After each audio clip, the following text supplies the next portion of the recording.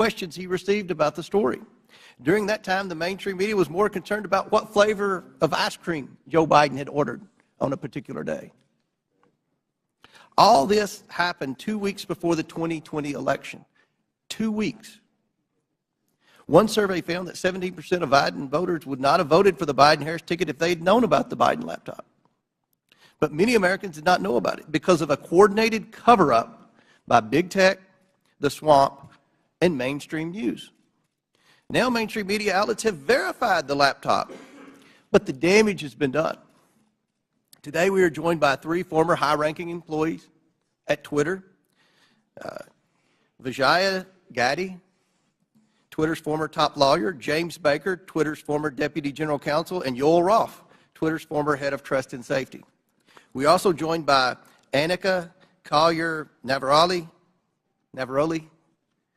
Twitter's former head of trust and safety, a former Twitter member of U.S. safety policy team. Let me get that right. I would like to thank you all for your participation in today's hearing.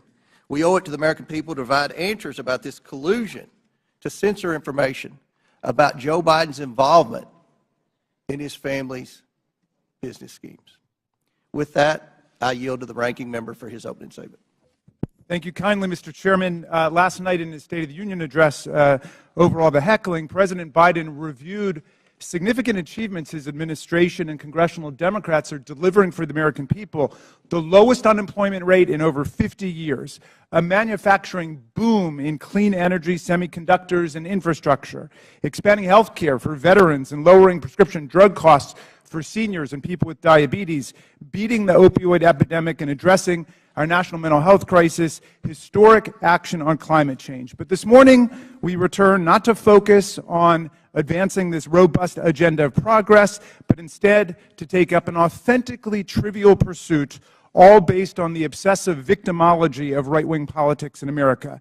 The majority has called a hearing to revisit a 2-year-old story about a private editorial decision by Twitter not to allow links to a single New York Post article made for a 2-day period that had no discernible influence on anyone or anything. The New York Post published the article on its own pages, and it was carried by lots of other media outlets. It was widely discussed, including on Twitter itself, even during the brief moment in time when links weren't provided, and it was a fixture in right-wing media for the next 3 weeks before the election. I think even the chairman and other members of this committee were out on TV and social media talking about it. But instead of letting this trivial pursuit go, my colleagues have tried to whip up a faux scandal about this 2-day lapse in their ability to spread Hunter Biden propaganda on a private media platform. Silly does not even begin to capture this obsession. What's more, Twitter's editorial decision has been analyzed and debated ad nauseum. Some people think it was the right decision. Some people think it was the wrong decision. But the key point here is that it was Twitter's decision. Twitter is a private media company. In America, private media companies can decide what to publish or how to curate content however they want. If Twitter wants to have nothing but tweets commenting on New York Post articles run all day, it can do that. If it makes such tweets mentioning the New York Post never see the light of day, they can do that too. That's what the First Amendment means. Twitter can ban Donald Trump for inciting violent insurrection against the Union, as he was impeached by the House of Representatives, and as 57 of 100 senators found he did. And it can also try to resurrect his political career. Elon Musk just purchased Twitter and therefore controls its editorial content. And among the first things he did was to fire some people, hire some people, denounce some prior decisions, and reinstate an unrepentant and still clearly lying Donald Trump to the platform. Those decisions, however heroic or imbecilic you think they might be, are protected by the First Amendment in the United States of America. Officially, Twitter happens to think they got it wrong about that day or two period. In hindsight, Twitter's former CEO, Jack Dorsey, called it a mistake. This apology might be a statement of regret about the company being overly cautious about the risks of publishing contents of potentially hacked or stolen materials, or it may reflect craven surrender to a right-wing pressure campaign. But however you interpret it, the apology just makes the premise of this hearing all the more absurd. The professional conspiracy theorists who are heckling and haranguing this private company have already gotten exactly what they want, an apology. What more do they want? And why does the U.S. Congress have to be involved in this nonsense when we have serious work to do for the American people? But what makes this hearing tragic is that if our colleagues really wanted to examine a serious problem involving American democracy and social media, my friends, it is staring us in the face right now. Twitter and other social media companies acted as central organizing and staging grounds for the January 6th violent insurrection against Congress and against Vice President Pence. Twitter became the national and global platform for incitement to seditious violence against our government, and a forum on the day of attack for coordinating logistical movements and tactical maneuvers in the mob violence against our police officers. In the lead up to January 6th, Twitter decided to allow Donald Trump and countless MAGA extremists to use the platform to spread Trump's ridiculous big lie and disinformation about the election. And soon the internet was replete with incitement for civil war, race war, insurrection, revolution, and mob violence.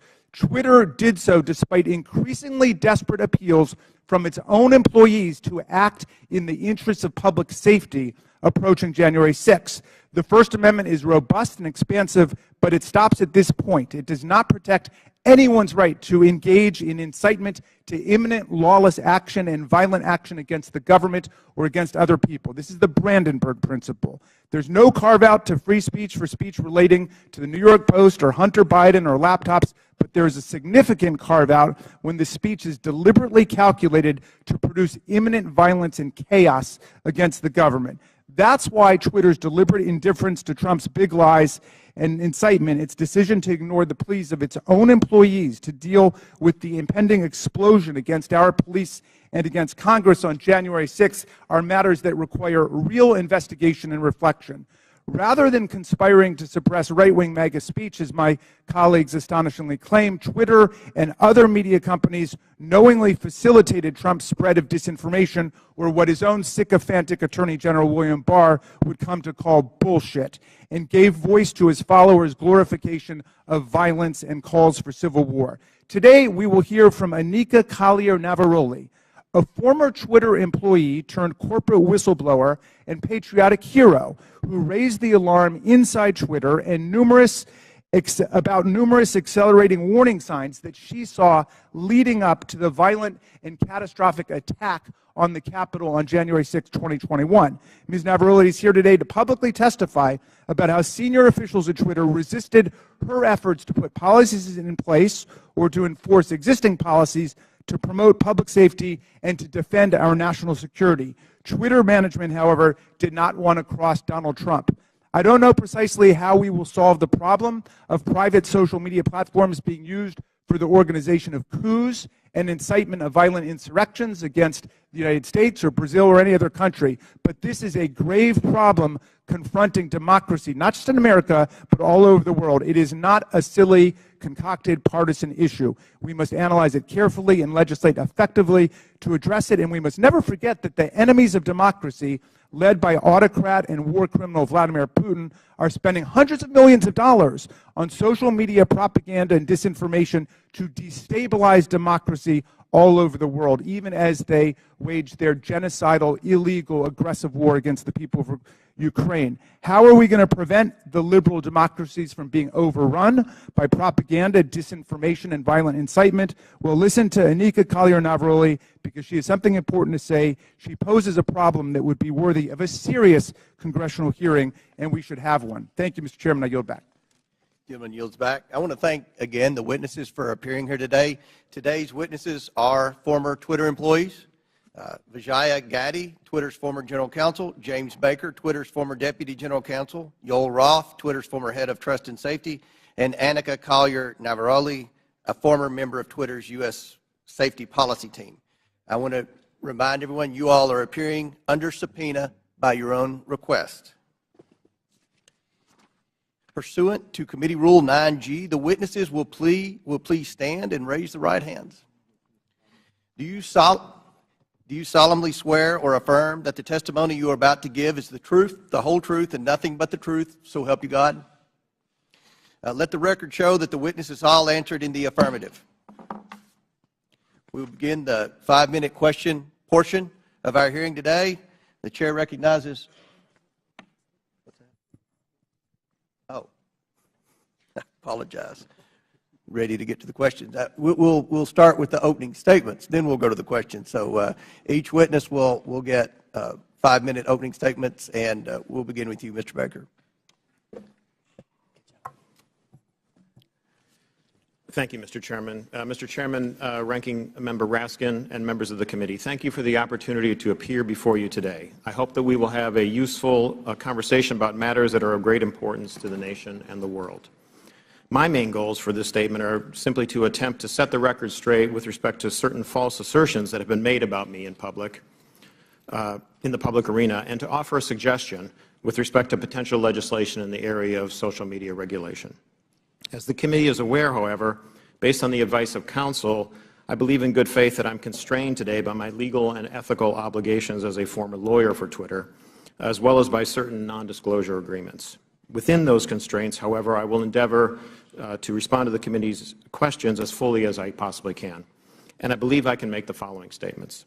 First, I was not aware of and certainly did not engage in any conspiracy or other effort to do anything unethical, improper, or unlawful while I was at Twitter, period.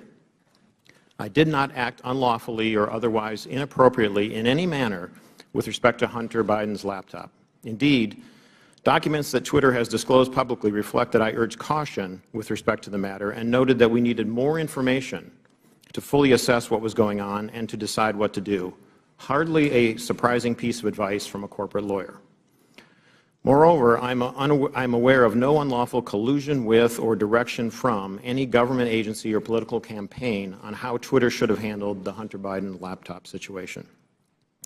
Even though many disagree with how Twitter handled the Hunter Biden matter, I believe that the public record reveals that my client acted in a manner that was fully consistent with the First Amendment. I think that the best reading of the law is that as a private entity, the First Amendment protects Twitter and its content moderation decisions. And I do not believe that the facts in the public record indicate that Twitter became a state actor, as that concept is defined under existing precedent, such that the First Amendment would have constrained it. Second, I believe that at all times I executed my duties and responsibilities to my client, Twitter, lawfully and ethically. At no time was I an agent or operative of the government or any political actor when I worked at Twitter. To the contrary, I believe that I worked zealously and diligently within the bounds of the law in pursuit of my client's best interests. Third, I did not destroy or improperly suppress any documents at Twitter regarding information important to the public dialogue. At all times, I sought to help my client understand and comply with its legal obligations. It is worth noting that the public record indicates that after I left the company, attorneys or other unidentified third parties collected and or reviewed the contents of at least some of the Twitter files prior to their release. Fourth, Twitter disclosed publicly emails between me and Yoel Roth regarding one of Donald Trump's tweets about COVID. I do not have access to my Twitter emails, so I do not know if or how I responded to Mr. Roth. To the best of my recollection, I do not recall directing or urging him to take action with respect to Mr. Trump's tweet. Instead, what I recall is that I asked him a question so that I could better understand how he and others were implementing Twitter's COVID misinformation policy. Asking questions and learning more about what a client's activities are is what I think good lawyers should do, and again, hardly surprising. Fifth, the Twitter files reference prior investigations of me. It is true that the Department of Justice investigated certain aspects of my conduct while I was employed by the FBI related to the handling of certain information. Because I believe in the accountability for government officials, I cooperated with the department, including sitting for lengthy interviews. Eventually, the department closed the matter. No adverse action was taken with respect to me, and my security clearances while a government employee were never restricted because of the matter. In closing, Mr. Chairman, I want to return briefly to the general topic of government interaction with social media companies. The law permits the government to have complex, multifaceted, and long-term relationships with the private sector. Law enforcement agencies and companies can engage with each other regarding, for example, compulsory legal process served on companies, criminal activity that companies, the government, or the public identify, such as crimes against children, cybersecurity threats, and terrorism, and instances where companies themselves are victims of crime. When done properly, these interactions can be beneficial to both sides and in the interests of the public. As you, Mr. Chairman, Mr. Jordan, and others have proposed, a potential workable way to legislate in this area may be to focus on the actions of federal government agencies and officials with respect to their engagement with the private sector. Congress may be able to limit the nature and scope of those interactions in certain ways, require enhanced transparency and reporting by the executive branch about its engagements, and require higher-level approvals within the executive branch prior to such engagements on certain topics, so that you can hold Senate-confirmed officials, for example, accountable for those decisions. In any event, if you want to legislate, my recommendation is to focus first on reasonable and effective limitations on government actors. Thank you, Mr. Chairman. Thank you, Mr. Baker. Ms. Gaddy.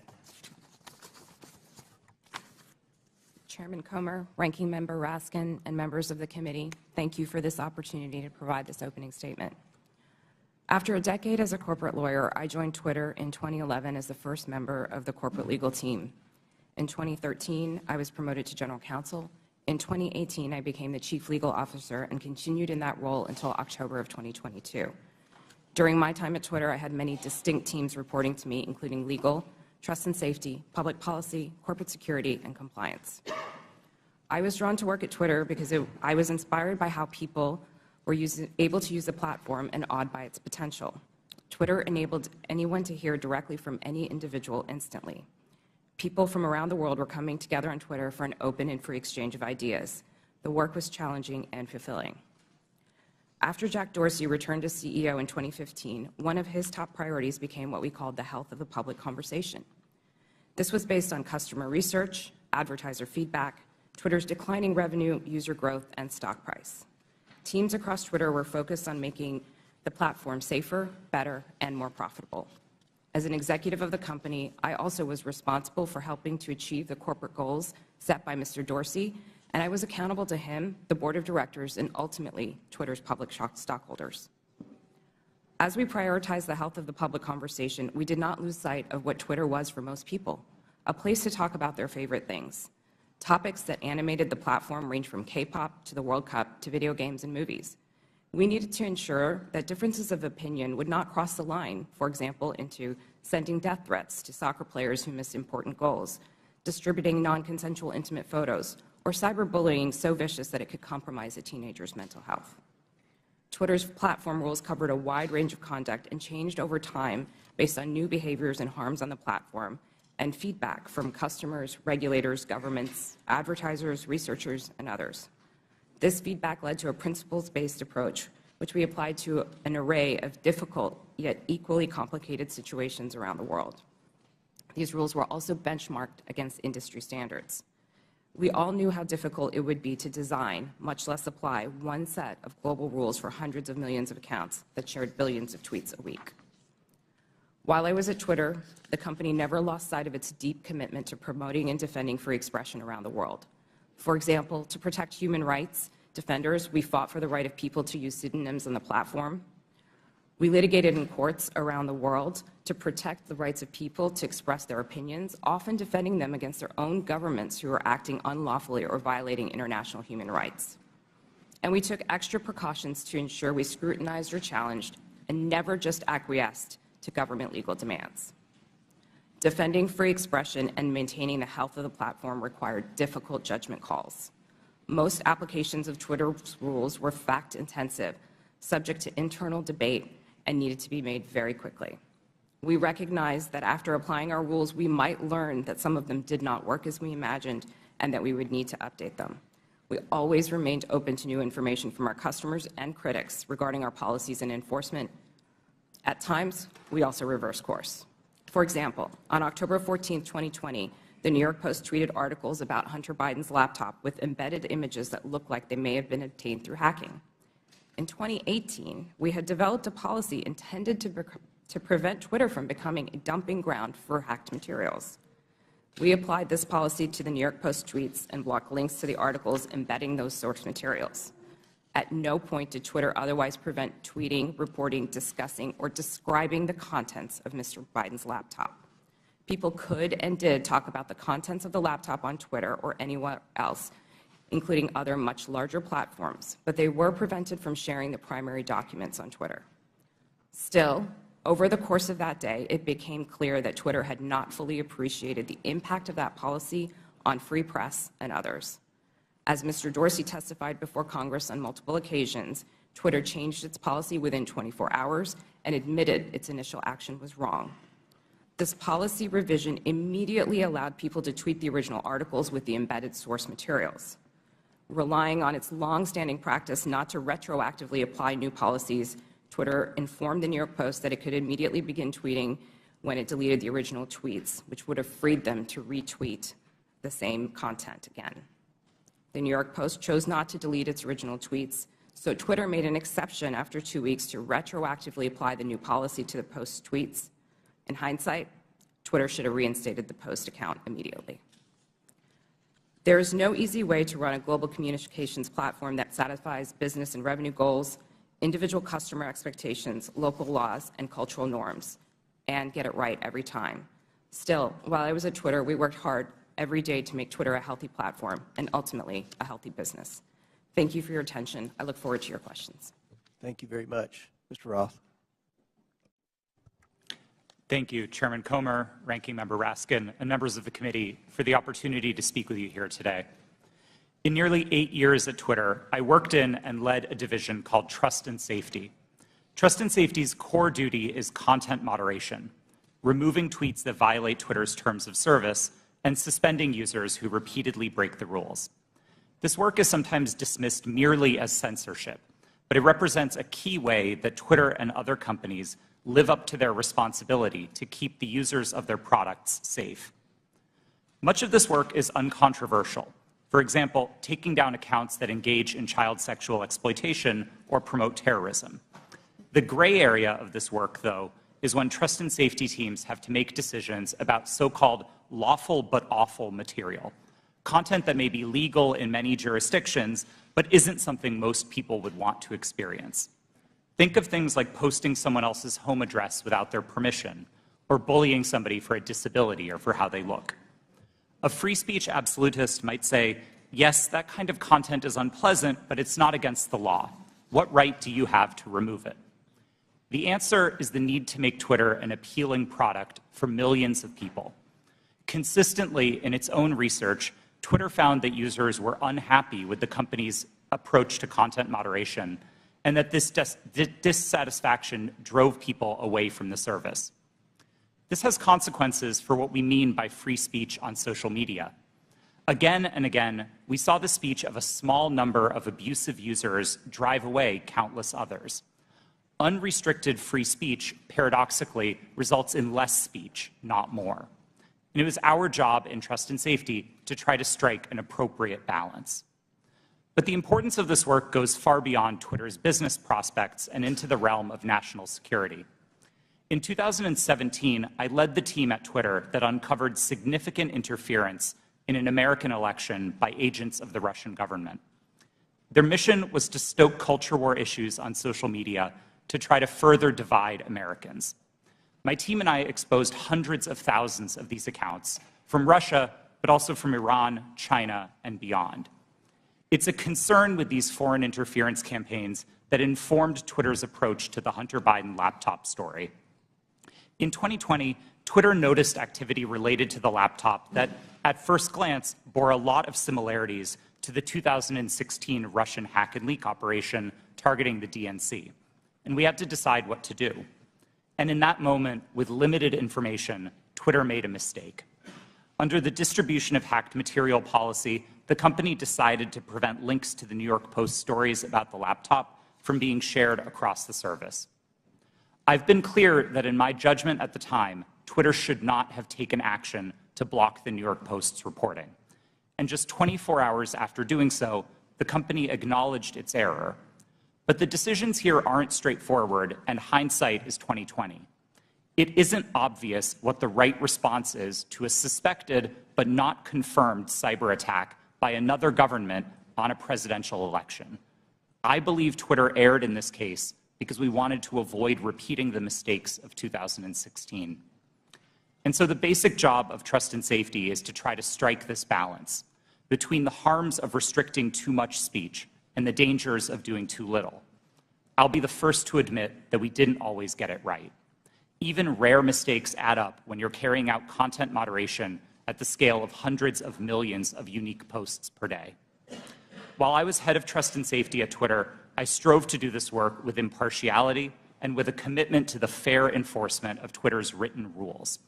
But whether it's me or Elon Musk or someone else in the future, someone will have to make choices about the governance of online spaces.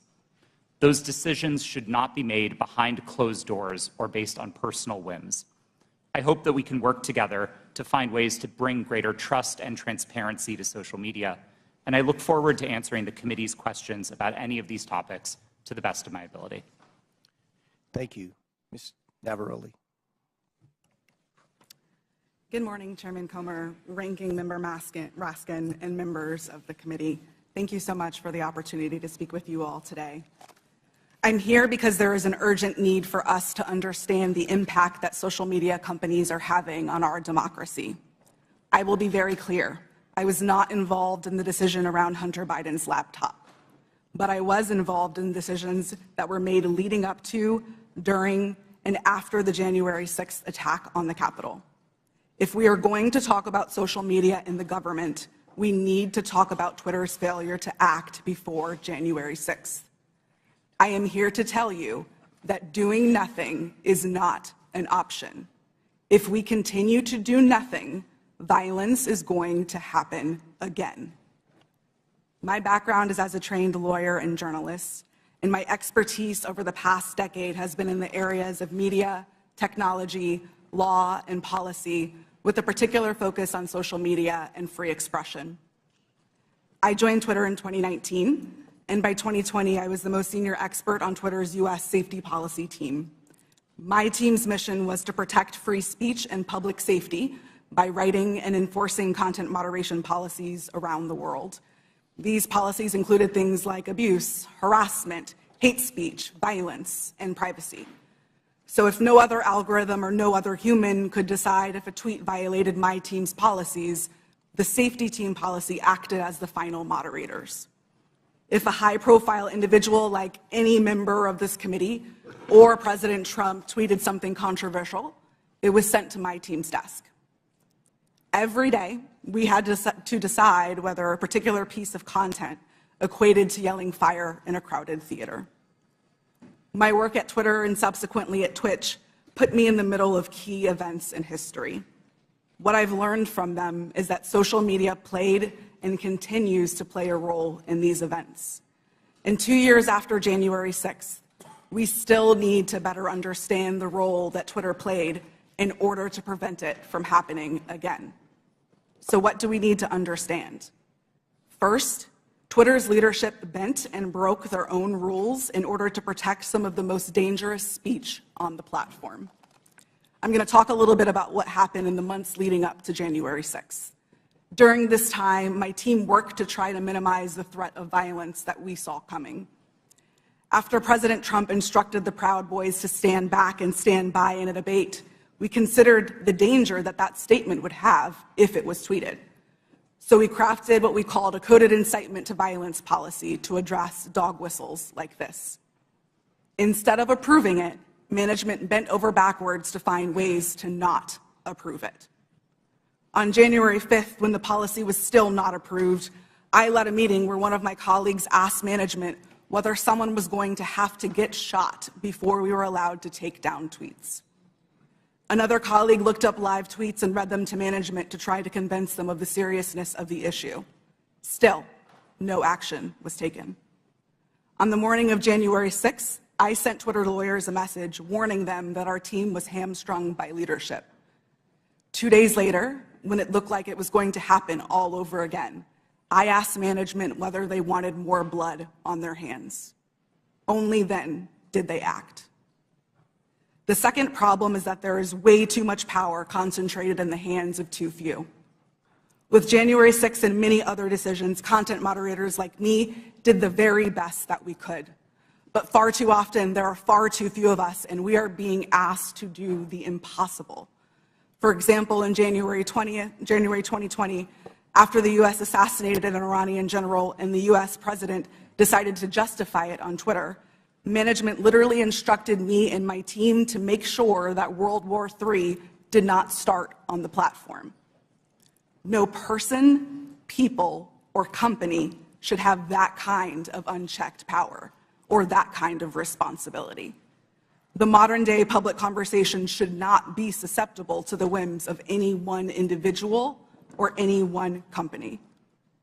Fixing the systemic issues that lead to bad decisions is not going to be easy, but people like me who have been in the trenches can help lead the way. But I must say, coming forward and offering this information is risky and it is difficult. Doxing and harassment are real, and people are afraid to tell what they know. So we need to make sure that there are protections for those who speak the truth. We need to create space to hear from people on the front lines.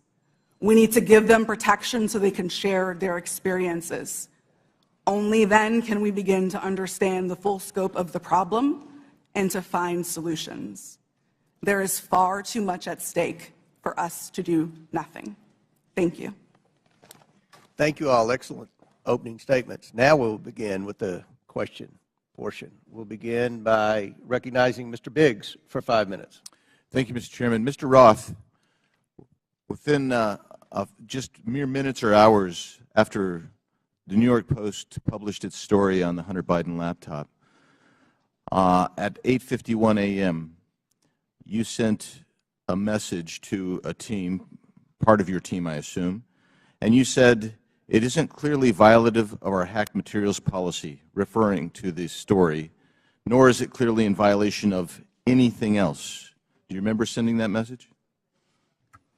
Thank you for the question, Congressman.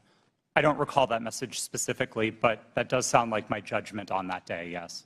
Okay, so that was early on in the day, and yet shortly thereafter, Kayleigh McEnany, White House press secretary's, her account was locked. So an inquiry was made the next day by a person named Carolyn Strom. You know Carolyn Strom? Yes, sir, I do. Yeah, Carolyn Strom asked what's going on here, and somebody named Elaine Ong Soto said the user was bounced by site integrity for violating our hacked materials policy. Do you remember that incident? Yes, sir, I do. And somebody named Trenton Kennedy said, "I'm struggling to understand the policy basis for marking this as unsafe. And I think the best explainability argument," now that may be a technical term for you, but for me it looks like we're trying to create a narrative here to cover our butt. The best explainability argument for this externally will be that we're waiting to understand if this story is the result of hacked materials. Do you remember Mr. Kennedy's communication? Yes, I do. Yeah. And so then we get into a whole series of things written by Mr. Baker going back and forth. And he says on that same day, now at 9:26, which is about a half an hour after your statement that you don't think that anything's been violated here, he says, "I've seen some reliable cybersecurity folks question the authenticity of the emails in another way." And then you seem to later, but by the way, that's almost inconceivable. I mean, it just seems inconceivable that would have happened so quickly that he would have that. And then you sent out something right after that that said, "The key factor in forming our approach is consensus from experts monitoring election security and disinformation that this looks a lot like a hack and leak that learned from the 2016 WikiLeaks approach." I'm wondering if you can name for me today any of the experts that seem to have a consensus at 10:12 a.m. on the morning of October 14th that you put out saying that we're going to rely on some group of experts. Who were they? Thank you for the question.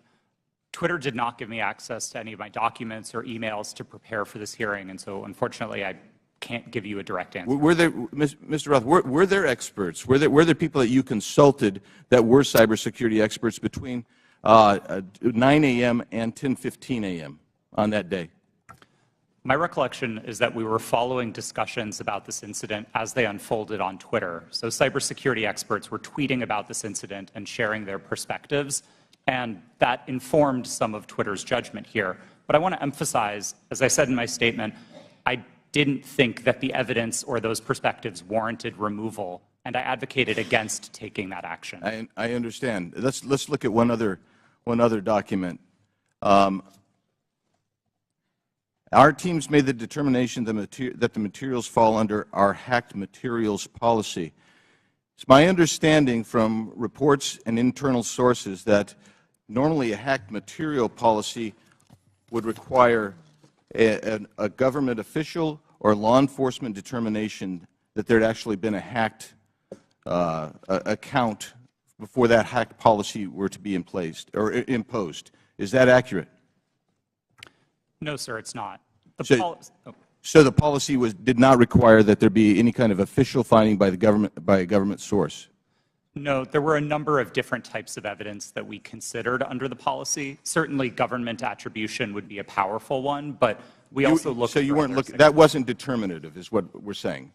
In that instance, we did not have any specific information from any government source, no. I'm going to read something that applies to this and several other things from the Twitter stack that you guys had. This might be an unpopular opinion, but one-off ad hoc decisions like this that don't appear rooted in policy are, in my humble opinion, a slippery slope and reflect an alternatively equally dictatorial problem.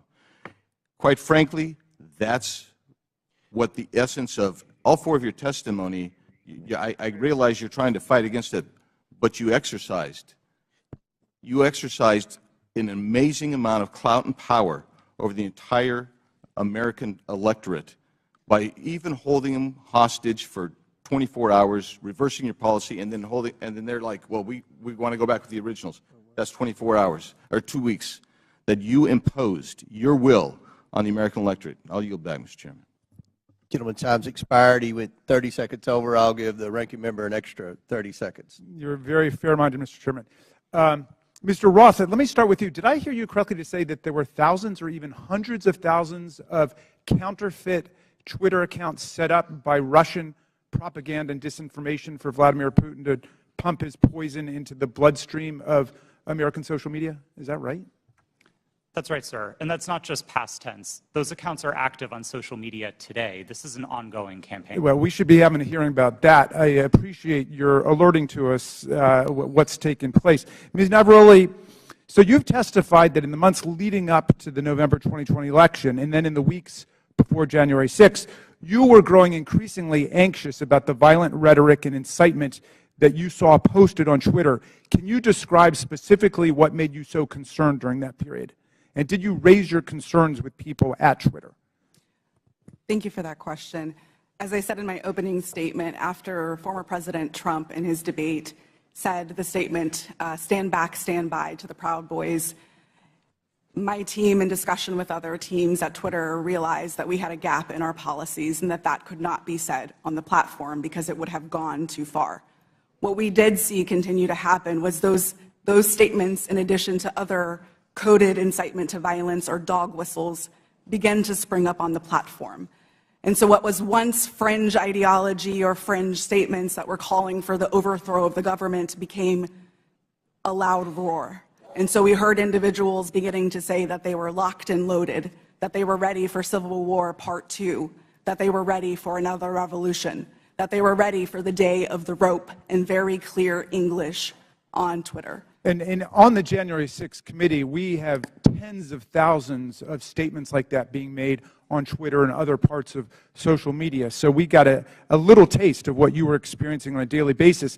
Now, there was this meeting on January 5th at Twitter. I don't think it was called specifically to look at what was going to happen the next day. That just happened to be a regular meeting. But at that meeting, you and other employees raised urgently the problem of what you saw coming on January 6th.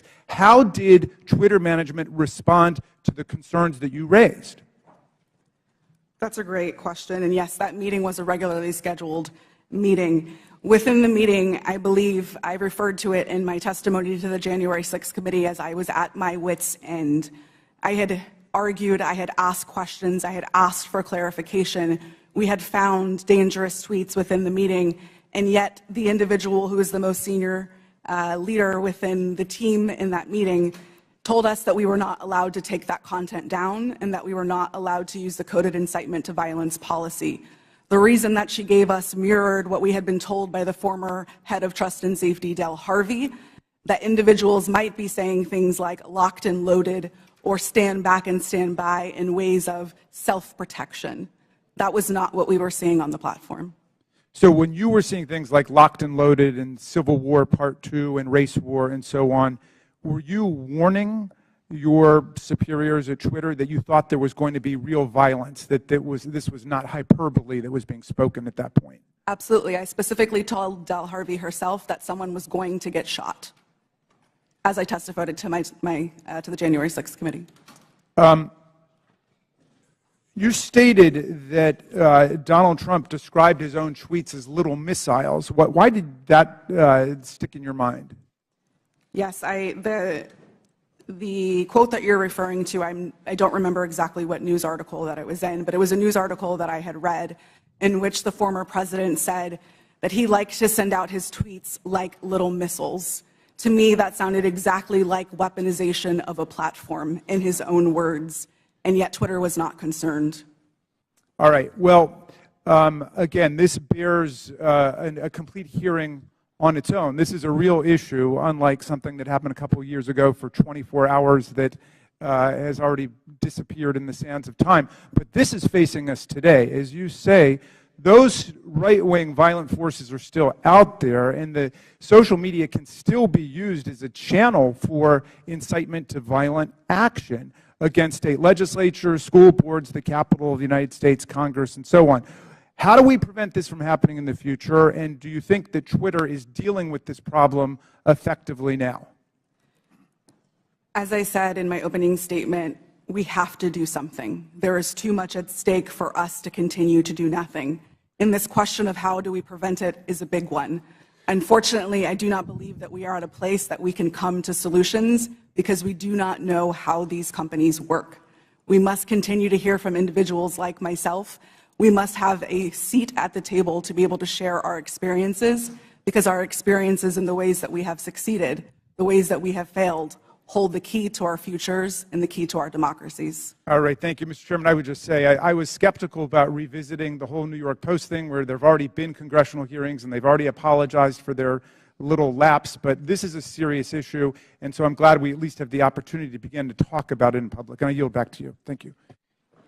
Gentleman yields back. I'll recognize myself now for questioning. The Biden family investigation begins with the story of how big tech, the media, former intelligence agents, and the Bidens themselves suppressed the story of Hunter Biden's laptop weeks before the 2020 election. Today, we're hearing from Twitter executives who buried the New York Post laptop story, claiming it violated the platform's hacked materials policy. In reality, the Twitter executives were hostile towards conservatives and biased towards anyone who opposed their points of view. For example, Mr. Roth, did you write this tweet? I regret the language that I used in some of my former tweets, but yes, I did post that.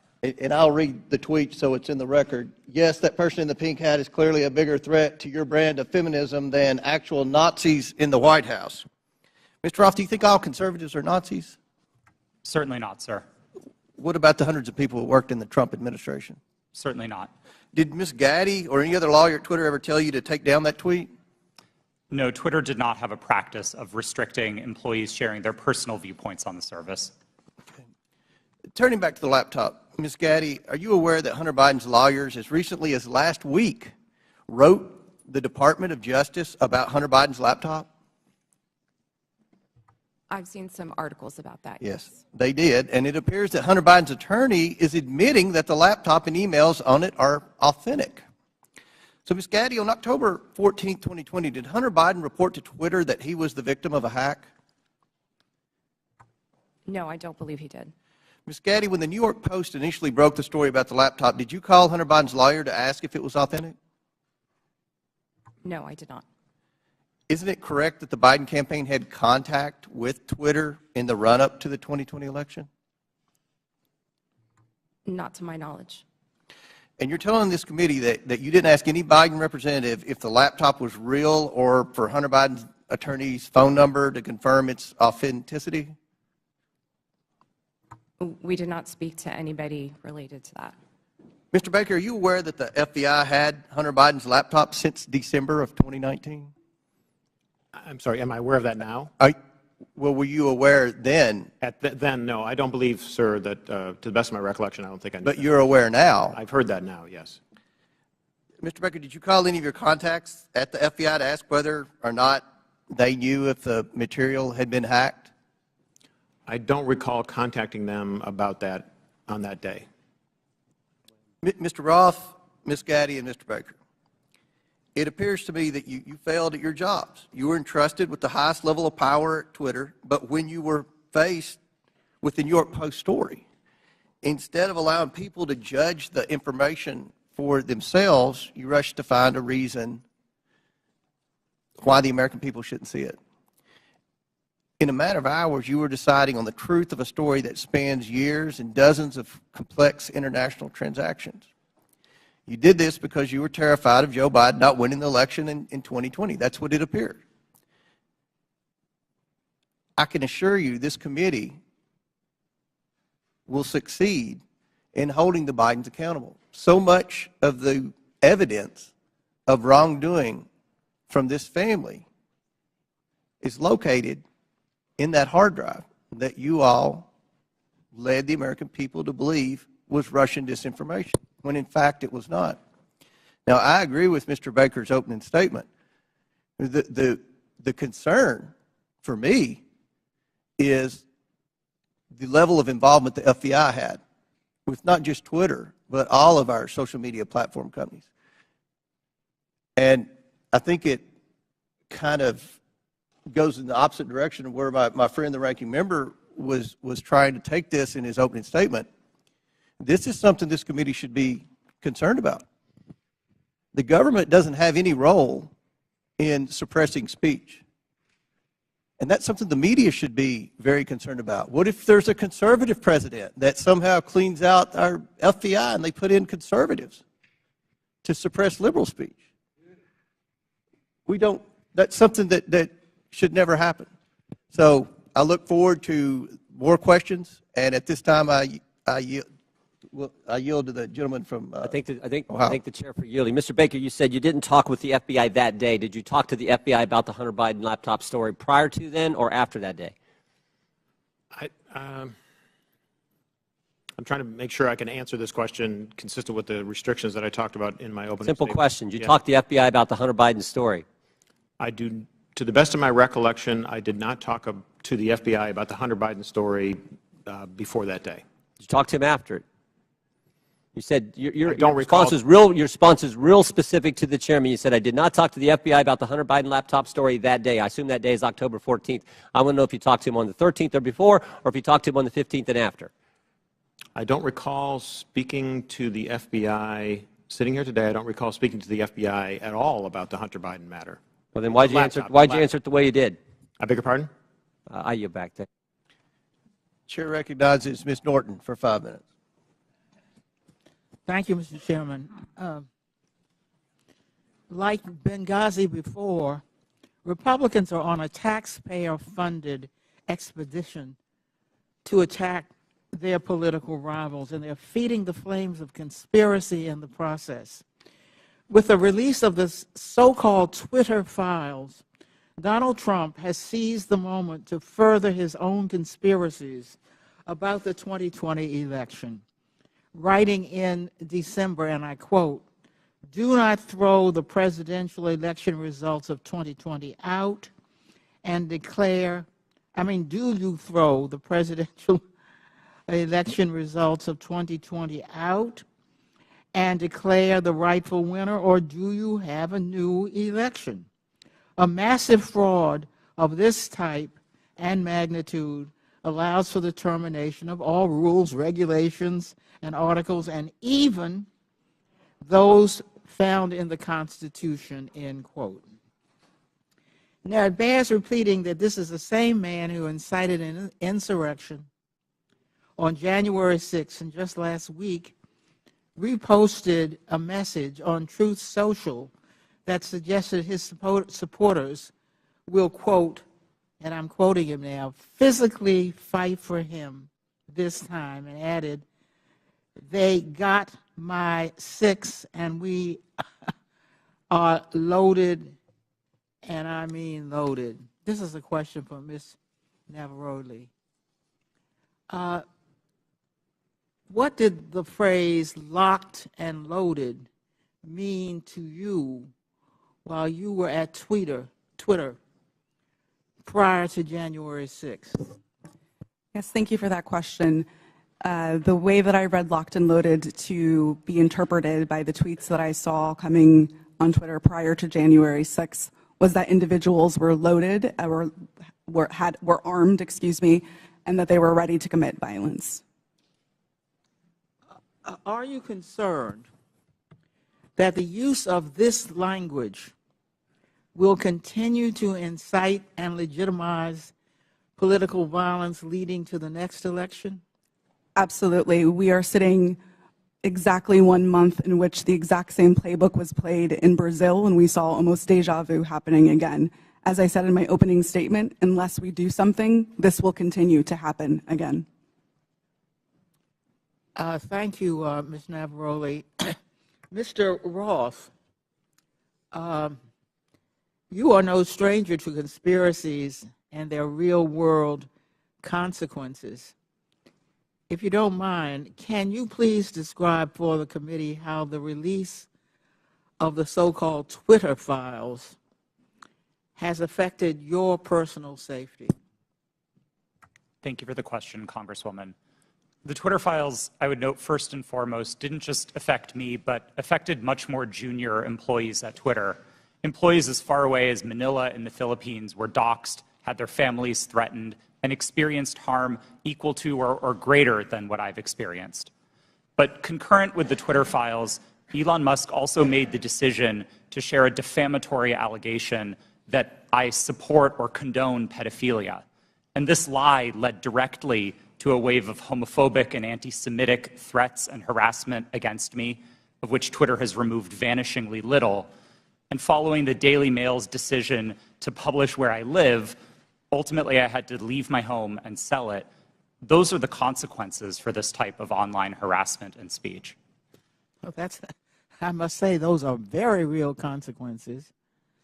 By legitimizing unsubstantiated conspiracy theories about the deep state, big tech, and government censorship for political gain, committee Republicans are holding a match to a powder keg.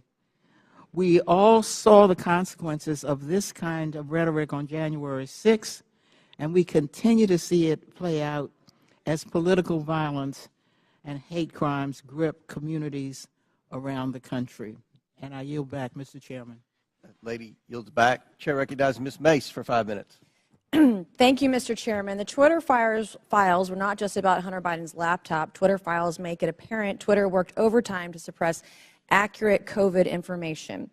Dr. Jay Bhattacharya is a professor of medicine at Stanford who once tweeted an article he wrote about natural immunity. Thanks to Elon Musk's release of the Twitter files, we learned some of his tweets were tagged with the label of Trends Blacklist. Apparently, the views of a Stanford doctor are disinformation to you people. I, along with many Americans, have long-term effects from COVID. Not only was I a long hauler, but I have effects from the vaccine. It wasn't the first shot, but it was the second shot that I now developed asthma that has never gone away since I had the second shot.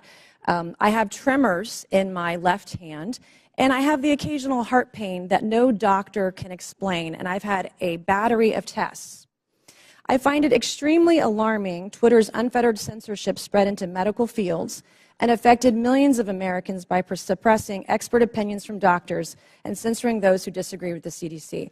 I have great regrets about getting the shot because of the health issues that I now have that I don't think are ever going to go away. And I know that I'm not the only American who has those kinds of concerns.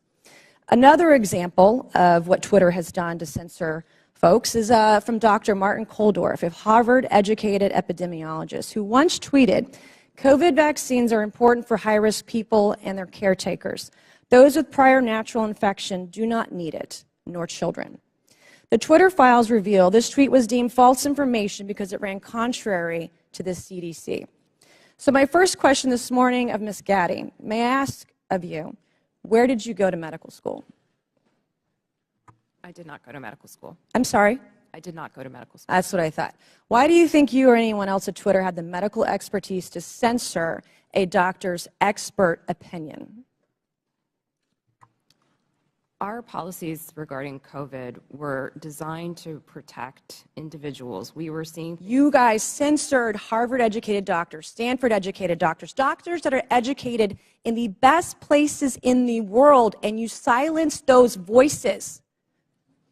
My next question is, did the U.S. government, I have another chart I want to show you, Ms. Gaddy. I have another tweet by someone with a following of a full 18,000 followers. This person put a chart from the CDC on Twitter. It's the CDC's own data, so it's accurate by your standards, and you all labeled this as misleading. You're not a doctor, right, Ms. Gaddy? No, I'm not. Okay. What makes you think you or anyone else at Twitter have the medical expertise to censor actual, accurate CDC data? I'm not familiar with these particular situations. Yeah, I'm sure you're not. But this is what Twitter did. They labeled this as inaccurate. It is the government's own data. It's ridiculous that we're even having to have this conversation today. It's not just about the laptop. This is about medical advice that expert doctors were trying to give Americans because social media companies like Twitter were silencing their voices. I have another question, my last one for you, Ms. Gaddy. Did the U.S. government ever contact you or anyone at Twitter to pressure Twitter to moderate or censor certain tweets? Yes or no? We have a program. Did the U.S. government ever contact you or anyone at Twitter to censor or moderate certain tweets? Yes or no? We receive legal demands to remove content from the platform from the U.S. government and governments all around the world. Those are published on a third-party website, and anyone can review Thank them. God for Matt Taibbi. Thank God for Elon Musk for allowing to show us in the world that Twitter was basically a subsidiary of the FBI, censoring real medical voices with real expertise that put real Americans' lives in danger because they didn't have that information. I also want to thank one of my colleagues, Ro Khanna, because as it turns out, censorship isn't just an important issue to conservatives. Some of my colleagues on the other side of the aisle, like Ro, found this censorship very concerning, and he even wrote to you and to folks at Twitter that he was concerned about the First Amendment being censored. So I want to thank him for speaking up and speaking out about this issue, because this should not be a partisan issue. This should be an issue that's an American issue. Mr. Chairman, I would like to enter into the record, I ask unanimous consent, to enter into the record a Wall Street Journal article from December 9th, 2022 by Justin Hart entitled "The Twitter Blacklisting of Jay Bhattacharya." Enter the record, please, Mr. Chairman. Without objection, so ordered. Thank you, and I yield back. Chair recognizes Mr. Lynch for 5 minutes. Thank you, Mr. Chairman. I just want to go over the chronology here, Mr. Roth. Back in 2016, Russia and Vladimir Putin engaged in what bipartisan Senate Intelligence Committee investigators called a, and I quote, aggressive, multifaceted effort to influence the outcome of that year's presidential election. The campaign included hacking of the systems of a major political party and leaking illegally obtained information, scanning U.S. election systems for vulnerabilities, and exploiting the weaknesses of social media platforms to spread disinformation to the American people. Again, in a 2017 declassified report, the U.S. intelligence community assessed that Russia's 2016 election operations signaled a, quote, new normal in Russian influence efforts, and that the Kremlin would, quote, apply lessons learned going forward against the U.S. and its allies. Mr. Roth, in a December interview with journalist Kara Swisher, you state that this declassified assessment was, quote, and I'm quoting you, a watershed moment in the history of content moderation and the Internet, close quote. You also stated in that interview that Twitter discussed potential threats to the integrity of the 2020 elections, and it was, quote, and I'm quoting you again, obvious to think about the most influential thing that impacted the 2016 election, which was the hack and leak campaign organized by the Russian government, and that, quote, we would have been stupid not to think about that risk. Mr. Roth, why would Twitter have been stupid to ignore that risk? Thank you for the question, Congressman. I think Twitter and the entire social media industry were, frankly, caught with their pants down in 2016 and missed an opportunity to do the critical work of protecting election security. This isn't my judgment. This is the judgment of academics and researchers who have spent years studying Russian active measures. And most of their conclusions suggest that the #1 most influential part of the Russian active measures campaign in 2016 was the hack and leak targeting John Podesta. It would have been foolish not to consider the possibility that they would run that play again. Right. And so let me ask, was that top of mind for Twitter? You're trying to measure the credibility of incoming intelligence. Was that top of mind in regard to your decision, the company's decision to temporarily limit the distribution of the October 14th New York Post story that was delivered by Mayor Giuliani? Yes, that was one of the animating concerns for us. For nearly 2 years, we had engaged in scenario planning exercises for potential risks tied to the elections, and one of them appeared to be happening that day. Now, again, I think the facts were complicated, and I do believe Twitter made a mistake then, but our judgment was colored by the experience of 2016 and by the very real Russian activities that we saw play out that year. Mr. Roth, in a December 2020 sworn declaration to the FEC, you said that starting in 2018, you had, quote, regular meetings with the Office of the Director of National Intelligence, the Department of Homeland Security, the FBI, and industry peers regarding election security. Is that correct? Yes, sir, it is. You stated that during these meetings, quote, federal law enforcement agencies communicated that they expected hack and leak operations by state actors that might occur in the period shortly before the 2020 presidential election, likely in October, and that there were, quote, rumors that a hack and leak operation would involve Hunter Biden, close quote. Is that your recollection today? It is, but I want to clarify that sentence slightly. I think it actually should have been 2 separate sentences. It is true that in meetings between industry and law enforcement discussed the possibility of a hack and leak campaign in the lead up to the election. And in one of those meetings, it was discussed, I believe by another company, that there was a possibility that that hack and leak could relate to Hunter Biden and Burisma. I don't believe that perspective was shared by law enforcement. They didn't endorse it. They didn't provide that information in that meeting. Okay. Just to fast forward here, and in fact, in March 2021, 4 months after the election, the U.S. intelligence community assessed that Russian President Putin authorized a range of government organizations conducted influence operations aimed at denigrating President Biden's candidacy and the Democratic Party, supporting former President Trump, and undermining public confidence in the electoral process and exacerbating socio-political divisions in the U.S. that obviously reared their head on January 6th. Mr. Chairman, my time has expired, and I yield back. Gentleman yields back. Chair recognizes Mr. Jordan for 5 minutes. Thank you, Mr. Chairman. Mr. Roth, did the government tell you that the Biden laptop story was fake? No, sir, they did not. Did they tell you it was hacked? No, sir, they did not. On October 14, 2020, Twitter blocks the New York Post story on the Hunter Biden, the New York Post story on Hunter Biden, and suspends their account. The night before, FBI Special Agent Elvis Chan sends you an email. The email says this: heads up, I will be sending a teleporter link for you to download 10 documents. It's not spam. Please confirm receipt when you get it. 2 minutes later, 6:24 p.m., you respond back, received and downloaded, thanks. What were those 10 documents?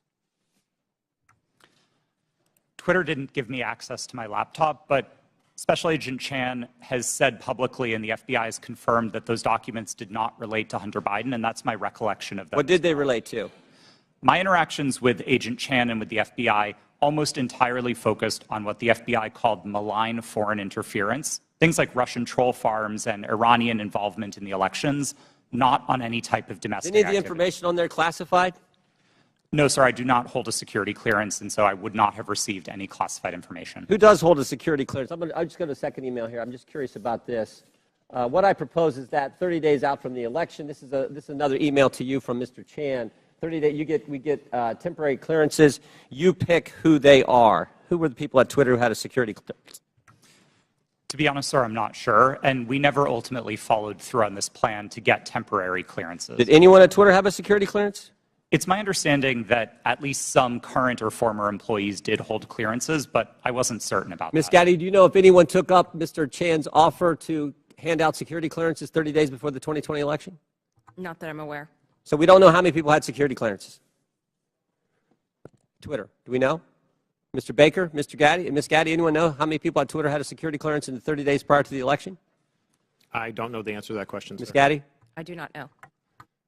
Mr. Roth, you don't know? No, sir. Well, how about the last one? Ms. Navaroli, do you know?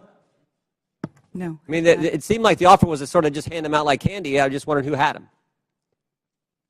No one knows? Okay. So the FBI didn't tell you that it was fake, didn't tell you that it was hacked. And Mr. Roth, did the story violate your policies? In my judgment at the time, no, it did not. Yeah, that's what you said. Said what I would propose, is you said it isn't clearly a violation of our hack materials policy, nor is it clearly a violation of anything else. So I think what a lot of people are wondering is if it didn't violate your policies and they didn't tell you it was fake, didn't tell you it was hacked, why'd you take it down? The company made a decision that found that it did violate the policy. It wasn't my personal judgment at the time that it did, but the decision was communicated to me by my direct supervisor, and ultimately I didn't disagree with it enough to object to You know what I think happened, Mr. Roth? I think you guys got played. I think you guys wanted to take it deep down. We saw what the chairman put up where you said, everyone in the White House is a fascist. I think you guys wanted it to be taken down. I think you meet with these guys every week. We know that's been established in the Twitter files. You had weekly meetings with Mr. Chan in the run-up to the election. They send you all kinds of emails. They send you documents on the super-secret James Bond teleporter. You get information on that. I think you guys wanted to take it down. I think you guys got played by the FBI. And that's the scary part. Because we had 50, this to me is the real takeaway. 51 former intelligence officials 5 days after you guys take down the Hunter Biden story and block the New York Post account. 5 days later, 51 former intel officials send a letter and they say, the Hunter Biden story has all the classic earmarks of a Russian information operation.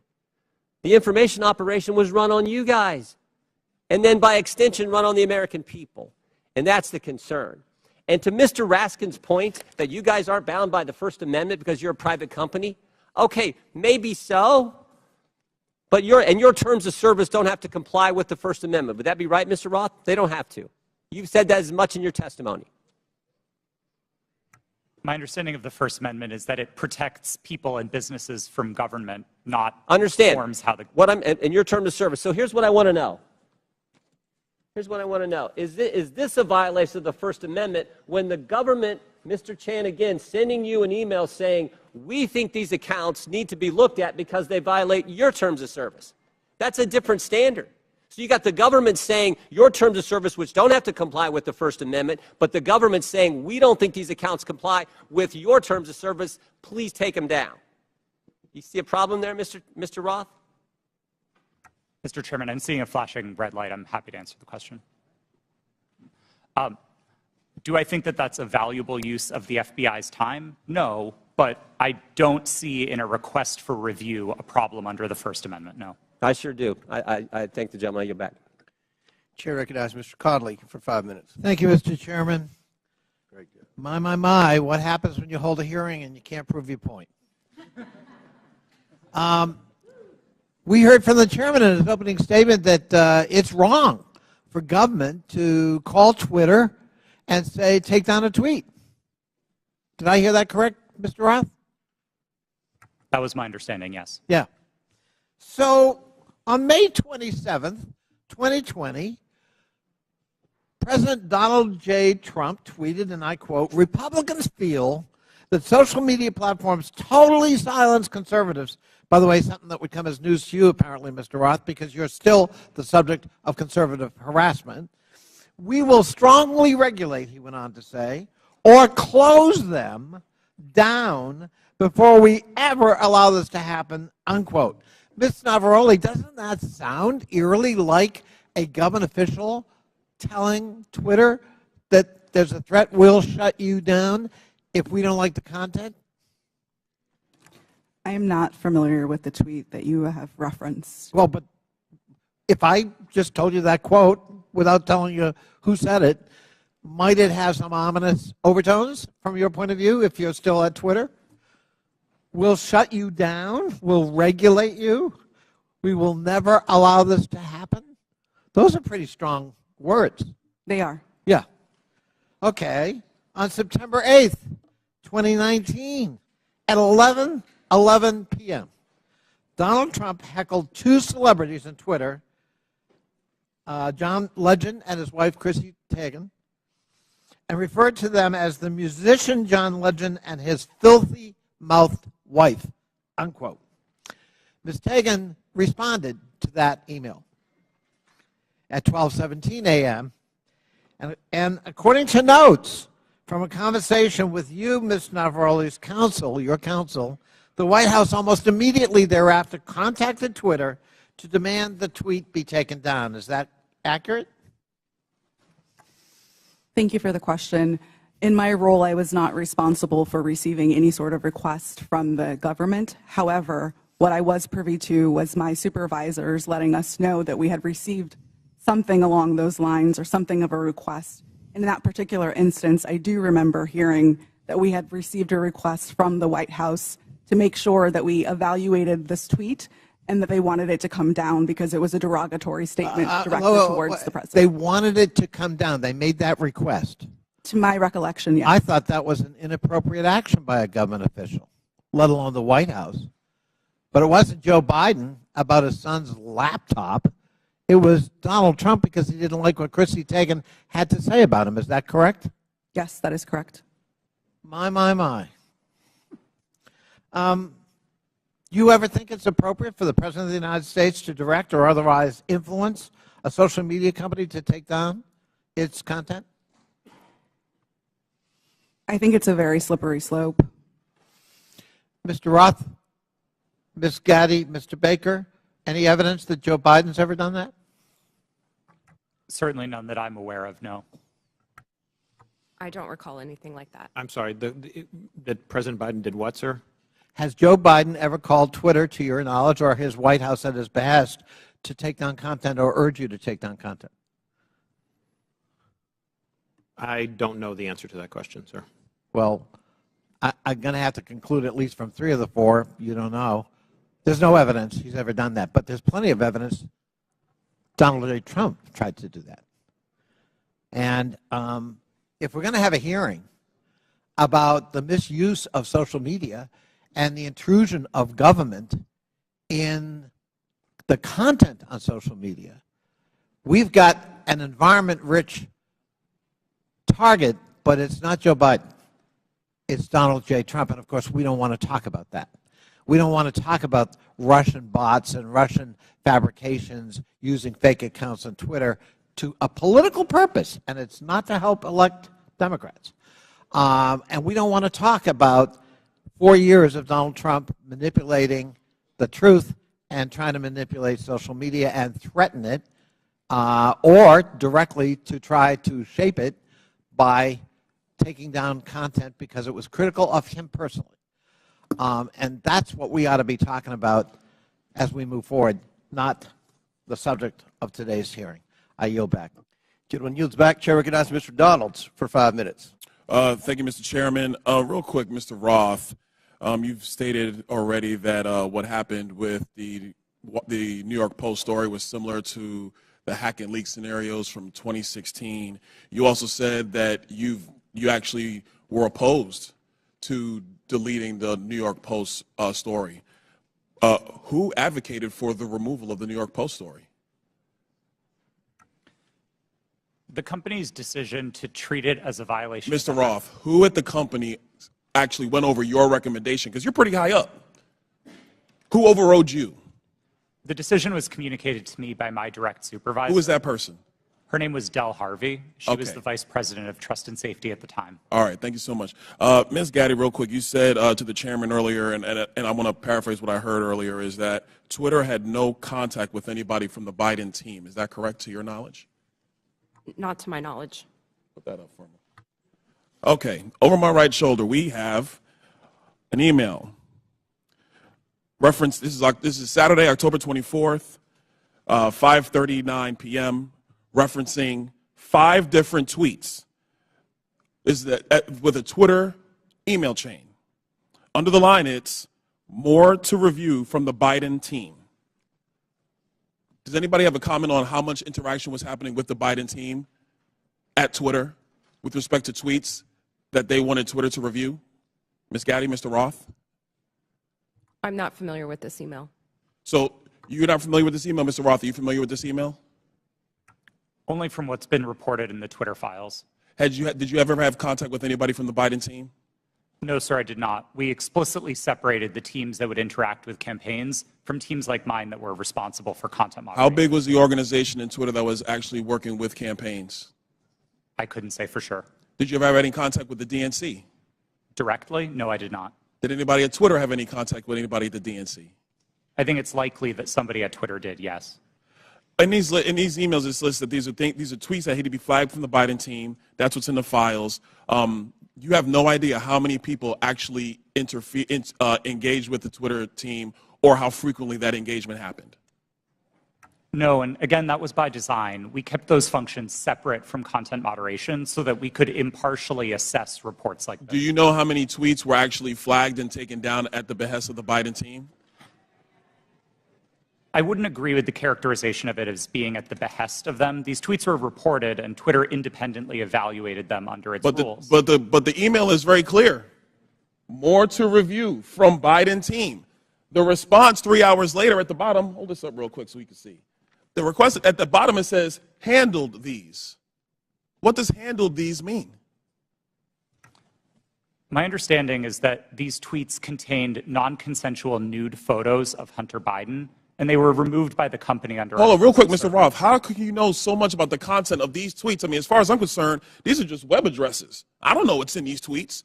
You have these things committed to memory that you know the content, but you don't know who you talk to at the Biden team? Sir, I didn't meet with the Biden team, but there was extensive public reporting about these tweets specifically that uncovered what they were. You know the contents of the tweets. It was obviously at Twitter. But you have no idea how often people who worked in your organization had with the Biden team during the end of the 2020 presidential elections. I would emphasize that the people who interfaced with the campaigns were not part of my team or organization. I would know what the interactions were if they were on my team. It was a different part of the organization, not mine. Let me ask you a separate question, and I'll ask it of you too, Mr. Baker. Have you guys been able to quantify the amount of in-kind contributions associated with taking down the New York Post story? Because the New York Post story was down for 2 weeks, give or take. Do you have any understanding of how much that story was limited by Twitter and also by other social media companies? What the impact of an in-kind contribution that would be to the Joe Biden presidential election in 2020? I don't know the answer to that question, sir. Do you think it's big? I don't know the answer. Do you think it's more than a maximum contribution to a campaign? I wouldn't want to speculate. Would you call it 25,000? I don't know the answer to that question. 100,000? Sir, I don't know the answer to the question. $1 million? I don't know the answer to the question. Do you think Twitter would be in violation of federal election laws with the size of an in-kind contribution to take down a story, which is true, by the way, because you guys thought you knew something with limited information? I'm not going to speculate on that sitting here today, sir. I try to propound a legal analysis of election laws. I'll yield back. Gentleman yields back. Chair recognizes Ms. Ocasio-Cortez. It's your turn. You want to go? Okay. We won't start the clock till you get there. Appreciate also your generosity. I just want to start off right here at the top here. This isn't even my line of questioning, but I'd like to submit to the record a Washington Post article now warning about Hunter Biden laptop disinformation, the guy who leaked it. Here's the deal. Before I even get into my questions, I think that the story here with the Washington Post reporting is that what they're saying right here, when the New York Post first reported in October 2020 that it had obtained contents of a laptop computer allegedly owned by Joe Biden's son Hunter, there was an immediate roadblock faced by other news outlets that hoped to corroborate reporting, as many did. The newspaper wasn't sharing what it obtained. New York Post had this alleged information and was trying to publish it without any corroboration, without any backup information. They were trying to publish it to Twitter. Twitter did not let them, and now they were upset. I believe that political operatives who sought to inject explosive disinformation with the Washington Post couldn't get away with it. And now they're livid. And they want the ability to do it again. They want the ability to inject this again. So they've dragged a social media platform here in Congress. They're weaponizing the use of this committee so that they can do it again. A whole hearing about a 24-hour hiccup in a right-wing political operation. That is why we are here right now. And it's just an abuse of public resources, an abuse of public time. We could be talking about health care. We could be talking about bringing down the cost of prescription drugs. We could be talking about abortion rights, civil rights, voting rights. But instead, we're talking about Hunter Biden's half-fake laptop story. I mean, this is an embarrassment. But I'll go into it. Ms. Navarrete, let's talk about something real. I'd like to show you a tweet posted by former President Trump about my colleagues and I on July 14, 2019. It says in part, quote, "Why don't they go back and help fix the totally broken and crime-infested places from which they came? Then come back and show us how it's done. These places need your help badly. You can't leave fast enough. I'm sure that Nancy Pelosi would be very happy as quickly to work out free travel arrangements." A day or two after that, Donald Trump publicly incited, violence at a rally, targeting 4 congresswomen, including myself, saying, "Go back to where you came from." Ms. Navarrete, as I understand it, you were the most senior member of Twitter's content moderation team, or a senior member of Twitter's content moderation team when this was posted. As part of your responsibilities, did you review this tweet? Yes, it was my team's responsibility to review these tweets. And what did you conclude? My team, Ray, made the recommendation that for the first time we find Donald Trump in violation of Twitter's policies and use the public interest interstitial. For the first time? Yes. And at the time, Twitter's policy included a specific example when it came to banned abuse against immigrants, as they specifically included the phrase, "go back to your country," or go back to where you came from, correct? Yes, that was specifically included in the content moderation guidance as an example. You brought this up to the Vice President of Trust and Safety, Del Harvey, correct? I did, yes. And she overrode your assessment, didn't she? Yes, she did. And something interesting happened after she overrode your assessment. A day or two later, Twitter seemed to have changed their policies, didn't they? Yes, that trope, "go back to where you came from," was removed from the content moderation guidance as an example. So Twitter changed their own policy after the president violated it in order to potentially accommodate his tweet? Yes. Thank you. So much for bias against right wing on Twitter. Additionally, Ms. Navarrete, are you familiar with the account Libs of TikTok? I have heard of it from the news, yes. Mr. Roth, are you familiar with this account? Yes, ma'am, I am. Are you aware that from August 11th to August 16th, that account posted false information about Boston Children's Hospital, claiming that they were providing hysterectomies to children? Yes, I am aware of that and other claims from the account. And are you aware that this lie was then circulated by other prominent far-right influencers? Yes. And are you aware that all these claims, which I have reiterated were false, culminated in a real-life harassment and ultimately a bomb threat to the Boston Children's Hospital? Yes, I am aware. And this account is still on that platform today, isn't it? Regrettably, yes, it is. Despite inspiring a bomb threat due to the right-wing incitement of violence against trans Americans in this country, because they cannot let go of this obsession with fixating violence and inciting violence against trans and LGBT people, in addition to immigrants, in addition to women of color. This is a party that cannot pick on anyone their own size. And they are trying to co-opt an entire social media platform and use the power of this committee and of Congress in order to pursue a political agenda. I yield back. Lady yields back. Chair recognizes Mr. Fry for 5 minutes. Thank you, Mr. Chairman. This hearing shows who really has been in control of what is said to be one of the world's most widely used websites, Twitter. The American people probably didn't know who these witnesses were today, but these witnesses were powerful enough to silence an American president with just a few clicks from their California office. We're also learning that some of those in Washington, D.C. have forgotten their role and exercised their power to achieve ends antithetical to American principles of free speech and expression. The FBI is the lead federal agency responsible for investigating foreign influence operations. However, in recent years, the FBI has devoted countless amounts of time, taxpayer money, and manpower to combating Russian foreign influence on social media.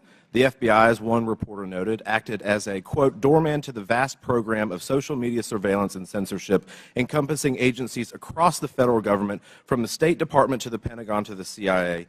End quote. Reports suggest that thousands of reports from the FBI and the Foreign Influence Task Force were sent to Twitter. This isn't what the American people are paying for. This isn't what we trust the FBI to do. FBI agents shouldn't be sitting at a desk in Washington, D.C., scrolling through Twitter and emailing with social media companies. An email from one Twitter employee to another reads, quote, the FBI San Francisco Emergency Operations Center sent us the attached report of 207 tweets they believed may be in violation of our policies, end quote. Another email revealed that there are, quote, some folks in the Baltimore field office and at headquarters that are just doing keyboard searches for violations. Mr. Roth, Twitter usually found little evidence that the accounts the FBI flagged had ties to foreign influence. Is that correct? In part, but we received many reports from the FBI, particularly related to malign foreign interference, that were highly credible and were constructive. So I would say it was a bit of a mixed bag. And you pushed back to the FBI when they would send you a list of American-based accounts. Is that correct? Politely, but yes. Mr. Roth, it appears that Twitter employees were under pressure by the FBI and other government agencies to validate these theories of foreign influence. Would you agree with that? No, I wouldn't agree with the word pressure. The FBI was quite careful and quite consistent to request review of the accounts, but not to cross the line into advocating for Twitter to take any particular action. So flagging American accounts, in your view, is not foreign or theories of foreign influence. There's not pressure there just by flagging it to you. Again, domestic accounts. I don't think it's a great use of the Bureau's time, but I wouldn't characterize how they communicated with us as pressure. Mr. Roth, you enjoyed these meetings with the FBI, it seems, based on the tweets behind me or the communications behind me. In internal communications at Twitter, you said definitely not meeting with the FBI, I swear. Is that correct? I believe I was joking with a colleague at the time, but yes. But I can assume that you were meeting with the FBI when you were communicating with your colleague. Is that correct? Yes, one of my job responsibilities was meeting with law enforcement about election security. And just so I'm clear, the person you're communicating with here says, very boring business meeting that is definitely not about Trump. I assume that's also sarcasm. Yes, that's my assumption. And we can assume that Twitter was having these meetings with the FBI about President Trump, correct? No, sir. The meetings that I was a part of with the FBI were almost entirely and exclusively focused on malign foreign interference, so accounts being operated outside of the United States by other governments, not on the accounts of Americans. So what is the basis of this communication, then, where you talk about not meeting with Trump or not meeting about Trump? Again, I think those comments are sarcasm, but the context for this interaction was the need to mark my calendar private after another Twitter employee joined one of those meetings with the FBI unexpectedly. And so I had to implement additional security measures around my calendar. This was a fairly banal interaction with a colleague. Mr. Chairman, I yield the rest of my time to Mr. Jordan. Can I ask Mr. Jordan? I thank the gentleman for yielding. Mr. Roth, was there ever any visibility filtering that was hard-coded by Twitter employees into accounts of specific users?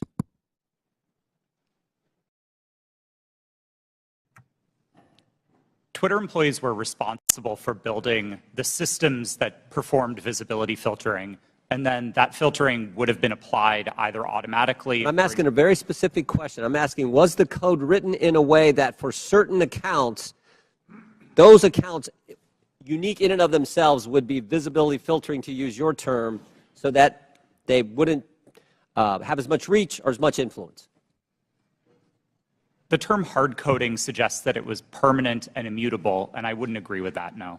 But it did happen, is what you're saying. There was hard-coded into some of these accounts of specific users by Twitter employees this ability to filter and limit the reach of that particular post, or that particular tweet, I should say. Again, I wouldn't say that they were hard-coded. Thank you. Chair recognizes Ms. Brown for 5 minutes. Thank you, Chairman Comer and Ranking Member Raskin, for holding this hearing today. Social media has been a revolutionary gift of the 21st century. From helping people across the world build meaningful connections to learning a new skill set, these platforms have played a significant role in creating an interconnected global world. When handled responsibly, social media serves as a useful resource with many positive outcomes. However, social media is not without its flaws, and the challenges are much larger than any specific incident or decision by one private company. Recently, social media has contributed to the rise and amplification of domestic extremist content and organizing. This is extremely concerning and, unfortunately, is contributing to the division of our society. According to an Anti-Defamation League survey, 66% of the LGBTQ+ respondents, that's a full 2/3, experienced harassment online. 37% of Jewish respondents and 34% of African Americans respondents said the same. This is truly disturbing. The power that social media has to inspire real-world action, both good and bad, is well known to all of us. And sadly, the hate online does not stay online. Social media has the power to influence not just here at home, but those who are watching us abroad. For example, an online disinformation campaign by a hostile foreign power can have the power to sway a close election. So, Mr. Roth, in a recent interview, you stated, and I quote, "Beginning in 2017, every platform, Twitter included, started to invest really heavily in building out an election integrity function." So I ask, were those investments driven in part by bipartisan concerns raised by Congress and the U.S. government after the Russian influence operation in the 2016 presidential election? Thank you for the question. Yes, those concerns were fundamentally bipartisan. The Senate's investigation of Russian active measures was a bipartisan effort. The report was bipartisan. And I think we all share concerns with what Russia is doing to meddle in our elections. Thank you so much. Did those investments include better information sharing mechanisms with the federal government? Yes. I think one of the key failures that we identified after 2016 was that there was very little information coming from the government and from intelligence services to the private sector. The private sector had the power to remove bots and to take down foreign disinformation campaigns, but we didn't always know where to look without leads supplied by the intelligence community. That was one of the failures highlighted in the Senate Intelligence Committee's report and in the Mueller investigation, and that was one of the things we set out to fix in 2017. Thank you for that. And Mr. Roth, were those communication channels useful to Twitter as it worked to combat foreign influence operations? Absolutely. I would say they were one of the most essential pieces of how Twitter prepared for future elections. Thank you so much. So clearly, we must come together as a committee to stand up and protect our country from foreign election interference and disinformation. I sincerely look forward to spending more time with this committee, working to understand how to fight back against our adversaries and strengthen our democracy. And with that, Mr. Chairman, I yield back. Thank you very much. Chair recognizes Ms. Green for 5 minutes. Thank you, Mr. Chairman. Mr. Baker, Ms. Gaddy, Mr. Roth, and Ms. Navaroli. you can consider your speech canceled during my time because you canceled mine. You see, you permanently banned my personal Twitter account, and it was my campaign account also. So let's talk about election interference, shall we? January 2nd, 2002, you permanently banned my Twitter account. This was the account that I would put my campaign ads on, raise money on, fight back when attacked with lies, and be able to talk to my voters in my district. But you banned it. And then let me explain. My account was not reinstated until November 21st, 2022. That was after my election on November 8th. You know, at your company, or your former company where you worked, Twitter employees, over 98% of them donate to Democrats. So while you coordinated with DHS, the FBI, the CIA, our government, and outside groups to permanently ban, shadow ban conservative Americans and candidates like me and the former President of the United States, President Donald J. Trump, you were censoring and wrongfully violating our First Amendment free speech rights. Guess what? None of you hold security clearances. None of you are elected, and none of you represent 750,000 people like I do. Let's explain. 52 United States Law 10101. No person shall intimidate, threaten, coerce, or attempt to stop any other person for the purpose of interfering with their rights to vote, or to vote as he may choose. You didn't shadow ban or permanently ban my Democrat opponent. No, you did that to me. And that was wrong, and it was against the law. You see, not only that, was it me that you violated my First Amendment rights, you violated countless conservative Americans. These were doctors that were trying to tell the truth about COVID, doctors that were having success treating people with ivermectin that you all would not allow to be talked about on your platform. These were parents complaining about their school boards, teaching gender lies in their schools, biological males entering their daughters' bathrooms and sports. These were also people questioning the 2020 election, and guess what? That's Americans' First Amendment right. These were people talking about voting machines. You know what? Democrats did that in 2019, before the 2020 election. On Twitter, people could question elections such as 2016, saying Hillary won, but in 2020, no one could question elections saying Trump won. You abuse the power of a large corporation, big tech, to censor Americans. And you want to know something? Guess what? I'm so glad that you're censored down. I'm so glad you've lost your jobs. Thank God Elon Musk bought Twitter. And you know what? Let's talk about something a little bit further. It's amazing to me, Mr. Roth, as the head and trust of safety at Twitter, your ability, or should I say inability, to remove child porn. Now, here's something that disgusts me about you. In your doctoral dissertation entitled Gay Data, you argued that minors should have access to Grindr, an adult male gay hookup app. Minors? Really? You know, Elon Musk took over Twitter and he banned 44,000 accounts that were promoting child porn. You permanently banned my Twitter account, but you allowed child porn all over Twitter. Twitter had become a platform, you said, connecting queer young adults. You also wrote on Twitter in 2010, can high school students ever meaningfully consent to sex with their teachers? In 2021, while you were the director of trust and safety on Twitter, an underage boy and his mother announced a lawsuit against Twitter because Twitter was benefiting from and refused to remove a lewd video featuring this boy and another minor. That is repulsive. But you violated me. What were my tweets? Okay, let's talk about them. I was talking about the deaths being reported on VAERS. By the way, that's on the CDC website. I was also saying that I didn't think any entity should enforce a non-FDA approved vaccine or mask. Guess what? A lot of people agreed with me, but you called that COVID misinformation. By the way, I'm a member of Congress and you're not. I also said the controversial COVID-19 vaccines should not be forced on our military. You want to know something? Republicans stopped that in the NDAA. Ladies, time has expired. And your time has expired. I yield back. Thank you, Mr. Chairman. Chair recognizes Mr. Gomez.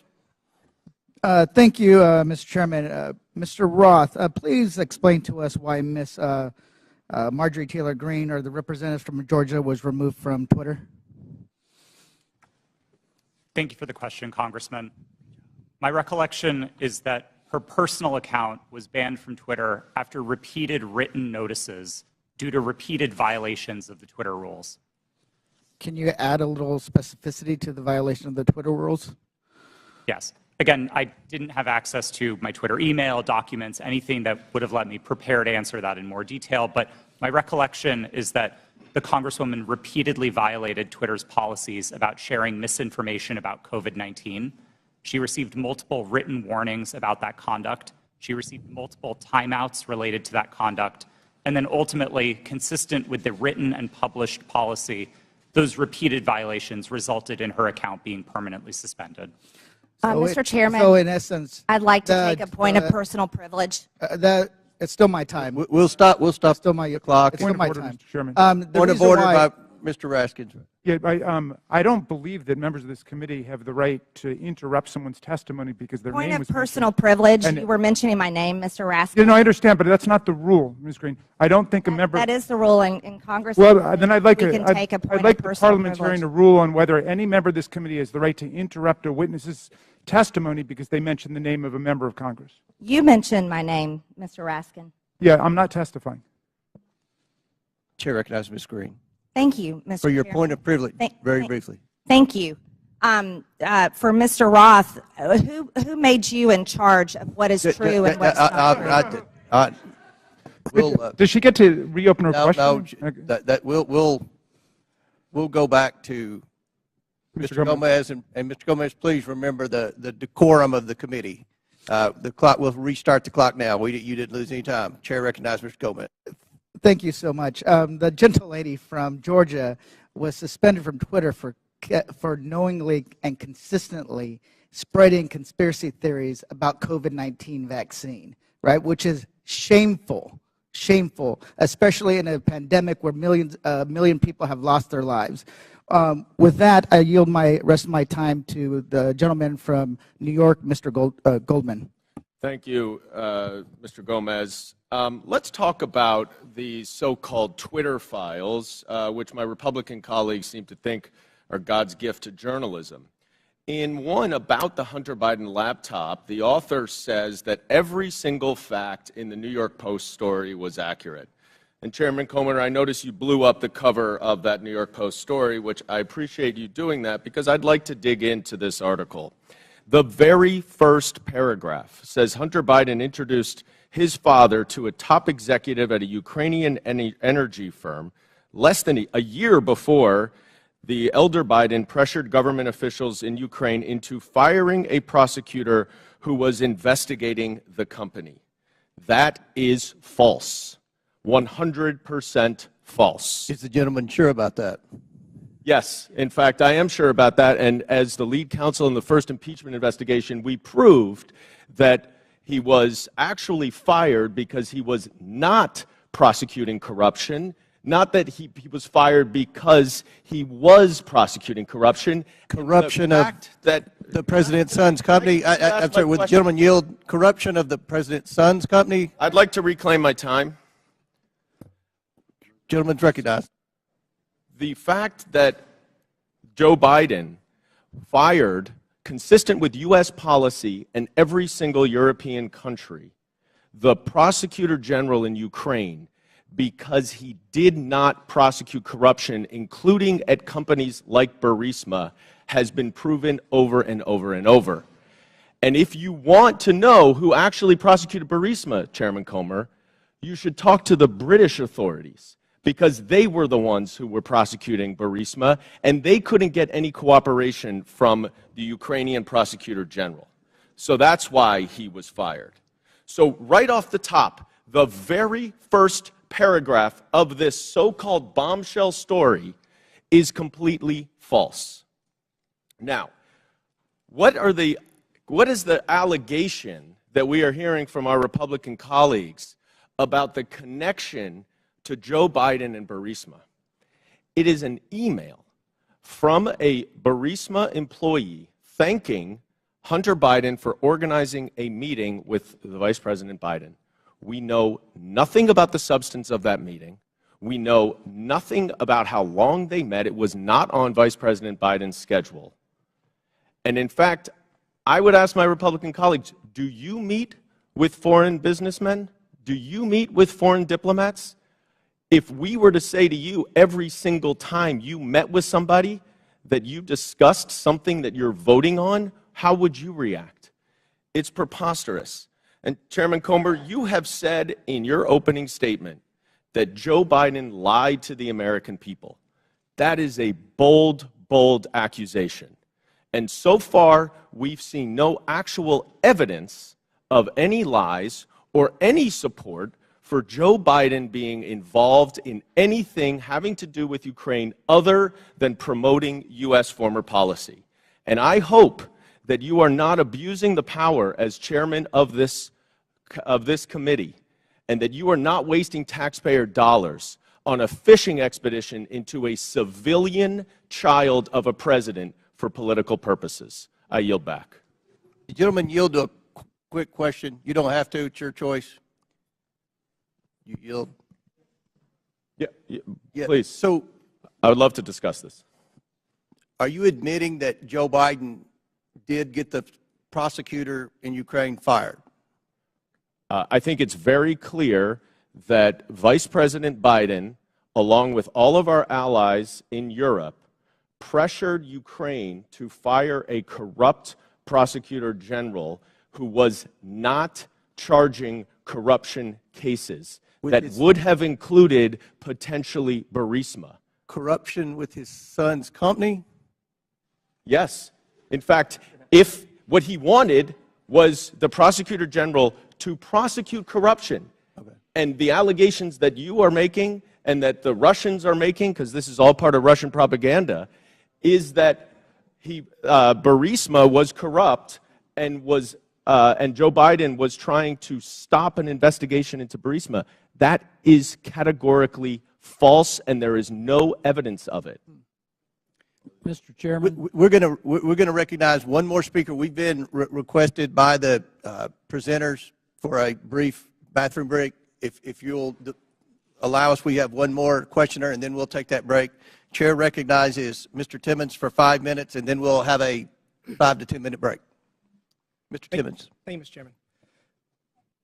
We have a big picture problem right now, and we're talking about Twitter specifically and Hunter Biden's laptop, but it's not just that. It's the general trend of the media, social media, the FBI, DOJ, doing one side's bidding. That's the issue.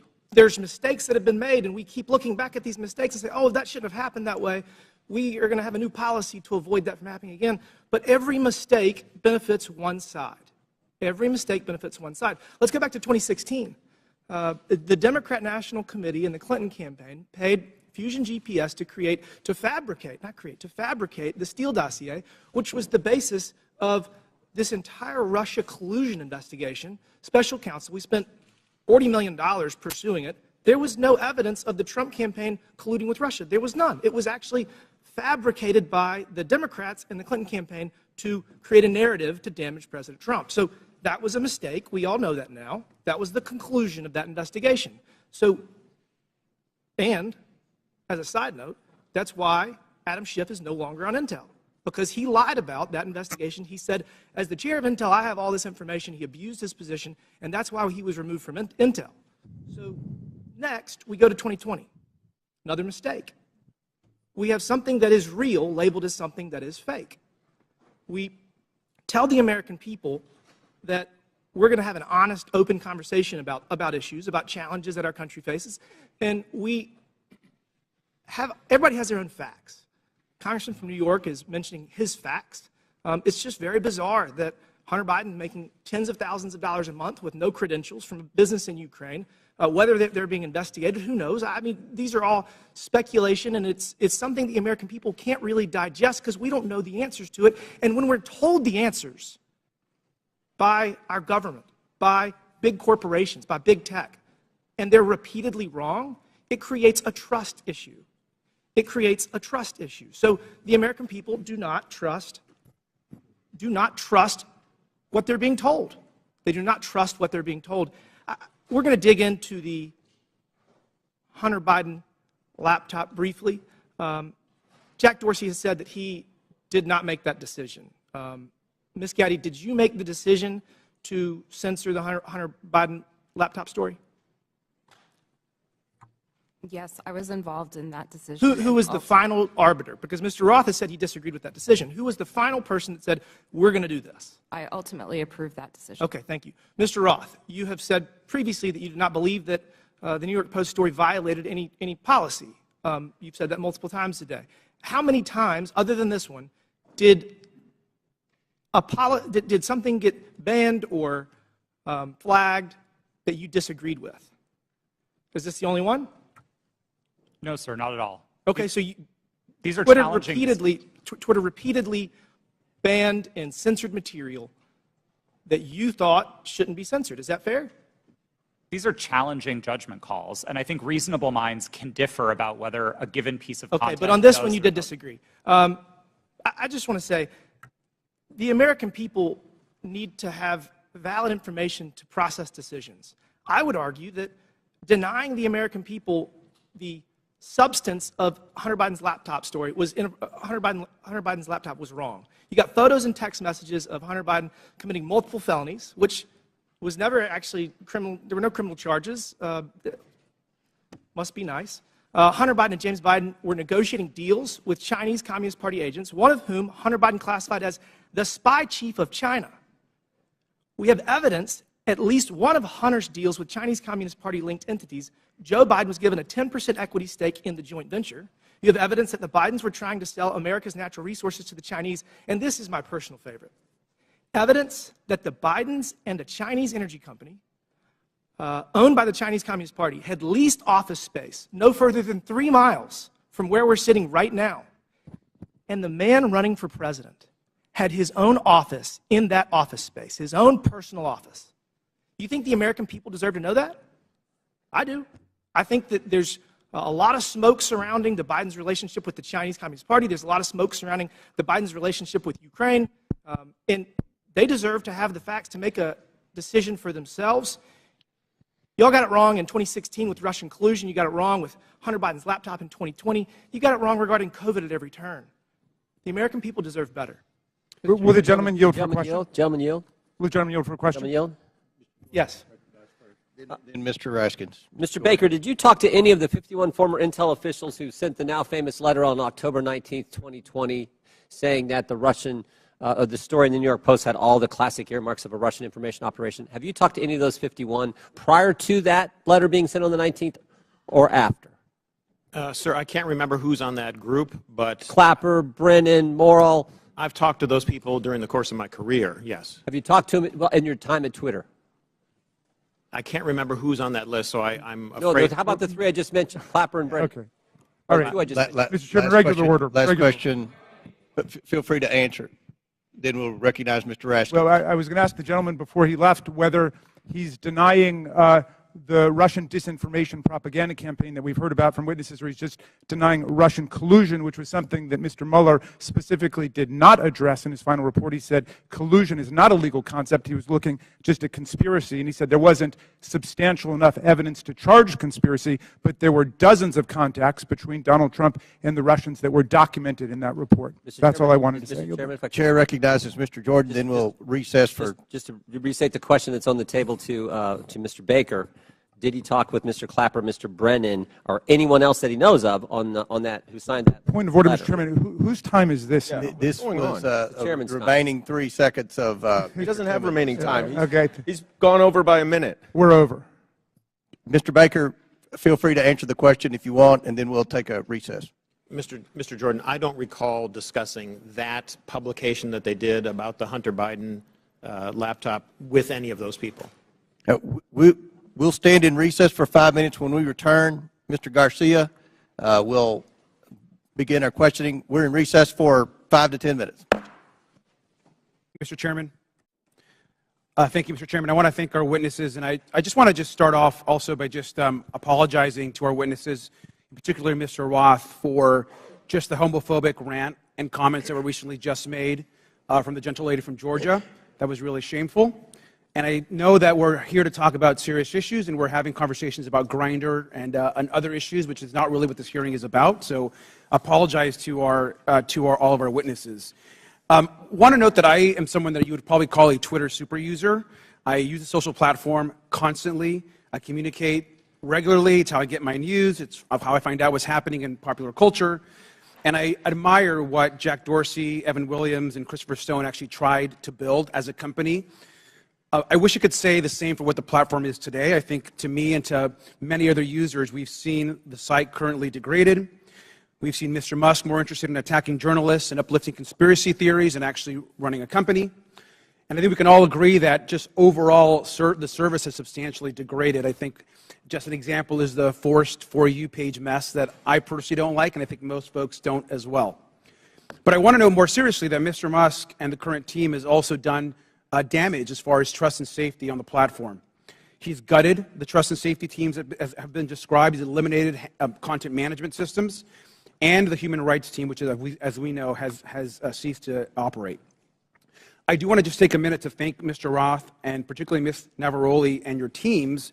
I know that you are trying your best. I want to thank all of the folks that worked at Twitter because they believed in its mission, a mission I'm not sure holds true today completely, but it's one that I know a lot of folks worked on. And so just thank you for that work. And mistakes were made, and clearly you have actually lived up to those mistakes and the issues that have existed.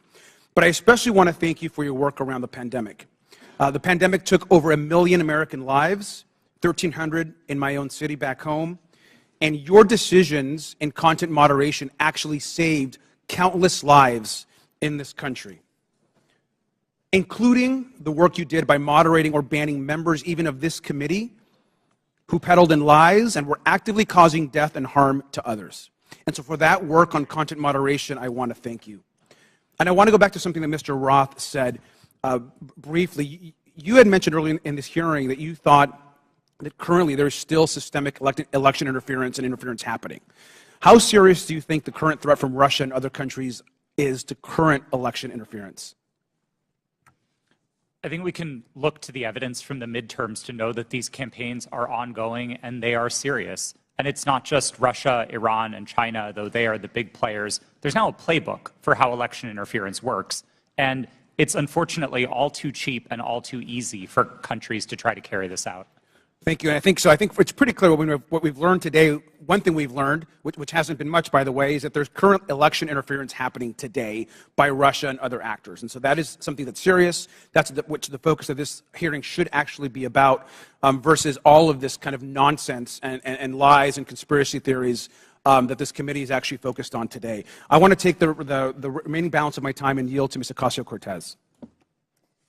I thank the gentleman from California. I'd like to raise and follow up on a point that the opposition and the other side of the aisle is making, which is trying to insinuate that there is something scandalous or unusual about federal agency outreach to social media platforms and other organizations such as Twitter.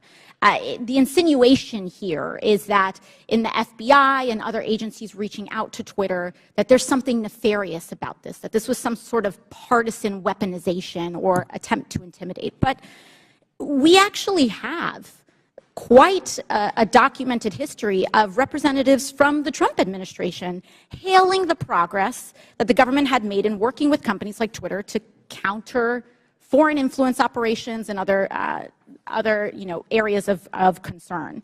In early March 2020, right before the Super Tuesday primary election, several Trump administration officials, including Mike Pompeo, Bill Barr, Chad Wolf, and acting director of national intelligence Richard Grenell, issued a statement praising the government's cooperation with the private sector to fend off foreign interference, and said that relationship was, quote, stronger than it's ever been. This was around this whole time.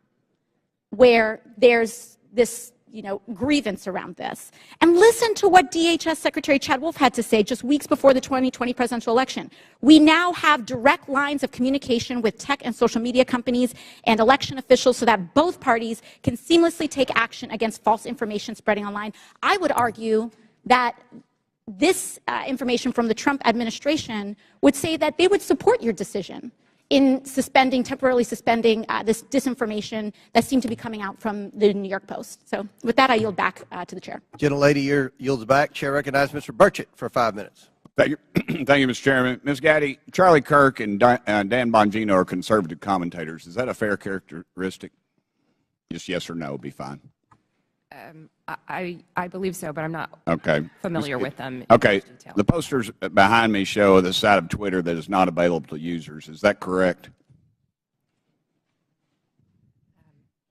This appears to be a view of some of our agent tooling, but I do not have access to that, so I'm not very familiar with that. Okay. Well, Ms. Gaddy, the labels identify status that have been assigned to these accounts. Is that correct? I don't know. Ma'am, these are your internal things. You're telling me you don't receive these, you don't know what they mean? Representative, I did not have access to these tools, and so I don't know. They look familiar to me. As an executive, you did not have access to inside information at Twitter. Okay. Ms. Gaddy, Mr. Bongino's account, there's a few words under the verified and active. Can you read the first two labels under verified and active? They're the yellow ones. Notification spikes, search blacklist. All right, thank you. Ms. Bongino, ma'am, Mr. Bongino has more than 3.5 million Twitter followers. Is that correct, would you say? I'm sorry, I don't know the answer to that question. Okay, well, that is correct. Let's look at Mr. Kirk's account. Ms. Gaddy, can I get you to read the yellow labels on Mr. Kirk's account? Can you see those? I'm sorry, I can't see them from right here. All right. You know that Mr. Kirk has almost 2 million followers? I was not aware of that. Okay. Let me ask you, what is a search blacklist? I do not know specifically what that is, but I could make a guess if that would be helpful. Why don't you make a guess for me, please? We do, when I was at Twitter, there was an ability to prevent something from appearing in one of the tabs of search results. Okay, thank you.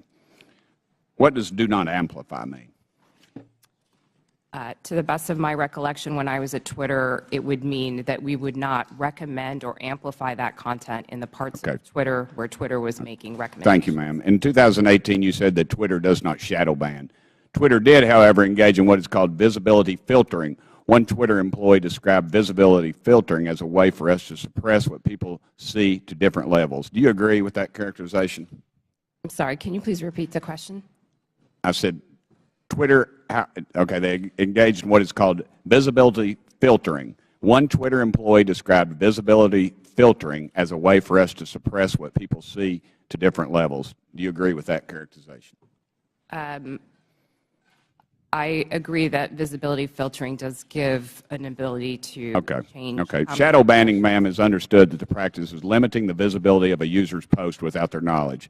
How is visibility filtering any different? Representative, I believe there are different definitions of shadow banning. Okay. But you said that Twitter in 2018 does not shadow ban. Was that a truthful statement, ma'am? Was that a lie? At that time, I had specifically defined shadow banning to mean something different than visibility filtering. You also said that Twitter does not shadow ban based on political viewpoints or ideology. Do you stand by those comments? While I was at Twitter, to the best of my knowledge, we did not do that. Okay. Mr. Roth, on January 22nd, 2017, you tweeted that there were actual Nazis living in the White House. Do you still stand by that comment? Yes or no? Sir, I regret the language I used. No, I do not. Okay. Mr. Roth, earlier in your testimony, you said you regretted tweeting that, quote, actual Nazis are living in the White House. However, Iran's Ayatollah sent anti-Semitic tweets, one stating, quote, Israel is a malignant, cancerous tumor that has to be removed and eradicated. Yes or no, did Twitter ever ban the Ayatollah or remove this hateful anti-Semitic tweet? Yes or no?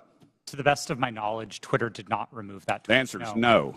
Mr. Chairman, it's clear that conservative voices are being silenced on social media and in the mainstream. I appreciate this hearing. I might also suggest we look into holding one on DirecTV, Newsmax, and OAN. I give the rest of my time to Mr. Jordan. I thank the gentleman for yielding and for his good questions. So the user knows when their account's been suspended or blocked, but they don't know when they have some of these gold terms that were under Mr. Bongino and Mr. Kirk. Is that right, Mr. Roth? As of the time that I worked at Twitter, yes, that's correct. So they don't know if they're on the search blacklist. They don't know if they're on the do not amplify. They don't know that. That's correct. Twitter did not disclose that. So you did that to these two accounts. What I want to know did you know, Mr. Roth, if that was at the prompting of anyone from the government? Gentleman's time's expired, but please answer the question. No, sir, I'm not aware of any requests or orders or demands or anything from the government requesting that visibility filtering be applied to those accounts or any others. Chair recognizes Mr. Frost for 5 minutes. Thank you, Mr. Chairman. Look, I mean, I've been sitting here for over 2 hours, and I'm still not really seeing the point of this hearing. Is it to solve the problems of the American people, what people are struggling with? No. We get it. My Republican colleagues wish that the Hunter Biden story would have helped them win the 2020 election, and that didn't happen. And so they're angry about it, and that's the point of this hearing. You know, it was actually the foundation of the chairman's opening statement. It's why he brought up that poll on the 2020 election. That's what this is all about. And so I want to say to my colleagues, don't worry. There's still many platforms you can spread disinformation on, Parler, Truth Social, that have questionable editorial policies but aren't here today. There was no collusion, as the witnesses have said, under oath. There was no pressuring from the United States government, as we heard under oath. We're wasting our time here bullying former Twitter employees. So that way, it's calling the refs. So that way, in the future, when they want disinformation to be put on the internet, social platforms will be scared to call them out down the road. It's called calling the ref. But let's talk about the root of this hearing. My Republican colleagues would have folks believe that Democrats are preparing for some sort of major culture war. And there's a difference between a culture war and how culture naturally changes, culture change. Some on this committee are very resistant to culture change. I mean, just yesterday we heard a member equate immigration negatively to changing our culture, black and brown folks coming to our country. The reality is that culture changes, it adopts, it welcomes more people, it becomes more understanding, and it also decides to reassess what's acceptable behavior and rhetoric. It could be different now than it was in, say, the 1950s. In this supposed culture war, they often conflate the right to free speech with the non-existent right to not be criticized or held accountable for what you say on the internet or even in real life. And just because it's legal to say something and the government won't throw you in jail for it, doesn't mean the rest of the world, and sometimes even your own family, have to associate themselves with you or your comments. Mr. Roth, you helped set up content moderation policy at Twitter. What type of user tweets were more likely to get limited? Did it have to do with racism, sexism, homophobia, violence, or were y'all looking for people who were supporting Donald Trump, President Trump, and limiting those? Our policies were built fundamentally to be viewpoint neutral. They were focused on harm reduction, looking to things like the Universal Declaration of Human Rights with a focus on protecting people's safety, people's right to free and fair elections, people's rights to free speech, and we built concern with those rights into our policies. That makes, so being a decent human being. That's certainly what we try to do. Gotcha. Yes. Ms. Naravoli, earlier you testified about a 2019 tweet that was about President Trump, and I think it's from Ms. Teagan. What was the tweet about? Would you like me to give the direct quote? Yeah. Please excuse my language. This is a direct quote, but Chrissy Teigen referred to Donald Trump as a pussy-ass bitch. Okay. Free speech. And what happened after Ms. Teagan posted her tweet? What did the White House do? What did the Trump White House do? From my understanding, the White House reached out to ask that this tweet be removed. It was my team's job. This fell underneath the policy for abusive behaviors, and we evaluated underneath our insults policy. At that time, up to 3 insults were allowed, and so it was our job to determine how many insults were included within that phrase. So the Trump White House reached out, not an agency, but the White House reached out and requested that you remove the tweet? From my understanding, yes. Okay. Mr. Roth, you mentioned a serious problem of foreign interference in our elections. Did you see that mass interference work more in support of right-wing candidates like President Trump in 2016 or President Biden in 2020? Thank you for the question. It's an important one, and I don't think there's a clear or easy answer to this. We saw Russian operatives playing both sides and often playing them against each other. One of the most enraging interactions that my team saw were accounts operated out of the same Russian troll farm arguing with each other. And they were manufacturing drama both on Democratic sides and on the Republican. So it's still a huge issue. Absolutely. 100%. Well, there you have it. There's issues of big tech. There are serious issues we need to litigate. Hunter Biden's laptop is not one of them. And like many of my colleagues have said, we need to talk about these issues, how January 6th maybe could have been prevented if Twitter had taken action due to the hateful speech, and how we have foreign interference in our elections. Why are folks on this committee so obsessed with Twitter's editorial decision on Hunter Biden's laptop? Would they hold the same hearings of the editorial decisions of Fox News and Newsmax? Free speech is about the government limiting speech around about the public. My governor, Ron DeSantis, is doing that right now. I have a venue in my district that he's revoking the liquor license of, trying to close because they had a drag show. We have teachers who are not able to teach the curriculum that they want because they disagree with Ron DeSantis and his view of the world. That is limiting free speech, and I'd love to see this committee bring in some of these governors who are abusing their power, like Governor DeSantis in my state of Florida, to limit the free speech of people. I yield back. Gentleman yields back. Chair now recognizes Mr. Gosar for 5 minutes. Thank you, Mr. Chairman, for this important hearing, and thank you for our witnesses for appearing as well. I want to be clear. Despite claims in witness testimonies, government cannot deputize the private sector for actions that would be otherwise be restricted by the Constitution. In this case, the censorship of lawful speech. Now I want to direct you to a tweet over my shoulder sent by President Trump on October 5th, 2020, before Twitter banned him from the platform. This was after President Trump had become infected with COVID and received treatment at Walter Reed Medical Center. It says in part, "Don't be afraid of COVID. Don't let it dominate your life," end of quote. Do you see that, Mr. Roth? Yes, sir, I do. Less than an hour later, you received an email from James Baker at Twitter, reproduced behind me as well, saying, quote, "Why isn't this POTUS tweet a violation of our COVID-19 policy, especially the don't be afraid COVID statement," end of quote. Isn't that correct, Mr. Roth? Yes, I believe that's the email displayed. Now, Mr. Baker, was it your understanding that the Twitter COVID-19 policy was people should be afraid of COVID? Sir, my recollection. Yes or no? Could you repeat the question, sir? Was it your understanding that Twitter's COVID-19 policy was, quote, people should be afraid of COVID? Yeah. At that point in time, I did not fully understand what Twitter's COVID misinformation policy was, and so I was trying to understand. I'm recapturing my time. So maybe you thought that Twitter's policy was that it should dominate people's lives. Is that what you thought? I'm sorry, I'm having a hard time hearing you, sir. So is it the fact that Twitter, don't let it dominate people's lives? Is that the problem with the tweet? At that point in time, I did not understand fully. I was relatively new at Twitter, and I was trying to understand what the policy was, and therefore I was. I just want to ask you, the other two were asked, where did you go to medical school? I beg your pardon? Where did you go to medical school? I did not go to medical school. Good. Now, I'd like to have a yes or no from each of the witnesses on these following questions.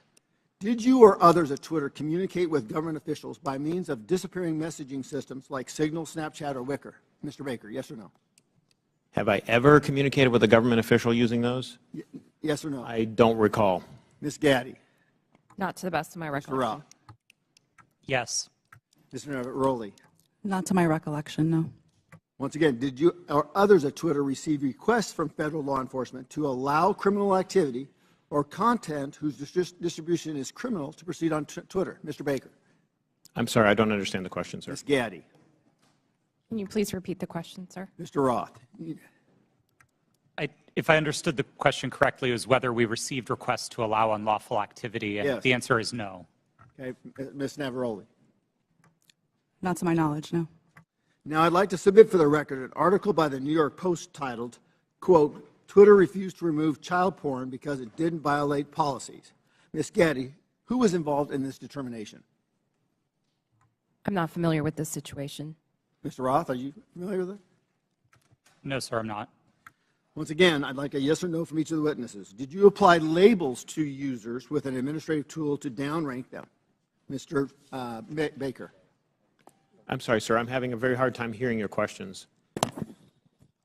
Ms. Gaddy. I'm having the same problem, sir. Can you please repeat the question? Mr. Roth. I'm not sure I understood the question, sir. Well, I'm asking you, did anybody use an administrative tool to downrank users? Yes, sir. That's a part of Twitter's content moderation capabilities. Mr. Baker? Well, I'll rely on Mr. Roth. Okay. Ms. Gaddy? Yes, we're very public about our recommendation system and how they work. Mr. Chairman, today's witnesses played a central, powerful, and disturbing role in limiting not only free speech, but even people's good faith inquiries and research regarding their own health. The Internet is increasingly where my constituents go to engage in civic discourse. Our liberties as Americans will be diminished if we do not recognize our speech is increasingly virtual and right now subject to hostility and threatened through bans and deplatforming. The suggestions by witnesses that all of the removal of, quote, lawful but awful speech, quote, was done in favor of users is bunk. You could just as easily provide content filter options to allow lawful speech, letting users decide what lawful materials they do or don't want to engage with. But you didn't. You censored and manipulated millions of people. Do not allow people like this sitting in front of us today to be the arbiters of truth. I urge my colleagues to support my Section 230 reform, Stop the Censorship Act, which empowers users with the editorial contract. Our private businesses, you always have a contract with your customers. Allow them to pick. I yield back my time. Gentleman yields back. Chair recognizes Ms. Balin. Thank you, Mr. Chairman. And I want to say, as a former history teacher, I care a lot about the facts and the details, so let's dive in. On December 4th, then-ranking member Comer appeared on Fox News and alleged that what Elon Musk's Twitter files showed was, quote, evidence that the Biden campaign colluded with big tech to suppress a story that we now know is 100% true, unquote. That is simply not true. It is not true based on what we knew then. It is not true based on what we know now. Mr. Roth, in a declaration to the FEC in December 2020, you stated, quote, I did not receive any communications from or have had any communications with representatives of Biden for President, the Democratic National Committee, or any of their agents regarding the New York Post articles before Twitter implemented the enforcement actions on October 14th, 2020, unquote. Mr. Roth, do you stand by that statement? Yes, absolutely. It's also worth noting that your colleague, I believe, Lauren Culbertson, told the FEC the same thing. Ms. Gaddy, did anyone from the Biden campaign or the Democratic National Committee direct Twitter to remove or take action against the New York Post story? No. Mr. Baker, same question to you, please. Not to my knowledge, no. So, the evidence is clear.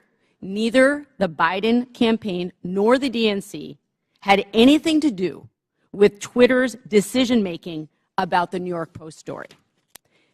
My Republican colleagues are using what are otherwise innocuous emails to suggest that there was somehow collusion between Twitter and the Biden campaign. For example, in one email, and this is the same one mentioned in Mr. Donald's questioning earlier, in one email selectively used by Elon Musk, one Twitter executive sends another a series of hyperlinks on October 24th, 2020, with the comment, quote, more to review from the Biden team. For the record, this is tweet number 8 in the first installment of the so-called Twitter files. So, Ms. Gaddy, are you familiar with this email? No, I'm not. Okay. So just to be clear, this email has nothing to do with the New York Post story. It is dated October 24th, 2020, after Twitter had both made and reversed its decisions about the New York Post story. Mr. Baker, do I have that right? Based on, I think, the exhibit that was shown earlier, that sounds correct, yes. So, Ms. Gaddy, can you clarify for the record, if you're able to, what's happening here? Can you please be more specific about? With this email. I don't believe I was a recipient of that email or reviewed it during my time at Twitter, so I'm sorry I don't have familiarity with that situation. That's okay. Mr. Baker? To the best of my understanding, these were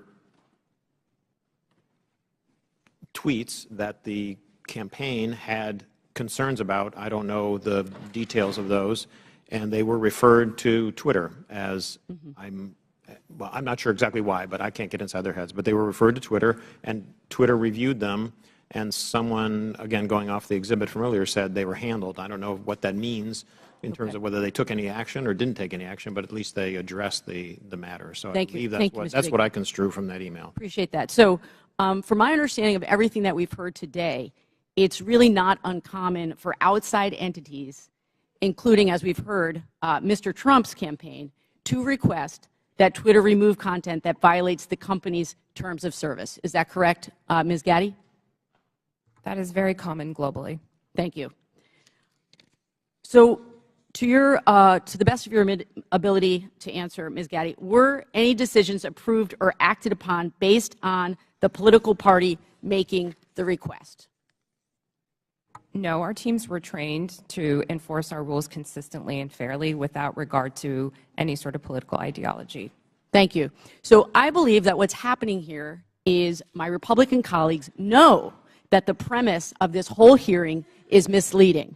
There is no evidence that the Biden campaign had anything to do with the Hunter Biden New York Post story. And the evidence we do have simply shows that the Biden campaign did what the Trump campaign and millions of Twitter users do routinely: flag content and ask Twitter to conduct its own review to determine whether it violates Twitter's own rules and policies. I yield back. Lady Yield, Chair recognizes Mr. Palmer for 5 minutes. Thank you, Mr. Chairman. I'd like to submit a June 22 study conducted by Princeton University called Powered by Twitter, the Taliban's Takeover of Afghanistan. Without objection, so ordered. This study covers the time frame of April to September of 2021, which is 4 to 5 month period between President Biden's official announcement of America's intentions to withdraw and the chaotic end of the American troop presence in Afghanistan. The study found that the Taliban weaponized Twitter and that Twitter's moderation policies failed. There were more than 126,000 accounts in the Taliban support network, and 83% of these Taliban-associated accounts were created before 2021, well before Twitter could claim that these accounts represented a government. These accounts shared graphic images and videos depicting dead and decomposing bodies and rampantly spread disinformation about the facts on the ground in direct violation of Twitter's public policies. Taliban tweets were shared millions of times in the summer of 2020. The study also found that 3/4 of Taliban content was produced by only 20 accounts, which is suggestively straightforward. By the way, the U.S. government classifies the Taliban as an insurgent group, in case some of my colleagues don't understand what real insurgencies are. Mr. Roth, why wasn't Twitter more effective at curtailing the clear-cut content violations by Taliban Twitter accounts? Thank you for the question, sir. At the time that you referenced, I wasn't responsible for Twitter's work on counterterrorism. Do you have any idea why Twitter would allow clear-cut violations by an insurgent group? And by the way, they carried out multiple suicide attacks during the time frame they were sending out these tweets, killing dozens and injuring hundreds. It's my understanding that Twitter's policies at the time distinguished between some of the more violent portions of the Taliban and some of the more political portions of it. I'm not rendering judgment on it. That stuff's still up on Twitter, and I just wonder how many content moderators were assigned, if any, to check on these accounts. Additionally, it appears that Twitter was profiting from Taliban's presence on the platform in the lead-up to the overthrow of the Afghan government. Twitter placed ads from U.S. companies, including Amazon, Disney, McDonald's, and on the Twitter accounts of the Taliban news organization and their spokespersons and their senior leaders. Ms. Gaddy, Did Twitter make money off placed ads on Taliban Twitter accounts on August 26, 2021, when 13 U.S. men and women died in a suicide bombing? I have no knowledge of this matter. You don't have any knowledge about whether or not these ads were up? I do not. According to Twitter, the decision to ban President Trump was after a close review of his tweets and the context around them, specifically how they are being received and interpreted on and off Twitter. On June 3rd, minutes remaining, so I now yield 3 minutes to Mr. Palmer. Thank you, Mr. Chairman. Let's try this again. According to Twitter, the decision to ban President Trump was after a close review of his tweets and the context around them, specifically how they are being received and interpreted on and off Twitter. On June 3rd, 2018, the Iranian Ayatollah Khomeini tweeted, "Israel is a malignant, cancerous tumor in the West Asian region and has to be removed and eradicated. It is possible and it will happen." This tweet remains on Twitter to this day. Mr. Roth, how do you believe this tweet from the leader of Iran calling for the eradication of Israel was received and interpreted on and off Twitter? I couldn't say for sure how that tweet was interpreted. You would have a pretty good idea, though, of how many retweets and the amount of traffic it got. Only from what I can see in that illustration. Why does the Iranian leader who has explicitly pledged to eradicate the Jewish state of Israel get to remain on Twitter? Mr. Roth. Like all of Twitter's users, the Ayatollah is subject to the same set of rules. And while I can't speak for Twitter's decisions today, I can say that Twitter took a number of enforcement actions against the Ayatollah's account, the same way that we would against That's anybody still else's. up. You understand how hypocritical this is, right? You banned a sitting U.S. president and a sitting member of Congress, Marjorie Taylor Greene, while a man who has pledged death to America and can openly call for the death of millions of Jewish people and yet not be removed from Twitter. Do you understand how that looks? How hypocritical that is? I'm asking Mr. Baker, Ms. Gaddy, Mr. Roth, Ms. Navarro. That's amazing. But it shows hypocrisy at Twitter. I want to pivot here, Mr. Chairman. Mr. Goldman made a very troubling statement claiming that as Vice President Joe Biden fired the Attorney General of Ukraine, since he had knowledge of this prior to becoming a member of Congress, Mr. Goldman should provide to the committee documentation about this action. We should know who authorized Vice President Biden to take this action against the Ukrainian Attorney General. We need to know, was there an investigation to justify the firing of the Ukrainian Attorney General, and if yes, who conducted it? He needs to provide all details involving this action, including Vice President Biden's threat to withhold $1 billion of U.S. funding if the Ukrainian AG was not fired, and who authorized Vice President Biden to make that threat. I would request that the committee look into this, and I yield back. Gentleman yields back. Chair now recognizes Ms. Lee for 5 minutes. Thank you, Mr. Chair. This has been an incredibly electric hearing. It'd be funny if it weren't real life. I understand my colleagues on the other side of the aisle want to be victims so very badly. But Ms. Navaroli, if I understand you correctly, public criticism and allegations of anti-conservative bias are actually making Twitter and other social media companies less willing to enforce their own policies against political conservatives, correct? Yes, that was my understanding based on research that was done at Twitter. Meaning the same Republicans insisting on making themselves a victim is working?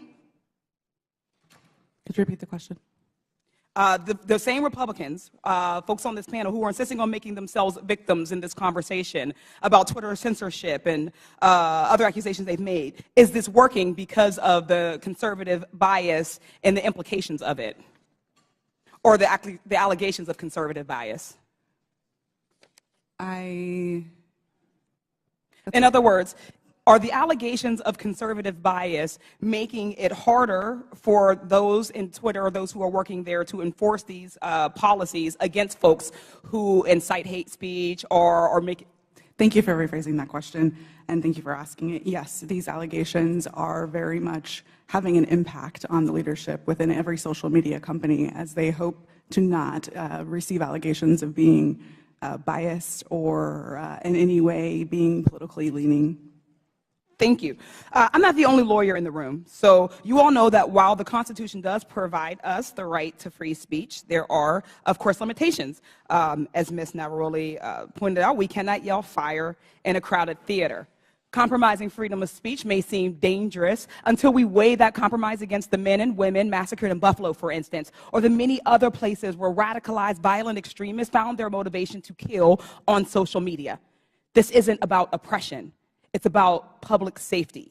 This isn't about censorship. It's about protecting our democracy from misinformation. Ms. Navaroli, it was your job to decide whether someone was yelling fire in the theater. Could you describe the coded incitement to violence policy Twitter did not implement? Yes, thank you for that question. The coded incitement to violence policy was an incredibly nuanced policy that was created in order to fill the gaps that were existing in the already existing policies around violence. The policies around violence were explicit. So these were calls that said, I'm going to, I want to, I plan to, I wish to. Those sorts of incitements would have come down. Things like stand back, stand by. Things like I am locked and loaded and ready for a civil war were dog whistles that were not covered underneath the policy. Thank you. Could it have saved lives if it were implemented on January 5th, 2021, or possibly in November of 2020? I can't speculate as to what might have happened, and I do wish we would have acted. Thank you. Ms. Gaddy, the very same words that were plastered across Twitter were shouted at the January 6th insurrection. What threats do Americans face now that Elon Musk has removed all guardrails and welcomed back Donald Trump to the platform? Thank you for the question. I'm actually not really familiar with what the content moderation policies of Twitter are today. Okay, thank you. Social media platforms like Twitter must own up to their responsibility in spreading violence and chaos. I'd argue so too do members of this panel and institution. Thank you. I yield the balance of my time to Mr. Raskin. Thank you very much. Mr. Roth, I want to go back to the whole question of your finding hundreds of thousands of fake accounts set up by Vladimir Putin and the Russian Internet Research Agency, I think they called it, which was the propaganda arm in 2016, and I suppose to this day. Some have been suggesting on the other side of the aisle that it's illegitimate for the FBI or any representative of the federal government, presumably even Donald Trump, who did a lot of this, to contact private media entities in order to apprise them of anything, whether it might be the penetration of organized crime or child pornography or foreign malign influence. And I'm just wondering if you would give us a sense of how much work is actually being done, and I was going to check with you and Mr. Baker about that. How much work does Twitter and other social media entities do that relies on the FBI and other national security agencies? Thank you for the question. There is a considerable amount of work to address foreign disinformation at Twitter and also at other companies. And this work was reliant in part on intelligence shared with companies by law enforcement and by the intelligence community. I would regard that work as essential. At Twitter, we had dozens of people working just on these questions of election interference. Those teams no longer exist under Mr. Musk. And Mr. Baker, if you could. Thank you, sir. Just generally, I mean, it's a matter of public record that the FBI has worked with the public, including private entities, for decades. Indeed, they've had for some number of years now an office of, I think it's called Office of Public Sector Engagement. This is part of what they do in order to fulfill their responsibilities and to do their jobs to protect the country. Yield back. Chair recognizes Mr. Armstrong for 5 minutes. Thank you, Mr. Roth. I'm going to continue down that line of questioning. So when you testified, you were just talking about working very hard to keep foreign troll farms from using Twitter and to engage in malign foreign interference. This sounds like a fairly robust undertaking. You said between 2016 and 2020, you had different teams stood up to do this. Constant vigilance? Yes, sir. That was the phrase that we used. Yeah. And these types of attempts are constantly evolving. They're trying to find new ways to penetrate your system, so you have to be engaging with it on a, and being willing to adapt on a constant basis.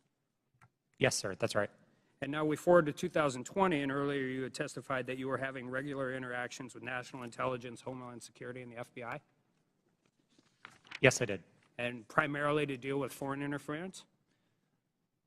Primarily, but I would say almost misinformation and all of that. exclusively. But you had said earlier, like your contact with Agent Chang was primarily with foreign interference? Yes, that's right. All right. And these were emails, were there meetings? Yes. Twitter met quarterly with the FBI Foreign Interference Task Force, and we had those meetings running for a number of years to share information about malign foreign interference. Agents from Homeland Security or intelligence, or just primarily the FBI? Our primary contacts were with the FBI, and in those quarterly meetings, they were, I believe, exclusively with FBI personnel. And you had multiple former FBI agents on the payroll. I mean, Mr. Baker, you have 10 years experience with FBI, DOJ? I was, well, with DOJ, it's 2 decades roughly, but I was just, for the record, I was never an FBI agent. Okay. Yeah. And Twitter has such a close relationship with at least one FBI agent that that agent could start emails with, "Hey, Twitter folks," and could actually advise your company about violations of your own terms of service. Mr. Roth, I think it's safe to say that you had a consistent dialogue with the FBI for the weeks and months prior to the New York Post. Is that fair? I had ongoing conversations with the FBI for years, I would say, about election security. And in response to Mr. Fry earlier, you said you would not categorize the FBI communications as pressure. No, I would not. However, Twitter's director of policy wrote to you in 2020 that Twitter has seen a sustained effort by the intelligence community to push Twitter and that Twitter should keep a solid front against these efforts. He specifically cited Elvis Chan, an FBI agent in San Francisco. Now, on August 11, 2020, Agent Chan sent you 3 documents in prep for a meeting and said the documents pertain to APT-28, a hacking unit connected with Russian military intelligence. Agent Chan arranged for having security clearance for Mr. Baker and facilitated encrypted networks for the FBI to share information with Twitter employees. And on October 14th of 2020, you stated that this feels a lot like somewhat of a subtle leak operation. Earlier today, you testified that you were following national experts on Twitter, national security experts on Twitter, as a reason to take down the New York Post story on Hunter Biden's laptop. Yes, sir, I did. So, after 2016, you set up all these teams to deal with Russian interference, foreign interference. You're having regular meetings with the FBI. You have connections with all of these different government agencies, and you didn't reach out to them once? Is that question in reference to the day of the New York Post Yeah. article? That's right. We generally did not reach out to the FBI to consult on content moderation decisions, especially where they related to domestic activity. It's not that we wouldn't have liked that information. We certainly would have. It's that I don't believe it would have been appropriate for us to consult with the FBI. In December of 2020, you did a declaration to the Federal Election Commission that the intelligence community expected a leak and a hack operation involving Hunter Biden. Recently, Mark Zuckerberg confirmed that the FBI warned Meta that there was a high effort of Russian propaganda, including language specific enough to fit the Hunter laptop Biden security story. You're talking to these people for weeks and months, years prior to this leaking. They have specifically told you in October that there's going to be a leak potentially involving Hunter Biden's laptop. They legitimately and literally prophesized what happened. And you didn't contact any of them? No, sir, I did not. Did they reach out to you? On and around that day, to the best of my recollection, no, they did not. So after the story was taken down and you guys did it and you personally disagreed with it, Ms. Gaddy, you said you did. Did you contact them and say, hey, is this what you were talking about?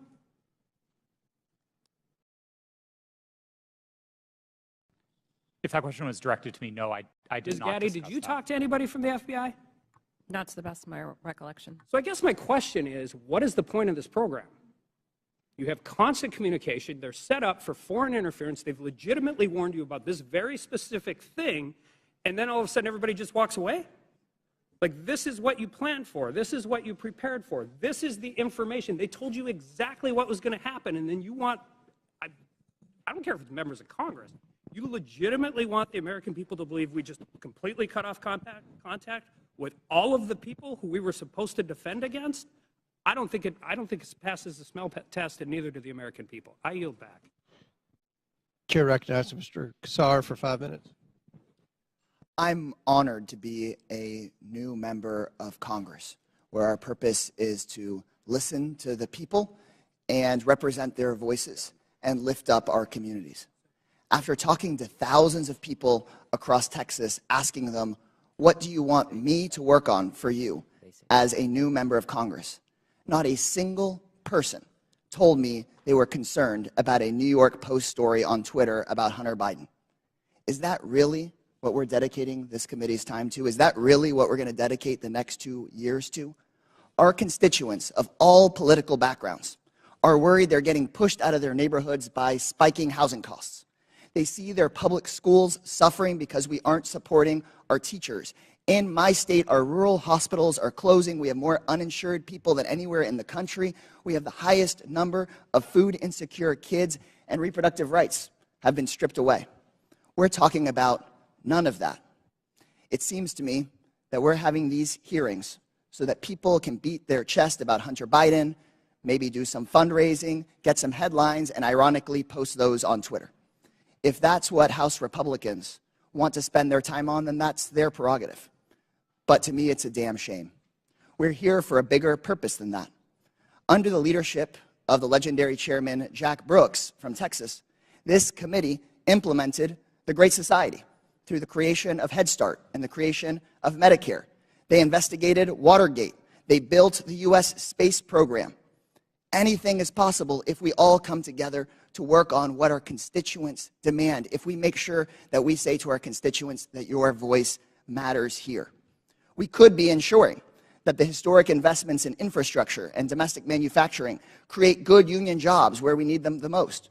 We could take on free speech and civil liberties issues at home and across the world. We could be investigating and taking a look at these real threats of domestic terrorism and civil unrest. We could be making sure that our constituents' lives are better. But instead, we're focusing today on Twitter. The American people deserve better. I yield back my time to Mr. Raskin. Thank you very much, Mr. Kassar. Let's go back to this point about the Russian disinformation campaign. Just to refresh everybody's recollection, Mr. Roth, you learned, was it before 2016 or after 2016, that Vladimir Putin had commanded an entire campaign to try to invade the American election with social media messages on Twitter, Facebook, and so on? Was that before the election you learned or after? While there was some public discussion of it before the election, most of the confirmed information was only declassified after Election Day. Okay, so there was this powerful, massive campaign unleashed by a malign foreign actor interested in undermining American democracy with a specific electoral objective, right? Did you find that? Was he just trying to create chaos, or did he want to put the thumb on the scale with his intervention for either Hillary Clinton or Donald Trump? A bit of both, honestly. I think there was a significant amount of the troll activity on social media in particular that wasn't tilted one way or the other. It played both sides and it played them off of each other. And I think that's bad for America and it's bad for democracy. I think the hack and leak campaign was a bit more skewed because that focused very specifically on the DNC and on John Podesta. Okay, and so the hack and leak campaign against the DNC and Hillary Clinton was one meant to damage Hillary Clinton's campaign. Is that right? That's what most research concludes was the objective, yeah. All right. So some people are suggesting that if the U.S. government finds out about a malign foreign influence disinformation or propaganda campaign in our elections at any level, the government shouldn't say anything to the public or the news media about it. What do you think about that proposition? I believe that would be a profound failure. I think there's a collective responsibility across the private sector and the public sector to address our shared threats, and Russian interference in American democracy is one of those shared threats. Okay. Ms. Gaddy, do you agree with that? Yes, I do. Okay. And just back to you, Ms. Navaroli, for a moment. Did you follow the attempt to overthrow the official election result in Brazil?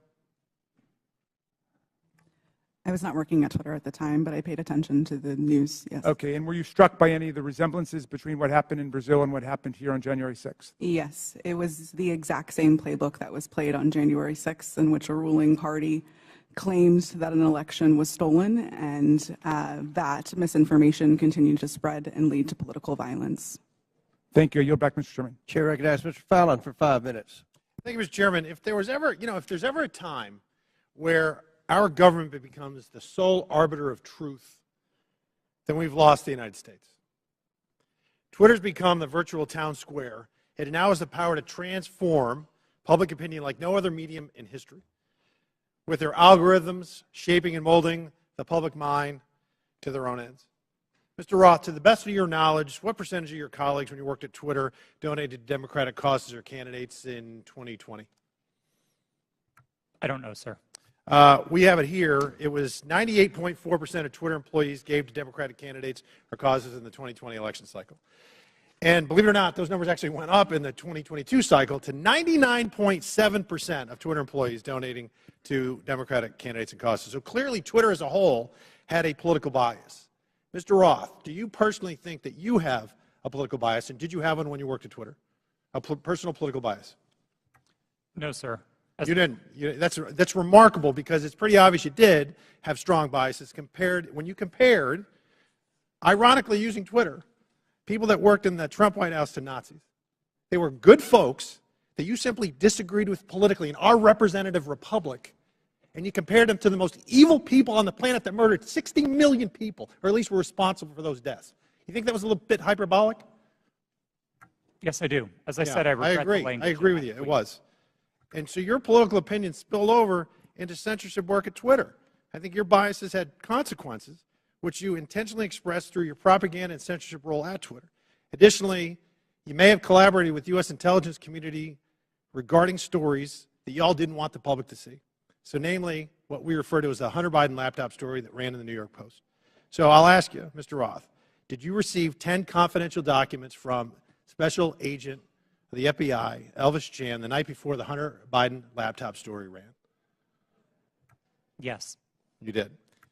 See, because it's interesting, with the immediacy with which you all acted to censor the New York Post Hunter Biden laptop story seems to be very indicative of foreknowledge. And the story was seismic, and it was rushed to be suppressed, knowing full well it was not Russian disinformation, as some here said. It was truth that was denied the American voter. And the Media Research Center polled Democratic voters in 2020 swing states and found that 17% would have changed their vote if they had known the contents and evidence of the New York Post story. President Trump lost key states, Georgia, Pennsylvania, Arizona, and Wisconsin, by collectively just over 100,000 votes. And if this is accurate, this poll, 3.2 million votes could have swung. And he only needed a teeny fraction of those 3.2 million. That decision almost certainly changed the result of the 2020 presidential election. Did you have any idea the contents of the New York Post story, Mr. Roth? Only what I read in the New York Post that day. And then it was killed by Twitter, and the mainstream media followed. So I found this interesting. In 2019, candidate for President Joe Biden said, and I quote, "I have never spoken to my son about his overseas business dealings." And yet, the evidence in that story and on that laptop revealed that two of Hunter's Mexican business associates, Miguel Magnotti and Miguel Velasco, visited the White House in February 2014, and he was later photographed. Joe Biden was photographed with him in the White House. Also in October 2015, Hunter arranged a video conference with his dad, Joe Biden, the sitting vice president, and Carlos Slim, the Mexican billionaire. And then unbelievably in 2015, Hunter introduced his father, then vice president, to Vedam Pazarski, an executive at the now infamous Bursima Holdings Company, where Hunter would later magically make millions as a board member despite having no experience whatsoever in the energy sector. Joe Biden lied. He created the firewall, and then he was exposed because of this story and other information. He lied to the American people, and Mr. Roth, you withheld information on the eve of a presidential election, and you protected that lie. And I hope for the sake of the country that men like you that do those things, men and women, never get to put in such power, in positions of power again. And Mr. Chairman, I'd also like to see if, I'd like to ask unanimous consent to enter into the record a tweet from Ranking Member Raskin. The tweet reads, "It's horrifying to see images of Border Patrol agents whipping Haitian refugees at the Texas border." Not exactly the feeling I get from the Statue of Liberty. Without objection, it's ordered. Thank you. Would I you yield back. yield? Yep. Oh, well, I just think that's misinformation, or at least it was a mistake, and Twitter left it up for a week, or not a week, a year, a full year. Gentleman yields. I yield. Mr. Baker, in top of page 2 in your written testimony, you said, "I did not destroy or improperly suppress Whose time is this? any documents at Twitter regarding information important to the public dialogue." The way you worded that, it sounds like there is some Chairman, kind how of much extra time is he going to get during this hearing? You finish He the had, question, he and had then you time, take it let to him Mr. repeat the Jordan. question, and then his time will be expired, and please Expired answer. before he started. Clearly, it's up to the chairman, so why don't you let him answer? Mr. Baker, on top of page 2 of your written testimony, you said, "I did not destroy or improperly suppress any documents at Twitter regarding information important to the public dialogue." The use of the term improperly suppressed suggests there was some kind of suppression done in a proper way. I just want to know what that was, and is this referring to your work at Twitter when the Twitter files were first released just a few months ago? Unfortunately, sir, I think I'm constrained from answering that question any more fully than in my testimony because of attorney-client privilege. So unfortunately, I'm just going to have to leave it at that. I thought that's been waived. Not the privilege, not the privilege. The non-disclosure agreement, my understanding, has been waived, but not the attorney-client privilege. Gentlemen, time's expired. I do not have anything in writing to indicate that the Twitter has waived privilege with respect to that matter. Chair recognizes Ms. Crockett. Thank you, Mr. Chair. MAGA Republicans can't let go. That should be the name of this hearing. I'm glad that seemingly we have now accepted that President Joe Biden won the election, even though now we are blaming President Trump's loss on Twitter. Can we finally let it go? This is why Democrats are reinforcing that in this hearing we should be talking about the threats to our democracy.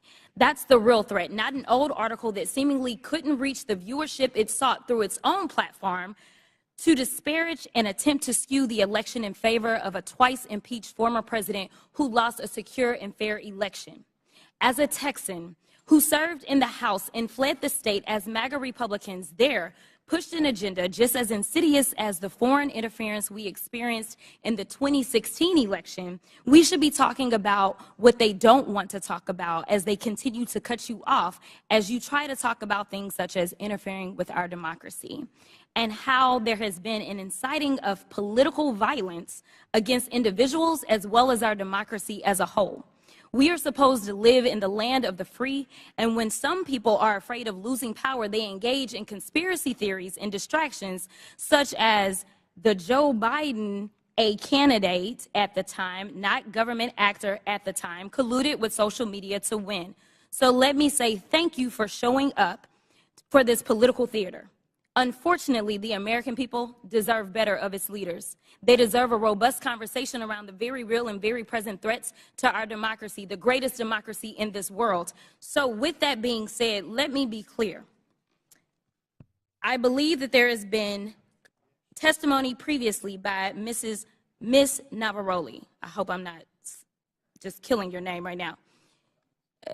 At some point, you stated if January 6th and anything like it, that language, if we would have seen that happen in any other country with any other leader, Twitter would have acted completely differently.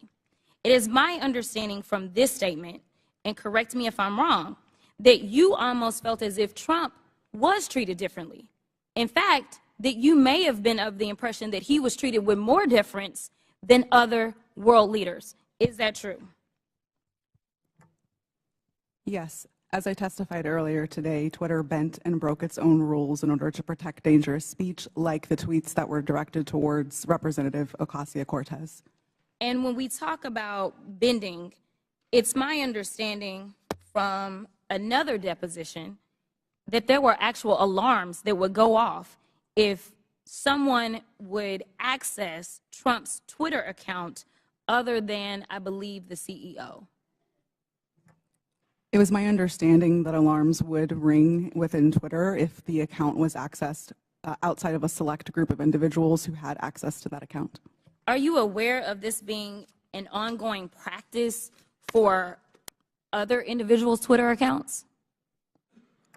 At my time at Twitter, the former President Donald Trump's account was the only account that I did not have access to. Okay, so we know that there weren't individual actors running around Twitter setting off alarms every other day. Is that correct? Not to my knowledge, no. Okay. Now, as we talk about January 6th, because I think that's the only thing we should be talking about, what I want to talk about is what, and anyone can answer this question. Did you see a correlation between a rise in homegrown domestic white supremacy online as it correlates to leading up to January 6th? I can answer that. So some of the things that we were seeing specifically on Twitter related to white supremacy fan fiction. I mentioned earlier in my testimony that we saw things like people wishing that the day of the rope would occur. That comes from things like the Turner Diaries, which are, again, white supremacy fan fiction. You would also agree with me that it was clear that white extremists were seemingly triggered and activated to take action against our very democracy here at home by some of the activity that was going on Twitter, correct? Yes, I believe so.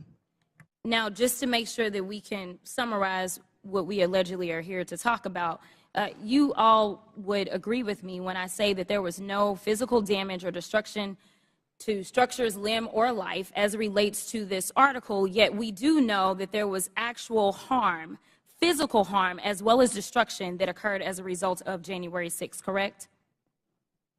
Yes, people died on January 6th. Thank you. With that, I'll yield the remainder of my time to Chairman Raskin, or Ranking Leader Raskin. Thank you. Mr. Chairman, I would just use the second to ask unanimous consent to submit for the record an extraordinary article just published called "Twitter Kept Entire Database of Republican Requests to Censor Posts," published on February 8th. It was just published by Rolling Stone. So for everybody's reading enjoyment, if people think it was biased against conservatives, this would lead us to believe it was definitely biased against liberals and progressives. Didn't have you pegged for a Rolling Stone reader, but without objection, so ordered. Chair recognizes Mr. Groffman. First of all, just a comment. When we talk about the Pledge of Allegiance, one of the lines in there is, "To the Republic for which we stand." Ben Franklin, when he was asked about our Constitution, he said, "We give you a republic if you can keep it." Just two lines that maybe some people around here haven't heard. Now, this is kind of a little story for the three of you on the left here. In January of 2021, the Christian magazine called The Daily Citizen tweeted about President-elect Joe Biden's announcement that Dr. Rachel Levine was his nominee for Assistant Secretary of Health. They commented that Dr. Levine is a transgender woman. This was banned from Twitter. Are you familiar with this story? I'm not familiar with it, sir. Do you have any reason why it would have been banned?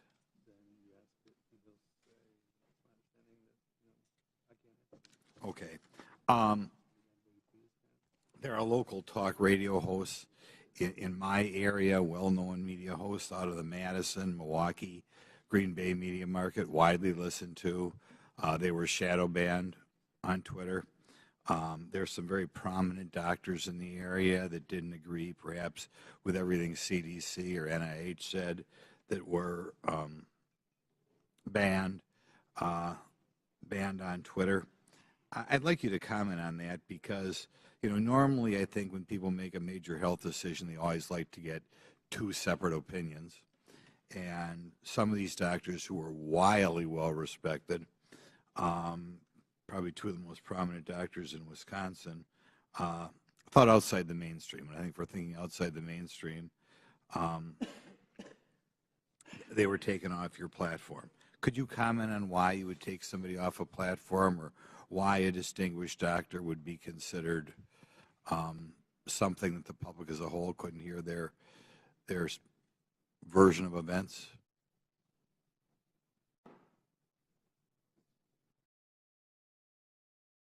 No, you're not aware that ever any doctors who commented outside the mainstream version of what was going on with COVID, going on with the vaccine, going on with treatments, that there were people who disagreed with the NIH recommendations and you took them off of Twitter? You're not familiar with that? None of you are familiar with that. Okay.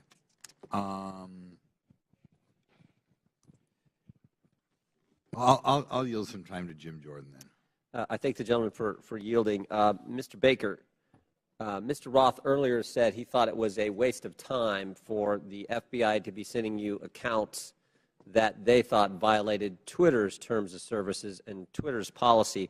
I was just curious, did you ever tell Twitter executives or FBI acquaintances that the FBI had no legitimate interest in enforcement of Twitter's policy? Sir, I'm going to give you the same answer I gave before. I think the advice that I was giving internally to folks would be covered by the attorney-client privilege. And as let me yes, stop, Mr. Baker. Although you're testified today by subpoena, you nonetheless have raised the attorney-client privilege to avoid answering this committee's question. Congress does not recognize the common law attorney-client privilege. With that, I'm going to allow Mr. Jordan to ask the question again. Well, there's been two questions I've asked that he's refused to answer. So let me, if I could, Mr. Chairman, I'll ask both again. I'll go back to the one asked a couple minutes ago. Top of page 2 of your testimony, you said, quote, "I did not destroy or improperly suppress any documents at Twitter regarding information important to the public dialogue." I would like to know what you're referring to that you, in your mind, properly suppressed, and when that took place, specifically if it took place during the time that the Twitter files were first being released just a few months ago. well, again, sir, as I think we've notified the committee and we've had these conversations with Twitter as well to try to resolve this issue prior to coming up here today, I don't have anything in writing that clears me in my ethical responsibilities to my former client with respect to answering questions that I think fall squarely within the attorney-client privilege. So unfortunately, I don't think I can go beyond what I've said there already, sir. Unfortunately, Mr. Baker, your assertion that the attorney-client privilege, it's overruled as to this particular question and answer. So will you please answer the question by Mr. Jordan? Point of order, Mr. Chairman. State your point. Well, as I understand it, because we just went through this in the January 6th committee where multiple witnesses asserted attorney-client privilege, including people who weren't covered by it at all. Ultimately, that's for a court to decide. So I don't think there's anything we can do within the committee at this point, unless I'm missing something. We'll give you one more chance to answer the question. If you don't answer it, then we'll have to deal with it after the committee hearing. Mr. Baker, could you answer the question, please? I apologize, but I believe I have ethical responsibilities to my former client, and I don't think I can go beyond what I've said already, unfortunately. Yeah, I just said that. All right. Mr. Baker, you did suppress documents then that, in your language, was important to the public dialogue? I'm going to give you an extra minute, Mr. Goldman. Oh, thank you very much. I'm sorry, sir. Could you repeat the question? Again, going on what your written testimony. So you did suppress documents at Twitter regarding information that was important to the public dialogue. That's a yes or no.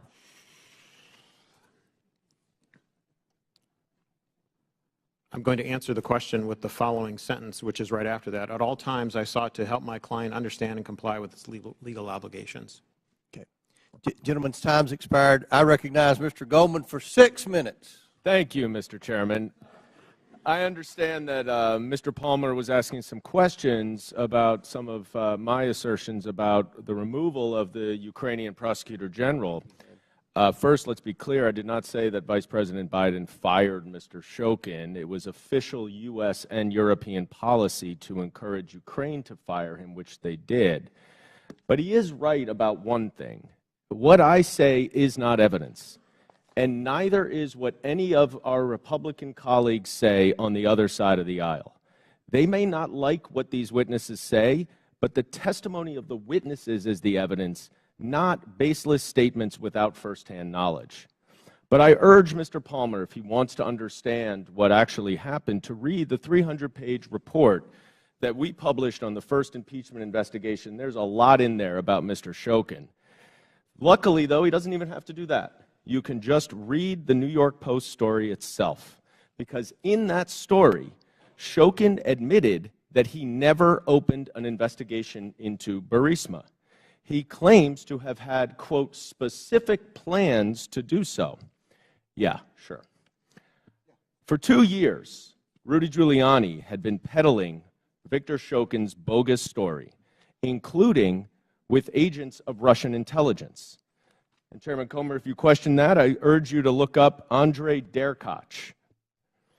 So who was the sole source of the hard drive to the New York Post? Rudy Giuliani. And for these reasons, many journalists were highly skeptical. One reporter at the New York Post itself refused to put his name on the story. Fox News' Brett Baer said, quote, "The whole thing is sketchy," unquote. And both Giuliani and the Post refused to give the laptop to other journalists to verify and analyze it. In fact, Giuliani told the New York Times that he hoped that it would be published before it could be verified. So what is the so-called authentication for this laptop? Well, Chairman Comer said in his opening statement that it's a subpoena to the computer repair shop owner, which happened about a year before the New York Post story. But that is not the same hard drive that Rudy Giuliani received months later from that repair shop owner and passed along to the New York Post after he was in possession of it for several months. Now, Mr. Baker, based on your understanding of Russian malign influence campaigns, does Russian intelligence have the capacity to manipulate a hard drive? Yes. So it is possible that some of the materials on a hard drive could be authentic, and some could be altered, manipulated, or even added to the hard drive. Is that right? I believe so, yes. Mr. Roth, you have testified today that Twitter was keenly aware of the hacking efforts by Russia in connection with the 2016 election. Is that right? Yes, sir. And those efforts, I believe you said, and correct me if I'm wrong, by Russian intelligence to interfere in our electoral process continued up and through and including the 2020 election. Is that right? Russian efforts certainly continued through the 2020 election and even through the midterms. I couldn't say specifically if it was military intelligence, as was the case in 2016, but certainly the Russian government was involved. So let's run down what Twitter knew about this hard drive and this story when it was published. First, the sole source of the hard drive was Rudy Giuliani, who had been working closely with Russian intelligence agents throughout 2020. Second, Russian intelligence interfered in the 2016 election and was actively trying to do it again. And third, numerous journalists, including at the New York Post and Fox News, raised suspicions about the hard drive, and they refused to allow an independent analysis and verification of it. Now, Mr. Baker, based on your experience in law enforcement, wouldn't this give anyone concerned about Russian interference in our elections serious pause? Well, I think as reflected in the public record, at the time I thought there were great concerns on that side of the equation, because in part with respect to all the things that had happened since 2016 with respect to the hack and leak or hack and dump issues, there were facts that indicated that the computer might have been abandoned and so on, but which made it a very difficult case, which is why we're sitting here today talking about it. Right, and there was a 24-hour delay in continuing to spread the publication of it. Isn't that right? Yes. Okay. You know, that is exactly what 51 former intelligence officials, many from Republican administrations, even the Trump administration, said in that letter that is being distorted by Mr. Jordan and others at this hearing. Let me quote one paragraph of what they say. We want to emphasize that we do not know if the emails provided to the New York Post by President Trump's personal attorney, Rudy Giuliani, are genuine or not, and that we do not have evidence of Russian involvement. Just that our experience makes us deeply suspicious that the Russian government played a significant role in this case. And unless Twitter, like Special Counsel Mueller concluded about the Trump campaign in 2016, wanted to welcome Russian interference in an election, all of you sitting here today were entirely correct to be highly concerned about the legitimacy of this story. I yield back. Chair recognizes Mr. Higgins for 5. Thank you, Mr. Chairman. I'm going to be yielding some time to my colleague, Mr. Jordan, here momentarily. But for the record, Mr. Baker, Ms. Gotti, Mr. Roth, Mr. Navaroli, are you here under the advice of counsel, and do you have counsel present? Yes, sir. That was a yes? Yes, sir. Yes, sir. Yes, I do. Yes, I was subpoenaed That's to good appear. to know. I'm glad you all have counsel present. Mr. Chairman, for submission for the record, I'd like consent to submit the Twitter files dated December the 8th, posted by the New York Post regarding the suppression of conservative commentators. Like that submitted. Without objection, so ordered. Mr. Chairman, thank you. I'd like to also submit for the record a timeline of events with cited sources outlining strong evidence of the Biden family organized criminal actions would certainly indicate that we've crossed the threshold of reasonable suspicion. I'd like this timeline submitted for the record. Excuse me, Mr. Chairman. Where is that from, that timeline? Timeline in my hand, boss. I'll get it to you shortly. Bottom line is that the FBI had the Biden crime family laptop for a year.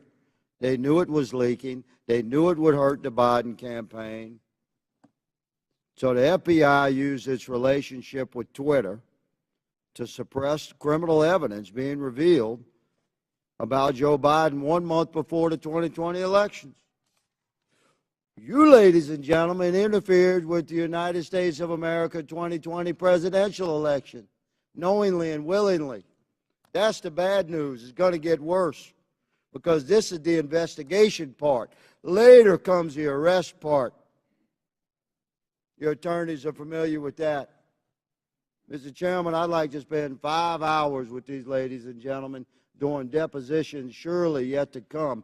But for right now, I'll yield the balance of my time to my colleague, Mr. Jordan. I thank the gentleman for yielding. I think he made the right point. And I would just respond to to our colleague from New York. You know who knew the laptop was real was the FBI.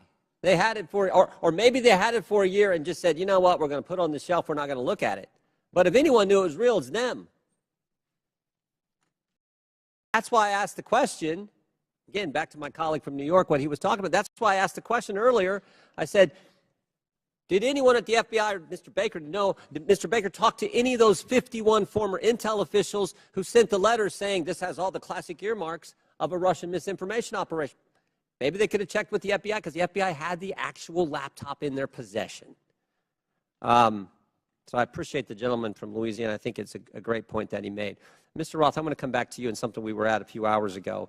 And we're talking about this visibility filtering, which in my mind I understand to be something short of suspending and blocking the account, which the user then knows has happened because there's a notification in a public way, like you did to Ms. Green when you suspended her account. But there's other things, this search blacklist, this do not amplify, that are some kind of filtering that account that the user doesn't know about. And I asked the question earlier, was there any bit of this visibility filtering that was hard-coded by Twitter employees into the account of specific users? And you said, you hesitated for a while, and you said, well, you wouldn't use the term hard-coded, but it seemed to me like something like that went on. Can you elaborate? Thank you for the question. Twitter's visibility filtering system, as has been reported in the Twitter files, is based on applying labels to user accounts. And so in that sense, if the application of a label is what you meant by hard-coded, yes, Twitter systems did apply those designations to those accounts.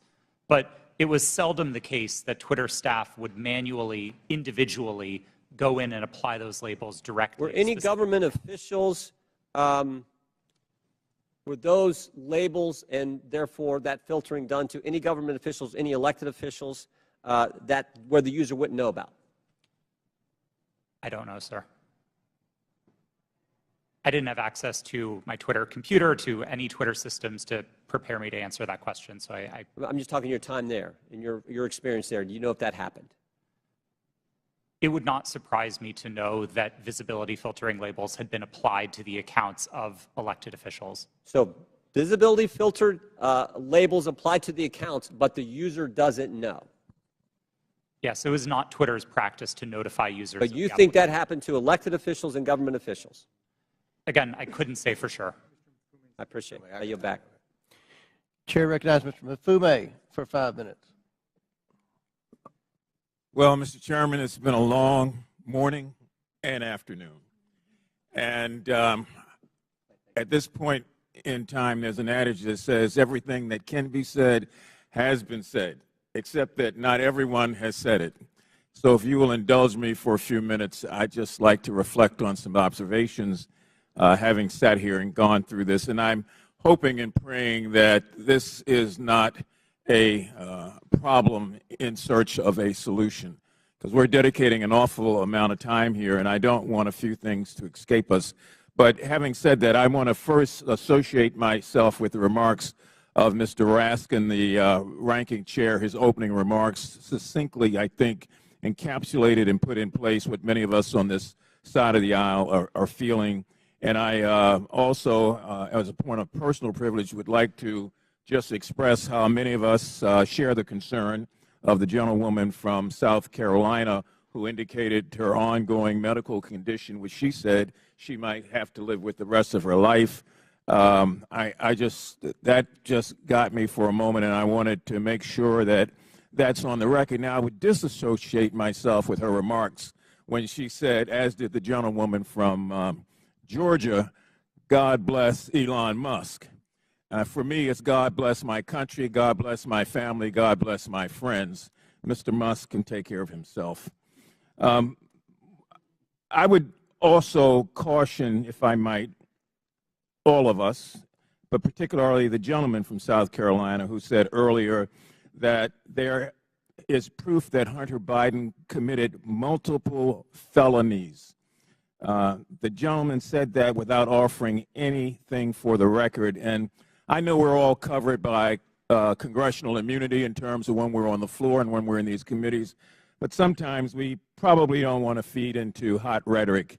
I mean, we campaign in that kind of poetry, but we are elected to govern in prose. And when you do that, there's a different sense of responsibility that goes with all of us.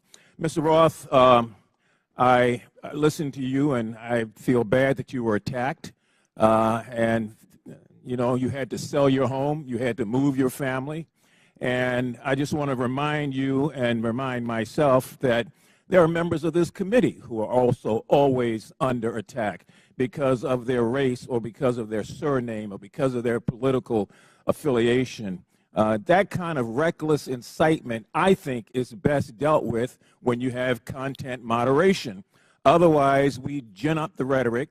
The people who can't control themselves oftentimes don't, and then we see violence occurring against whether it's members of Congress through threats or persons like yourself in the private sector.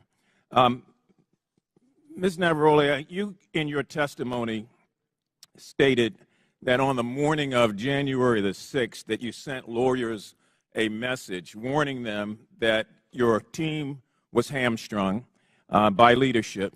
And 2 days later, when it looked like that might happen again, you asked management whether or not they wanted more blood on their hands. What was their response, and what did they do? Yes, thank you for that question. On the morning of January 6th, I did send that message to a Twitter lawyer specifically because I believe that Twitter was going to be facing liability for what was going to occur that day. I do not remember their exact response, but I do remember there coming in a response of confirming that the information had been received. Would you repeat the second question that you asked? I wanted to know, what was their response? What did they do? Nothing. Okay, you went on to say that in January of 2020, after the United States assassinated an Iranian general, that the president at that time, Mr. Trump, decided to justify it on Twitter, and management literally instructed you to make sure that we were not about to start World War III on that platform. Is that correct? Yes, that did occur. And what happened after that?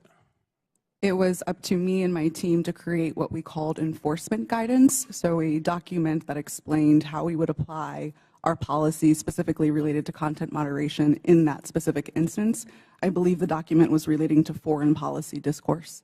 So my point here about content moderation on the front end prevents some of the crazy things we see on the back end. Mr. Chairman, I have from the Anti-Defamation League their latest report on murder and extremism in the United States, oftentimes fueled by the lack of content moderation, that I would ask unanimous consent be entered into the record.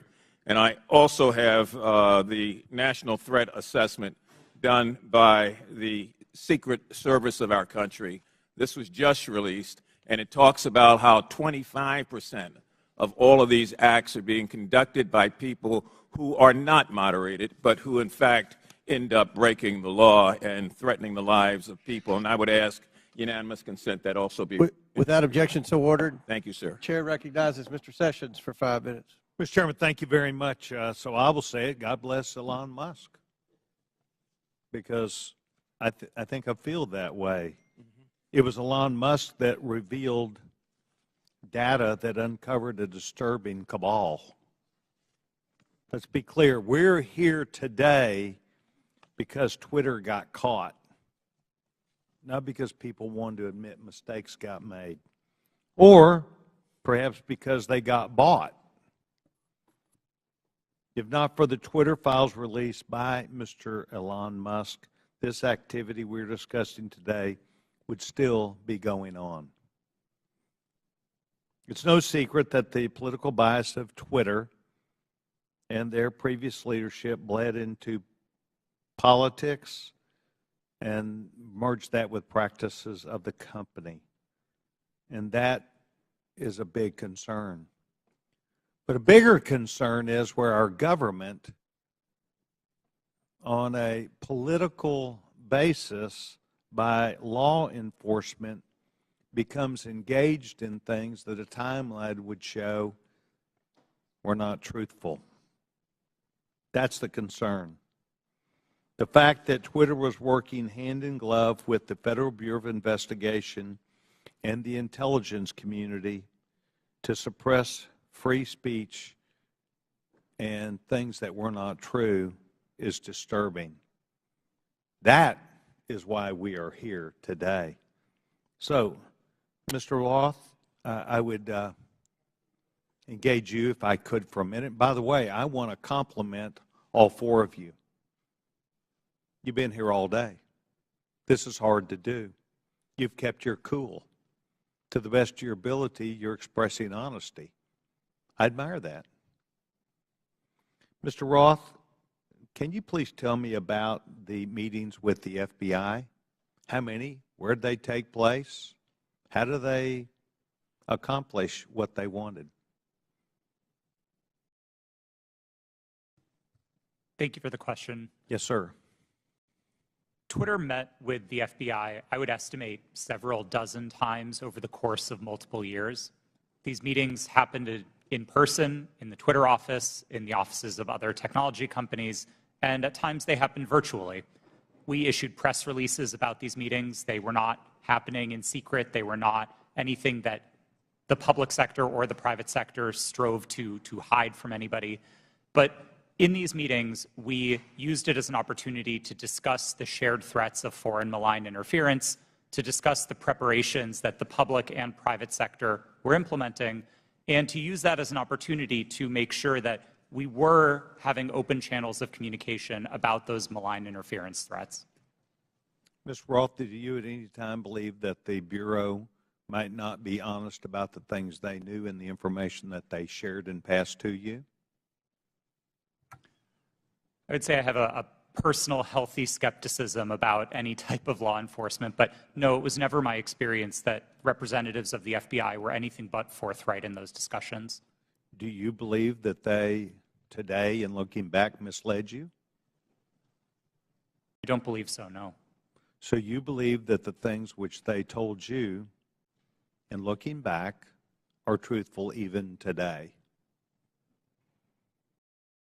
To the best of my recollection, yes.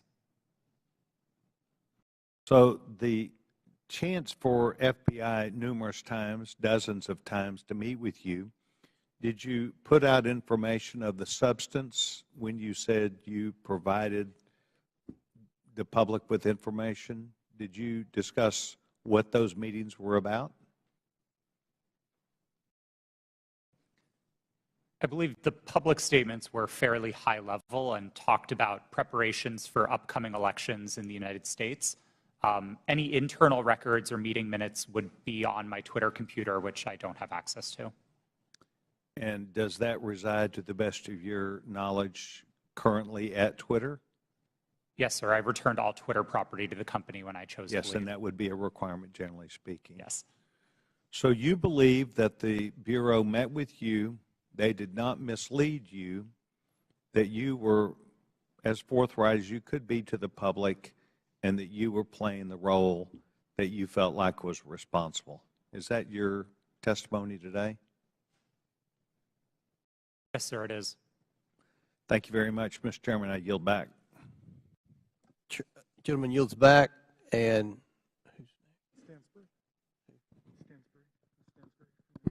Stansbury. Yeah. Oh, yeah, yes. I'm sorry. Thank you, Mr. Chairman. You know, I'm beginning to feel like a little bad for the majority. Like I just feel guilty because you guys have come today to try to prove that the Biden administration, in coordination with Twitter, is impugning free speech. And the problem is that Donald Trump, he is just this thing that hangs around your neck. Because at every turn, he undermines whatever credibility you want to have on this subject.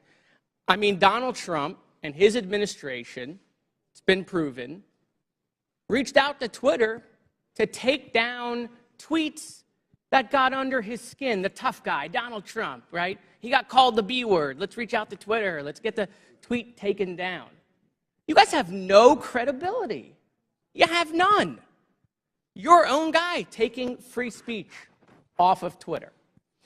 You know, I also don't understand this bipolar thing that you're doing with Joe Biden. So every day you guys tweet out, Joe Biden is boring, he's sleepy. Every day you say it on TV.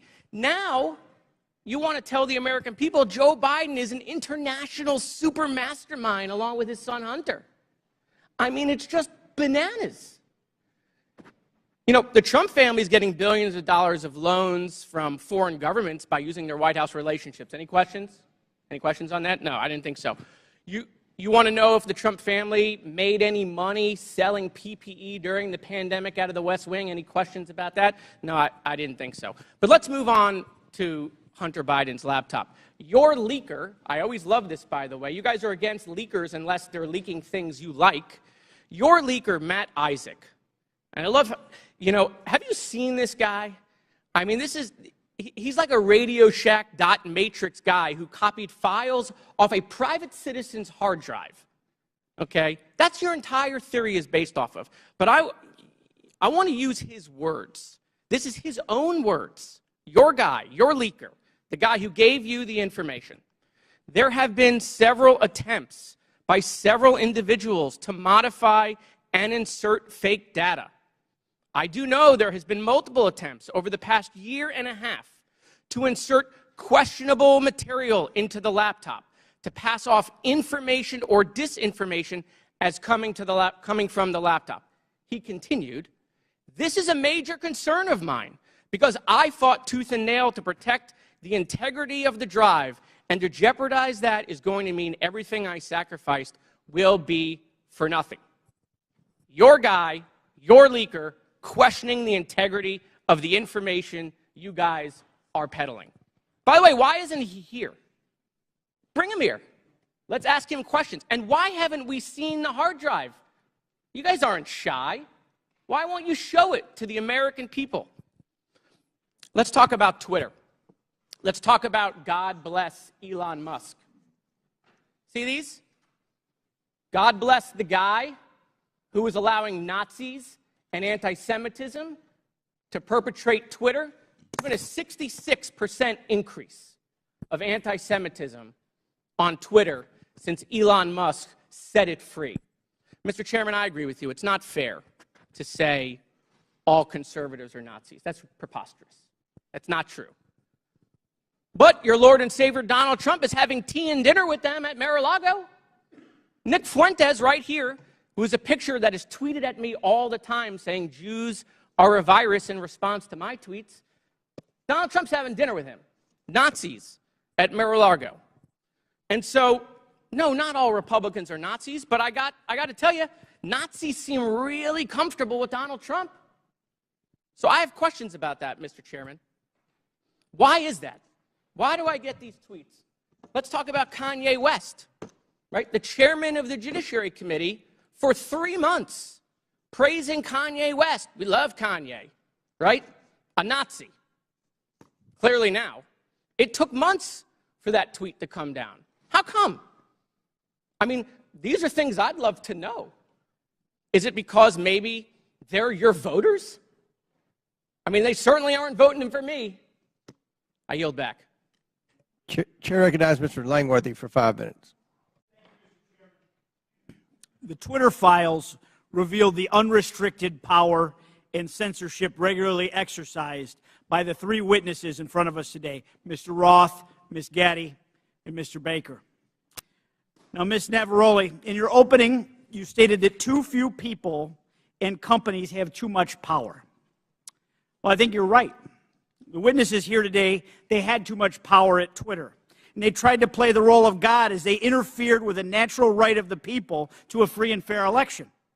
Twitter knowingly suspended the New York Post's account, one of the most reliable conservative voices in the country, in fear that an honest story would swing the most divisive election in American history into the hands of their enemy, former President Donald Trump. Now, Mr. Roth, you were part of the secretive SIP-PES censorship team at Twitter, correct? No, sir, I'm not sure what that refers to. Mr. Roth, the Twitter files revealed that you rarely adhered to company policy in making your censorship decisions.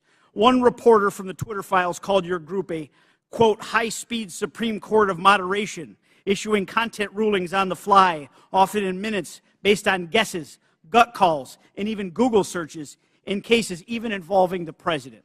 Do you recall making decisions in this manner? No, I do not. Can you explain the process for these quick decisions? Thank you for the question. I think the core of content moderation, whether it's fast or slow, begins with a written set of rules and policies, and that was the primary responsibility of my group at Twitter. It wasn't about making a one-off decision in the moment. It was about having a written and codified set of, well, laws for the platform that we followed in each instance. In the vast majority of cases, content moderation decisions were not made by me or by another executive or even by a member of my direct team. They were made by hundreds of content moderators enforcing those rules again and again and again. The situations in which decisions would be escalated to senior executives were few and far between and largely related to the really hard gray area calls. So, Mr. Roth, as part of the, quote, Supreme Court of Moderation at Twitter, did you have the final call over political censorship decisions? No, sir, I did not. Then who had the final call on these decisions? There was a team of people, some of whom represented on this panel today, others not, who were involved in trying to make these decisions, but a portrayal that any one person held sort of supreme or ultimate authority over these decisions would misrepresent what the process was. So your team labeled high-profile accounts as VITs, standing for very important tweeters. What was the threshold for being labeled as a VIT? That's an excellent question for which there is not a consistent answer. I don't think Twitter was particularly well put together on that definition. So was the New York Post labeled a VIT? I believe the New York Post's account is verified, and verification conferred some of that status of being a VIT. But again, the definitions here are a little squishy. Now, is it true that the Twitter comms director, Trenton Kennedy, said in regard to the Post story, "I'm struggling to understand the policy basis for marking this unsafe"? Yes, it's my understanding that Mr. Kennedy said that. Was the New York Post story regarding Hunter Biden's laptop marked unsafe regardless of uncertainty? It is true that Twitter marked links to that story as unsafe in a number of our systems, which resulted in restricting people's ability to tweet it. That was the decision that Twitter reversed 24 hours later. Well, it's clear from this panel that too few people had too much power. The New York Post Twitter account was suspended in an attempt by Democrats and big tech to go ahead and play God and interfere in a natural, free, and fair election and the free flow of information in this country. The censorship is unbounded.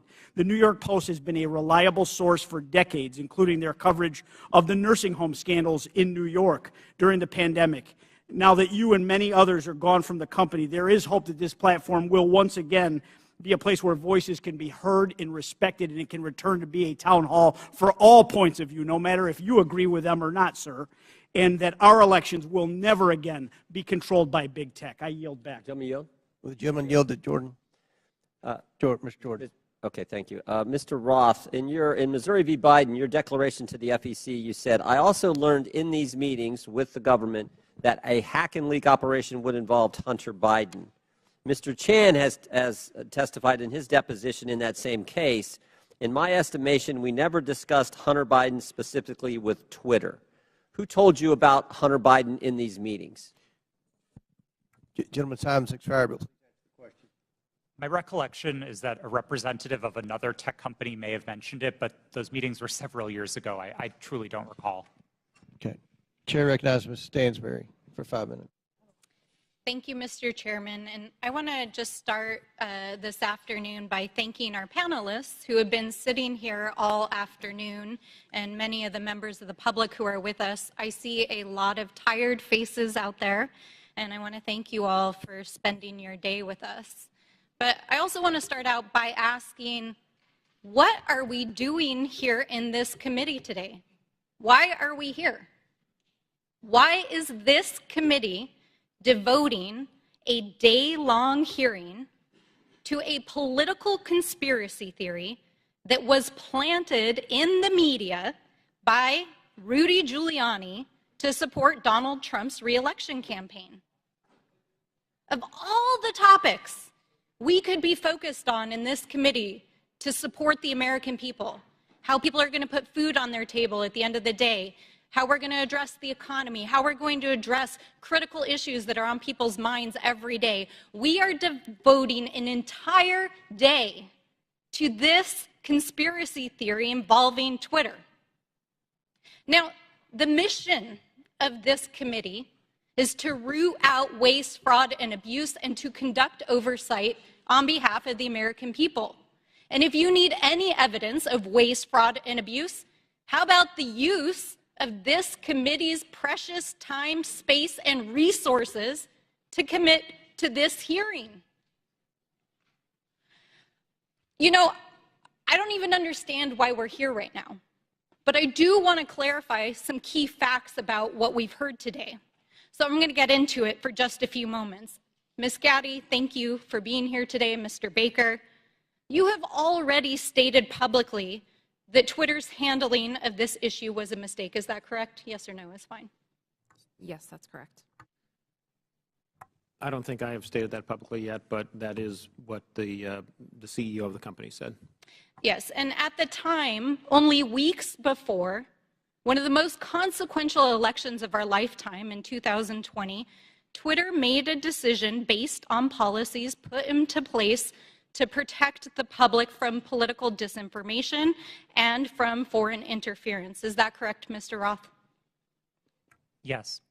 In fact, the failure of Twitter and other social media companies to moderate political disinformation not only fueled its use in election tampering in 2018, but allowed for election denialism to run rampant in 2020, and that is exactly what led to the insurrection here on January 6th in the Capitol.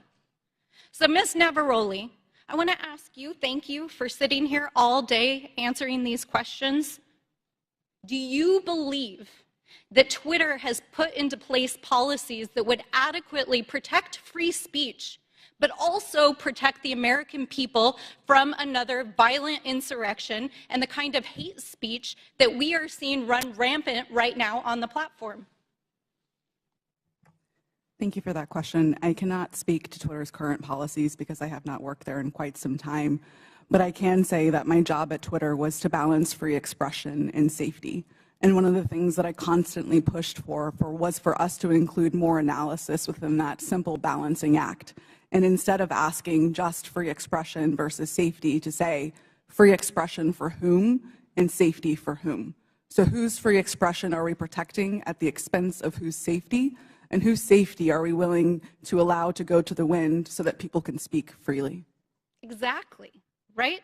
Because Twitter refused to sanction Donald Trump's account long before it was actually banned, when violent rhetoric and other rhetoric was already being used on the platform. And in fact, since the latest acquisition of Twitter by Elon Musk, the company's Trust and Safety Council, as represented here today, has been dissolved. And the accounts of individuals like Donald Trump, who incited violence in the Capitol, have been restored. And we are seeing anti-Semitism, hate speech, dangerous rhetoric, violence being put on Twitter every single day. Election tampering, disinformation, violence, the attack on our Capitol. Mr. Chairman, that is what we should be holding oversight hearings on in this committee. I have traveled to every corner of my district, and New Mexicans are depending on us to defend our democracy and to ensure that we are holding not only those who are committing waste, fraud, and abuse accountable, but ourselves. So let's not waste the precious taxpayers' time and dollars holding hearings about Four Seasons landscaping style conspiracy theories and actually get to work for the American people. Would the gentlelady yield to a question? Mr. Chairman, I yield back. All right, Chair recognizes Ms. Boebert for 5 minutes. Thank you, Mr. Chairman. Mr. Matt Taibbi, a respected reporter who published much of the Twitter files, said, quote, Twitter's contact with FBI was constant and pervasive, as if it were a subsidiary. Now, I want to better understand why he would suggest that. Mr. Roth, while at Twitter, how many meetings did you have with the FBI? I couldn't say for sure, but I would More say than 10? That's a More reasonable than 20? estimate.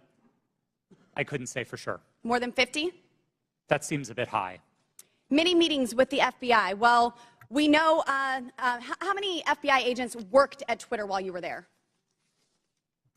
I don't believe any active FBI agents. Former FBI agents. How many worked there while you were there? I'm aware of perhaps 2. Well, we know of at least 9 because they started the BU group chat, BU for Bureau. Now, Mr. Roth, did the FBI ever ask you to share information like users' communication data without going through proper legal channels? No, they did not, and I would have refused if they had. That's correct. I see that you denied Agent Chan's request for access to Twitter's data feed. What's sick isn't that you would deny it, it's that the FBI would even ask you for the private data of American citizens without going through legal channels of the law. Now, I want to remind you, Mr. Roth, that you are under oath. Did the FBI ever ask you to do anything that was illegal or questionably legal? I'm not a lawyer, but certainly not to the best of my recollection or knowledge. Now, from the hearing that I've been a part of today, it's almost impossible to tell where the FBI ends and where Twitter begins. We have Mr. Baker here, a former FBI agent, and there seems to be a revolving door between the FBI and Twitter itself. Even Mr. Baker said that there was no collusion with the federal government and Twitter. But Mr. Baker, that's you. You are the collusion between the federal government and the FBI. And now with it, this is such a problem because we're seeing censorship all over. Mr. Roth, Ms. Gaddy, did either of you approve the shadow banning of my account at Lauren Boebert? Yes or no? No, I did not. Not to the best of my recollection. Well, let me refresh your memory, because on March 12th, 2021, and Mr. Roth, I know you looked at it because Fascist Twitter 1.0 had a public interest exceptions policy, which means for members of Congress to be shadow banned, it had to go before you, Mr. Roth. So I'll ask again, did you shadow ban my account? Yes or no? Again, not to the best of my recollection. So the answer is, Mr. Roth, yes, you did. I found out last night from Twitter staff that you suppressed my account for this tweet.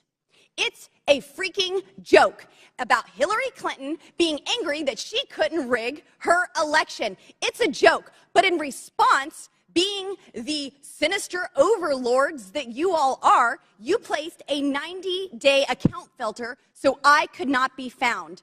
And now we see here that Twitter staff said the visibility filter on my account excluded me from top searches, prevented notifications for non-followers, and much more. This is considered an aggressive visibility filter. You silenced members of Congress from communicating with their constituents. You silenced me from communicating with the American people over a freaking joke. Now, who the hell do you think that you are? Election interference? Yeah, I would say that that was taking place because of you four sitting here. The Hunter Biden laptop story was suppressed. A sitting member of Congress was suppressed. A sitting president was banned from Twitter. You know, I bet that Putin is sitting in the Kremlin wishing he had as much election interference as you four here today. We've heard about threats to democracy. Well, what about shutting down a duly elected member of Congress? This is fundamental to our nation's governance, and you all attacked that very foundation. 230 protections? Well, those are for publishers, not for editors. And it's clear you were not acting as publishers, you were acting as editors. And Mr. Chairman, I think it's far past time that we remove 230 protections for big tech platforms who are abusing this protection. And let me just say, I'm not angry for myself. I'm not angry because I was silenced. I can reach out to Elon and to his staff, and I can see what's happened. And I can sit here today and hold you all in account. I am angry for the millions of Americans who were silenced because of your decisions, because of your actions, because of your collusion with the federal government. They can't reach out to Elon. They can't sit here today and hold you into account. We don't know where the FBI ends and Twitter begins. But I do want to thank Mr. Elon Chairman, we're Musk over for 17 firing seconds. you four and saving free speech and even Twitter. Mr. Chairman, I yield. The lady yields. Went over 24 seconds. I'll give Ms. Porter 24 extra seconds. Well, I appreciate your indulgence, Chairman Comer, but I won't need it.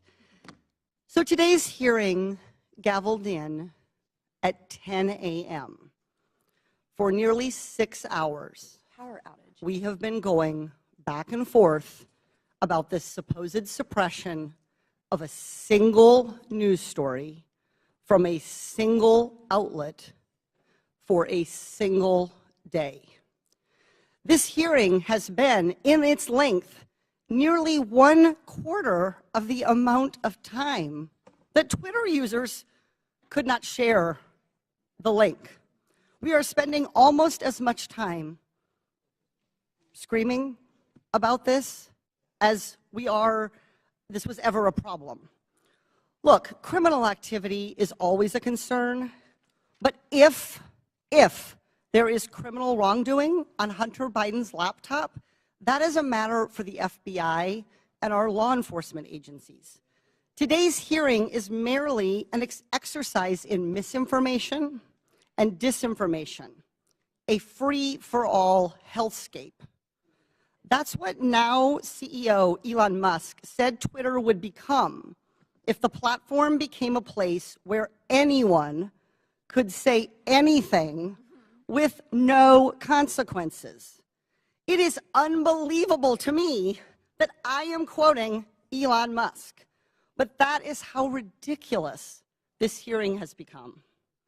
The Oversight Committee, like Twitter or any other social media company for that matter, cannot become a free-for-all hellscape where anything goes. With that, Mr. Chairman, I yield back. The lady yields back. Thank you.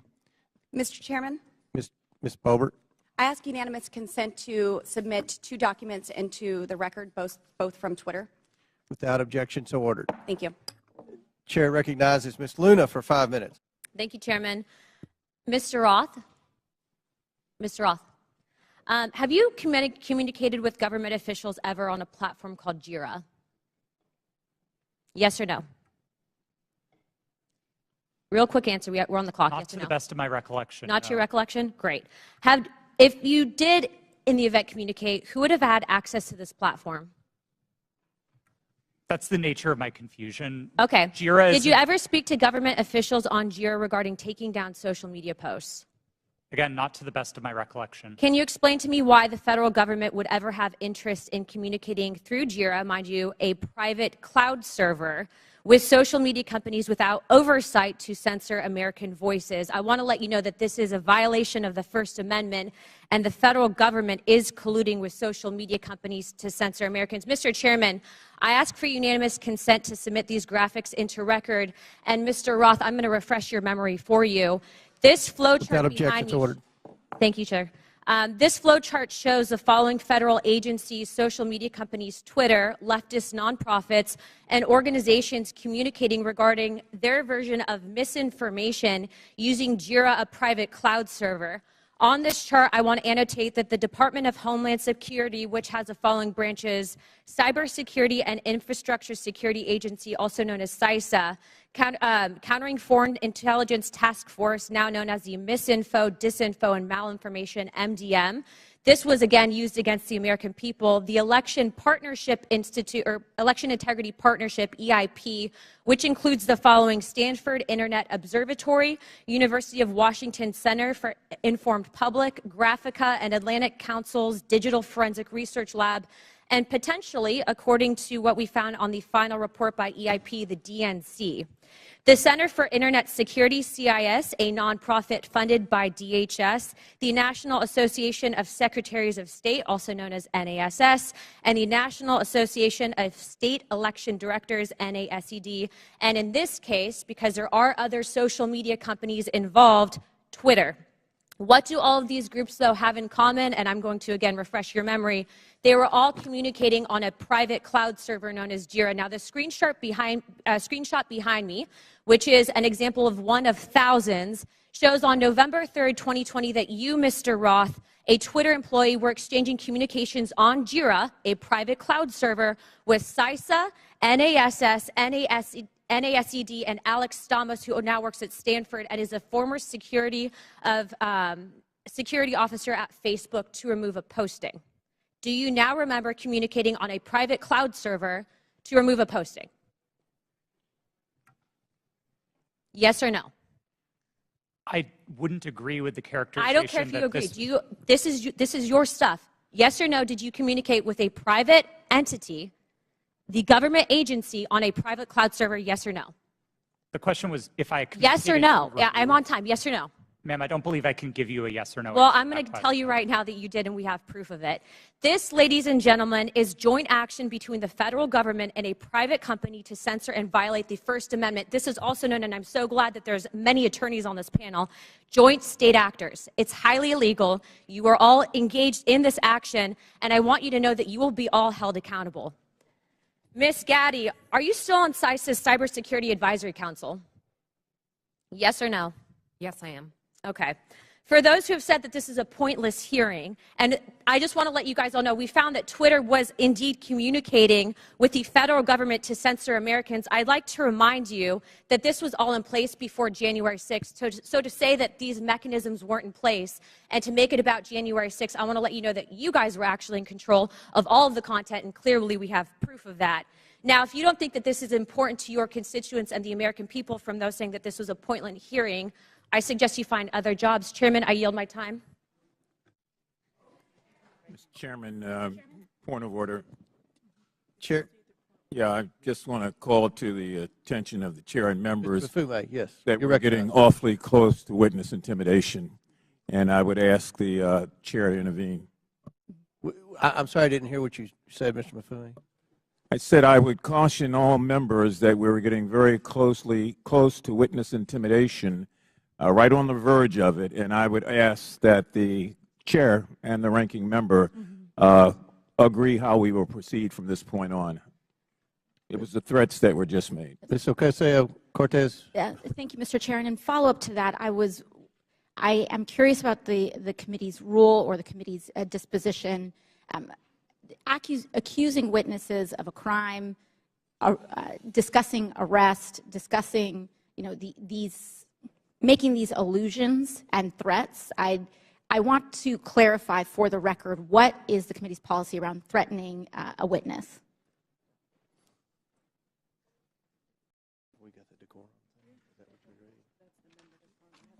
We have the member decorum. Do we have a witness decorum? And around the rules of decorum, can we agree that threatening a witness comes close to broaching general decorum? It does broach general decorum of the committee? With all due respect, Ms. Ocasio-Cortez, we don't agree that there was any witness threatening. In threatening, when we discuss arrest, when we discuss a potential arrest of a witness and alluding to a witness or suggestion of a witness committing a crime without evidence and without documents being supported to the record. Can you be more specific? When we talk about arresting a witness, or when we talk about a witness, insinuating that a witness is lying without documentation, I fear that this constitutes threatening a witness, and that will broach the rules of decorum of this committee. And I'd like to ask that we request witnesses be treated with respect. Thank you. Appreciate that, and I will remind everyone of the member decorum and witness decorum to treat everyone with respect. Thank you, Ms. Ocasio-Cortez. Do you have anything to add? No, thank you. I agree with you, Mr. Chairman. I have a separate point of order I just wanted to raise, which is it seems as if several members now seem to have access to some information from Twitter that people on our side don't have, and I would just hope that anybody who's communicated directly with Twitter or received any information relating to the witnesses who has that, who plans to use it, distribute it to the committee in advance. If that's okay. I think that most of the evidence is coming from. I think a lot of the quotes and emails are on the laptop. Well, I think that at least one member indicated the Twitter files that Elon Musk has. Well, one member had indicated that she had received information directly from Twitter. Okay. Chair recognizes Mr. Edwards. Thank you, Mr. Chair, and to our witnesses, thank you for being with us today. I know it has been a long one. Just so that we're clear, and to stage my next line of questioning, in December 2019, we've established that the FBI subpoenaed Hunter Biden's laptop from a computer store owner. And then we've established that nearly a year later, in October 2020, the Hunter Biden laptop story is published by the New York Post. Within hours, Twitter and other social media companies began limiting the distribution of the Hunter Biden story. My question is for Mr. Roth. In September 2020, a few weeks before the New York Post published the first story on the Hunter Biden trading on his name, you participated in an exercise hosted by the Aspen Institute with other media outlets, social media companies, and national security reporters. Isn't that correct? Yes, I did. And Mr. Roth, that event was hosted specifically by the Aspen Digital Hack and Dump Working Group. Is that correct? I know it was hosted by the Aspen Institute. I couldn't say who specifically within that. Mr. Roth, this event was before the release of the Hunter Biden laptop story, correct? That's my recollection, yes. And during that event, a scenario that was discussed was a hypothetical October 2020 release of records related to Hunter Biden. Is that correct? Again, that's my recollection of the event, yes. And Mr. Roth, did you participate in the design of this hypothetical scenario? Not to the best of my recollection, no. Are you telling me that you never had any conversation with anyone regarding the contents of this scenario? No, sir, I didn't say that. I met with the Aspen Institute on a number of occasions. I wouldn't say that I was involved in the development of the scenario in a specific way, no. So you're telling me that I will find no witnesses that would testify they had conversation with you regarding the development of this scenario? I genuinely could not say what other witnesses might or might not say. Why was Hunter Biden chosen as the subject of this scenario just weeks before the October 14th, 2020 publication of the first Hunter Biden story?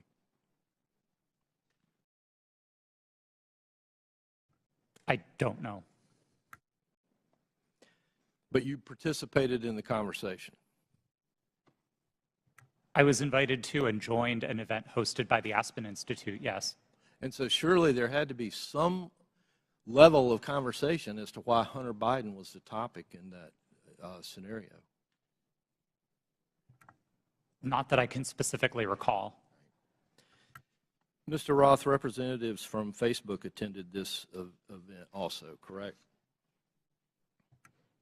To the best of my recollection, yes. And Mr. Roth, the FBI had Hunter Biden's laptop nearly a year before it was uncovered by the New York Post and before the Aspen Institute event.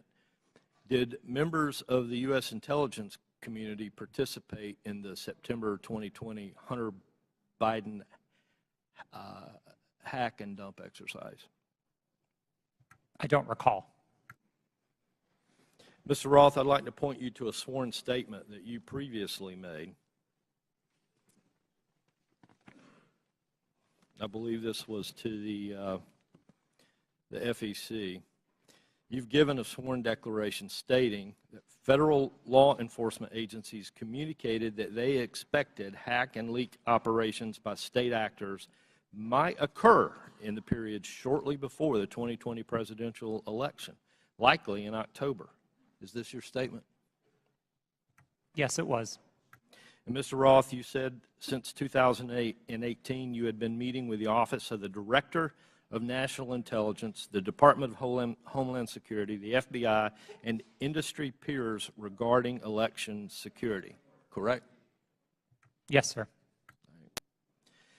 And Mr. Roth, you were told there would likely be a hack and leak operation occurring in October. Is that correct? I believe the FBI has objected to the word likely or expected, but we certainly discussed that possibility with them. All right. Thank you. Mr. Chair, I yield back. Gentleman yields back. Chair recognizes Ms. Bush for 5 minutes. St. Louis and I are here today to talk about the crisis posed by the power of private companies that operate social media platforms. Republicans are holding this hearing because of their ridiculous, politically motivated obsession with Hunter Biden. This is a distraction from their inability, again, to govern, and it hides the shared concerns raised by Republicans and Democrats alike about the vast power, impunity, and lack of accountability of social media platforms.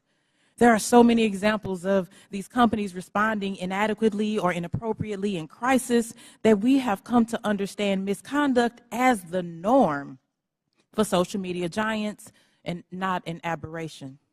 Social media played a key role in fanning the flames of violence on January 6th, on that attack on our U.S. Capitol.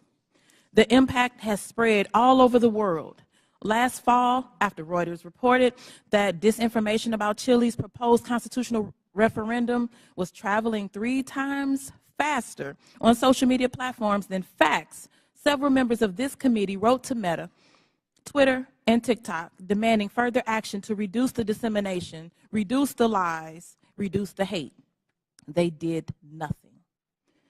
Ms. Gaddy, you were at Twitter on January 6th and asked repeatedly for a retrospective meeting to discuss what happened in the lead up to that day. Management told you, quote, it wasn't a priority for the company. Why was it not a priority for Twitter to learn lessons from January 6th? I don't believe you're referring to me. Apologies. I'm the chief legal officer. I did not make that statement.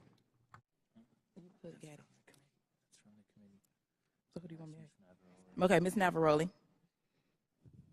Would you mind repeating the question? Sure. On January 6th, you were at Twitter and asked repeatedly for a retrospective meeting to discuss what happened in the lead up to that day. Management told you, quote, it wasn't a priority for that company. Why was it not a priority for Twitter to learn the lessons from January 6th? I can't speak to leadership's motivations or why it would not have been a priority for them. What I can say is myself and individual members of my team repeatedly asked that we do a retrospective to understand not just what happened on January 6th, but leading into January 8th and the permanent suspension of the president. What can you say is Twitter's top priority? I can't speak to Twitter's top priority at this moment. I can say that, again, my team's responsibility was to balance free expression and safety and to ensure the safety and lack of harm for people on the ground. Thank you. Twitter's top priority seems to be to maximize its profit. The people on this panel were among the top experts moderating content for equity and safety at Twitter, and your concerns were consistently steamrolled by executives pursuing profit. We know this situation must change, but I would argue that the structure of these corporations ensures this malpractice will continue. These social media companies have shown themselves unfit to maintain a digital public square with almost universal usage and vast power. Their purpose is not to facilitate healthy, fact-based discourse. It is to aggressively pursue profit for their billionaire executives and shareholders. Even when they make a good decision about removing a post or a user, it is only to make a profit. This existential problem will not be solved by asking these for-profit corporations to tweak their approach around the edges. We need to re-envision what the internet can be. Digital platforms, including social media, are here to stay, but we need to make sure that they operate for the public good and not the private interests. We need to invest in better alternatives to big tech, and we need to establish public ownership and control to ensure these platforms serve everyone fairly. Thank you, and I yield back. Chair recognizes Mr. Perry for 5 minutes. Thank the chairman. I thank the witnesses. It's been a long day. Mr. Roth, going back to your statement Mr. Edwards talked about, I want to just kind of revisit that a little bit, where it was communicated to you, at least per your statement, by the FBI that there was expected hack and dump or hack and leak operations, and that they would occur before the election, and that these, at the bottom here, the meetings that were rumored, and those meetings were rumored that the hack and leak operation would involve Hunter Biden. Subsequent to that, well, first of all, who told you that? Was that, did you get that? Can you tell us where you got that information, if you know? The subject of a possible hack and leak was raised by a number of representatives of the FBI. Was one of them Mr. Chan? Elvis Chan? Yes, Mr. Chan was a part of it. So are you familiar with the fact that in his testimony in November of 2022 that he says we did not see any similar competing intrusions to what happened in 2016? And of course, you had been talking to intelligence agencies and law enforcement agencies for some time, and they were referring to the 2016 hack and dump operation. Are you familiar that he said that subsequent to you saying this? They didn't have any evidence? I was not aware of Okay, Mr. that's fair. Chan's deposition. That's fair. No. Did they ever give you any evidence of the hack and dump operation that happened in 2016? And what I think I'm referring to is the allegation that the Clinton campaign, the DNC server was hacked and that information was spread about through WikiLeaks or other information channels. Did they ever give you any evidence of that occurrence during these discussions? That information was made public by the intelligence community in the Mueller report and by the Senate Intelligence. Yeah, evidence. Did they ever give you evidence? Because as far as we know, CrowdStrike looked at the servers. Did the FBI ever look at the servers from the DNC, to your knowledge? I think that would be a question better directed at the Fair FBI. enough, but the point is you never saw any evidence, right? You're just taking it on, and I'm not blaming you, because a lot of people want to believe the FBI. I've always wanted to believe the FBI. The question is, did they ever give you any evidence to believe that? Because they're making the case. They're making the case that there's a hack and leak operation coming, and it's going to be about Hunter Biden right before the election. Did they ever give you any evidence? It didn't come up. Okay, yeah, I didn't figure it did. And then you all set up a secret channel between Twitter and the FBI. Who did that from the FBI? Was that Roth? Or you're Roth. Was that Elvis? I'm sorry. Mr. Chan was a part of that work, yes. Yes, he was part of that. And so you set up, and you actually set up a war room as well, right? I believe the FBI operated a war Okay, room. fair enough. I didn't And you join participated in that? No, sir, I did not. You did not. Did Twitter participate in it? I believe Twitter may have sent a representative. Okay, fair enough. And then you did this table talk exercise about Hunter Biden and about a leak about Hunter Biden that would come out right before the election, essentially 10 days, and that happened in September, right before the election. And you participated in that, right? Yes, I did. Who facilitated that exercise? I know the Aspen Institute, but who facilitated the exercise proper? Was anybody from a government agency facilitating any part of that? Were they involved in the discussions during the exercise? No, I don't believe so, no. So they were just spectators? I wasn't aware that they were spectators either, but I don't recall exactly who was there. I know you don't recall who was there. Then who facilitated it? Do you recall that? My recollection is that the event was facilitated by Garrett Graff, who was a member of the Aspen Institute and Aspen Digital. All right. Do you find it odd now, after the fact, and I know you've already testified here, that you don't see, to Mr. Sessions, that you didn't see that you were misled or potentially duped? It sure seems highly coincidental. Would you agree? It at least seems highly coincidental. Knowing that the FBI had the laptop, that the FBI set up the war room and the channel and told you, per your statement, that this was going to happen, do you find it highly coincidental that it actually happened and it was Hunter Biden at all? I want to be clear that my statement to the FEC does not suggest that the FBI told me it would involve Hunter Biden. That's a popular reading of that declaration, but it was not my intent. I think there is a coincidence there, and I really can't speak as to how that came about. Yeah, it's really coincidental. One last question. Did the CIA or the other governmental agency ever ask Twitter to look at something that violated Twitter's policy? I don't recall specific outreach by the CIA specifically. Other government agency is what it was called in the Twitter files. Yes, Twitter regularly received reports from government requesting review under our rules. So the other government agency, that one, did they ever request information regarding violations of Twitter's policies? The CIA. Gentlemen, time's expired, but please answer the question. I thank the Chairman. Again, I don't recall specific contact from the CIA, no. Okay. Chair recognizes Mr. Burleson for 5 minutes. Thank you, Mr. Chairman. I've sat here listening. I'm glad to be last in rank. I get to listen to all the testimony. And what's become clear to me, there are a few things, and that is that the censorship efforts of the big tech, the intelligence community, and the media were all working in concert to affect the 2020 election. I find it unbelievably ironic, and I hope others do too, see the irony that people who were so concerned and hell-bent and worried about the interference of outside groups on the 2016 election became willing participants to interfere in the following presidential election. These three groups worked together, and it's clear, worked hand in hand to hide the truth from the American people. The fact that the FBI had the Hunter Biden laptop, heck, it was in their possession for a year before the election, is appalling.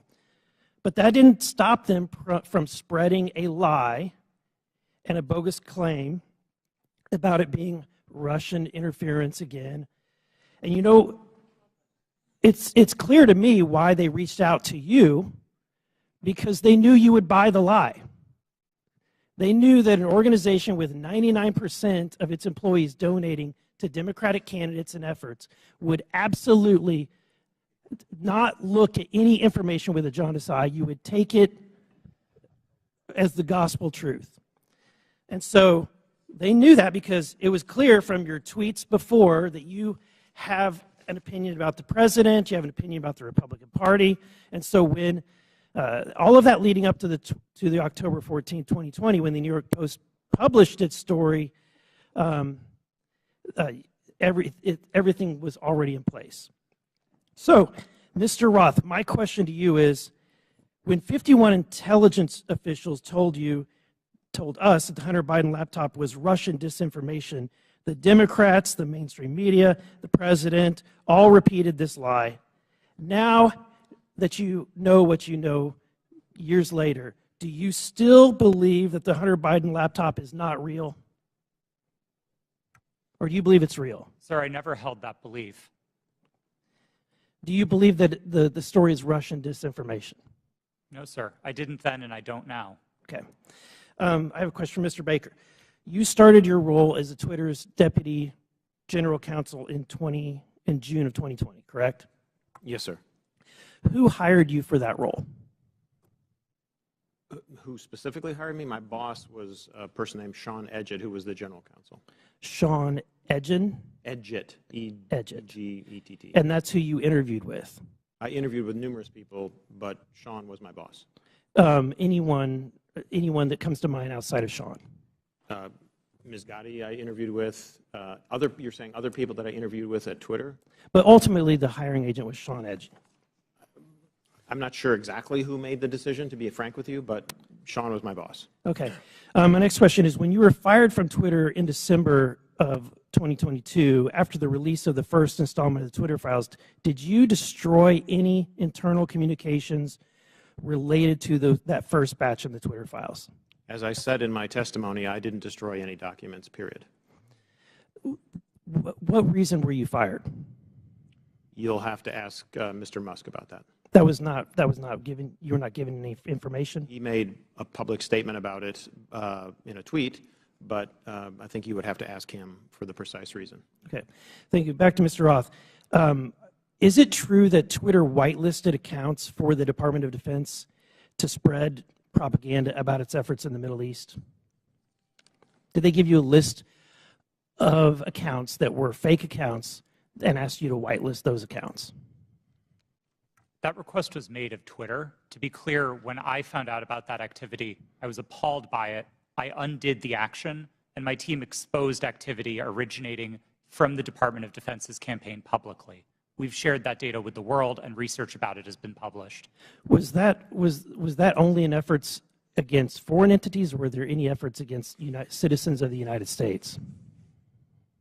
I think the nature of public social media activity means that anybody might have seen it, but my understanding was the activity was predominantly focused outside of the United States. Okay, thank you. And Mr. Chairman, I want to just say thank you for this hearing. I would hope that we would be asking for documents or in communications, whether it's on personal devices or private devices, between these individuals and government officials. So noted. Very good. Thank you. Chair recognizes Ms. McClain for 5 minutes. Thank you, Mr. Chairman, and thank you all for being here today. It is a long day. I'm going to try and make this quick and easy. Mr. Roth, part of your job at Twitter dealt with assessing dis and misinformation, correct? Yes. Here today. It is a long day. I'm going to try and make this quick and easy. Mr. Roth, part of your job at Twitter dealt with assessing dis and misinformation, correct? Yes. Wonderful. How did you determine what disinformation and misinformation was? What's your criteria for making that decision? Twitter had established policies covering each of those areas, and I'll take them in turn. We used the term we actually generally didn't use the term disinformation, but we focused on platform manipulation. So behaviors like running inauthentic accounts out of a Russian troll farm, we would address as the behaviors that they are, and we would look for technical signs of that type of manipulation, and we would remove those accounts. So technical, it was all technical? On that side of things, yes. Okay. When it comes to misinformation, which broadly is a question of the content of tweets, Twitter would establish written policies. Which was? I'm sorry? Which was? Which policies did Twitter maintain? Yeah. I mean, I think what the problem with America is we have one set of rules for this team and another set of rules for this team. So we're trying to look at what is the equal playing field. I'm under the assumption that when we use disinformation and we use criteria, the criteria is the same for both sides. So I'm trying to figure out what is the criteria that you had in place to determine which information was misinformation, and did you apply that equally, equitably, inclusively, so to speak, to all sides? So what is the criteria? Thank you for the question. We used a three-part test across all of our misinformation policies. Okay. The first is whether the tweet advances a claim of fact stated definitively. Not an opinion, not a viewpoint, but a claim of fact stated definitively. Okay. The second part of that test is whether the claim of fact is provably false. Not iffy, not maybe, not gray area, definitely provably by multiple expert sources false. And then finally, and this is a really important part, we looked for evidence that those claims of fact could cause harm. So if a tweet met all three parts of that test, that it's a claim of fact, that it's provably false, and that it's dangerous, Twitter might intervene under its policies. No part of that test is viewpoint-based. And in your opinion, was that applied to all tweets? No. Thank you. Mr. Roth, you're familiar with the reports that the Biden administration was considering establishing a disinformation governance board under the Department of Homeland Security. I am aware of public reporting about that, yes. Thank you. And that board was never established, correct? That's my understanding. That is correct. It seems to me that the federal government had far more powerful disinformation governance board in its relationship with Twitter. Again, Mr. Roth, question, how often were you meeting with people from the federal government while you were at Twitter?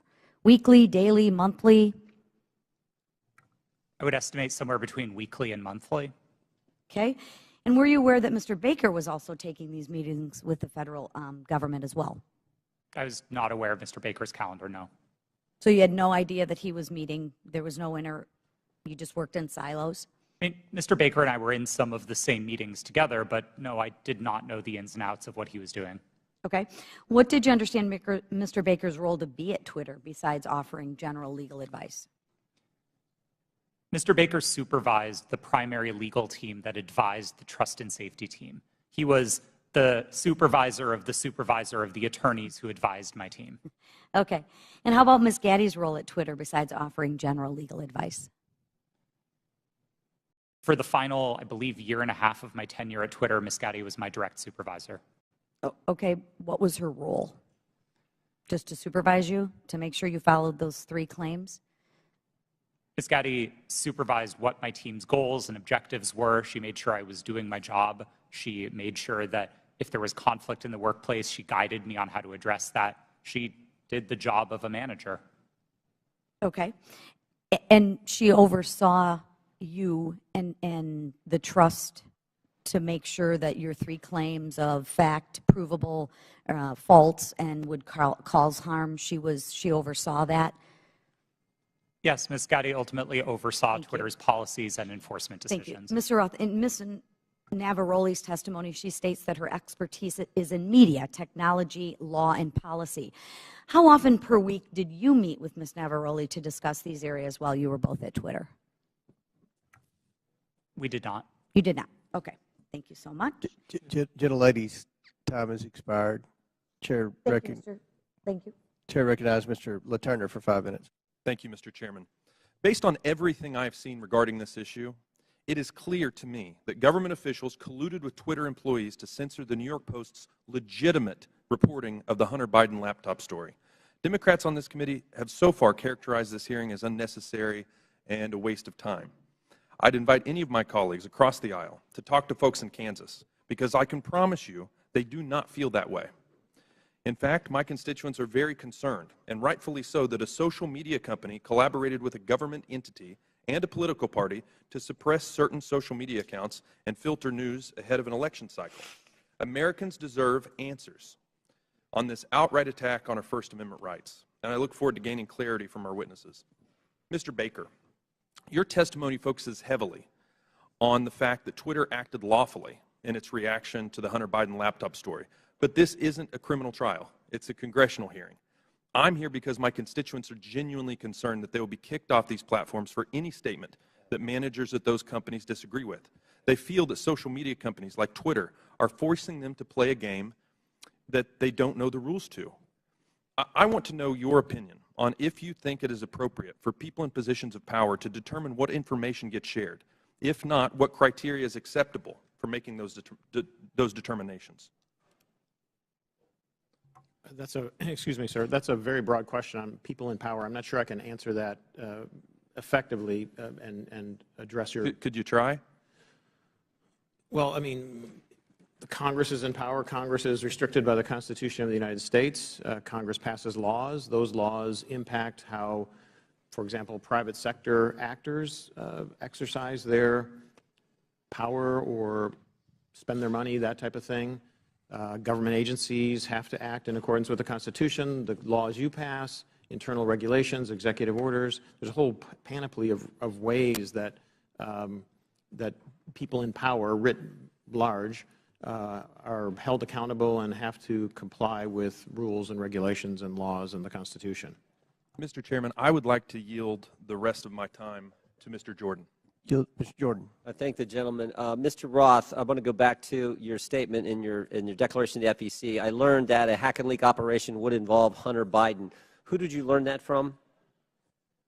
My recollection is it was mentioned by another technology company in one of our joint meetings, but I don't recall specifically whom. You don't know the person's name? I don't even recall what company they worked at. No, this was a long time ago. And you're confident that it was from a tech company, not from someone from the government? To the best of my recollection, yes. Did anyone from the government in these periodic meetings you have, did they ever tell you that a hack and leak operation involving Hunter Biden was coming? No, Did Hunter Biden's name come up at all in these meetings? Yes, his name was raised in those meetings, but not by the government, to the best of my recollection. Okay. Mr. Baker, I want to go back to the question we had a few hours ago. But I want to frame it in a way I think you can answer. Did you ever tell the FBI that they had no legitimate interest in enforcement of Twitter's policies?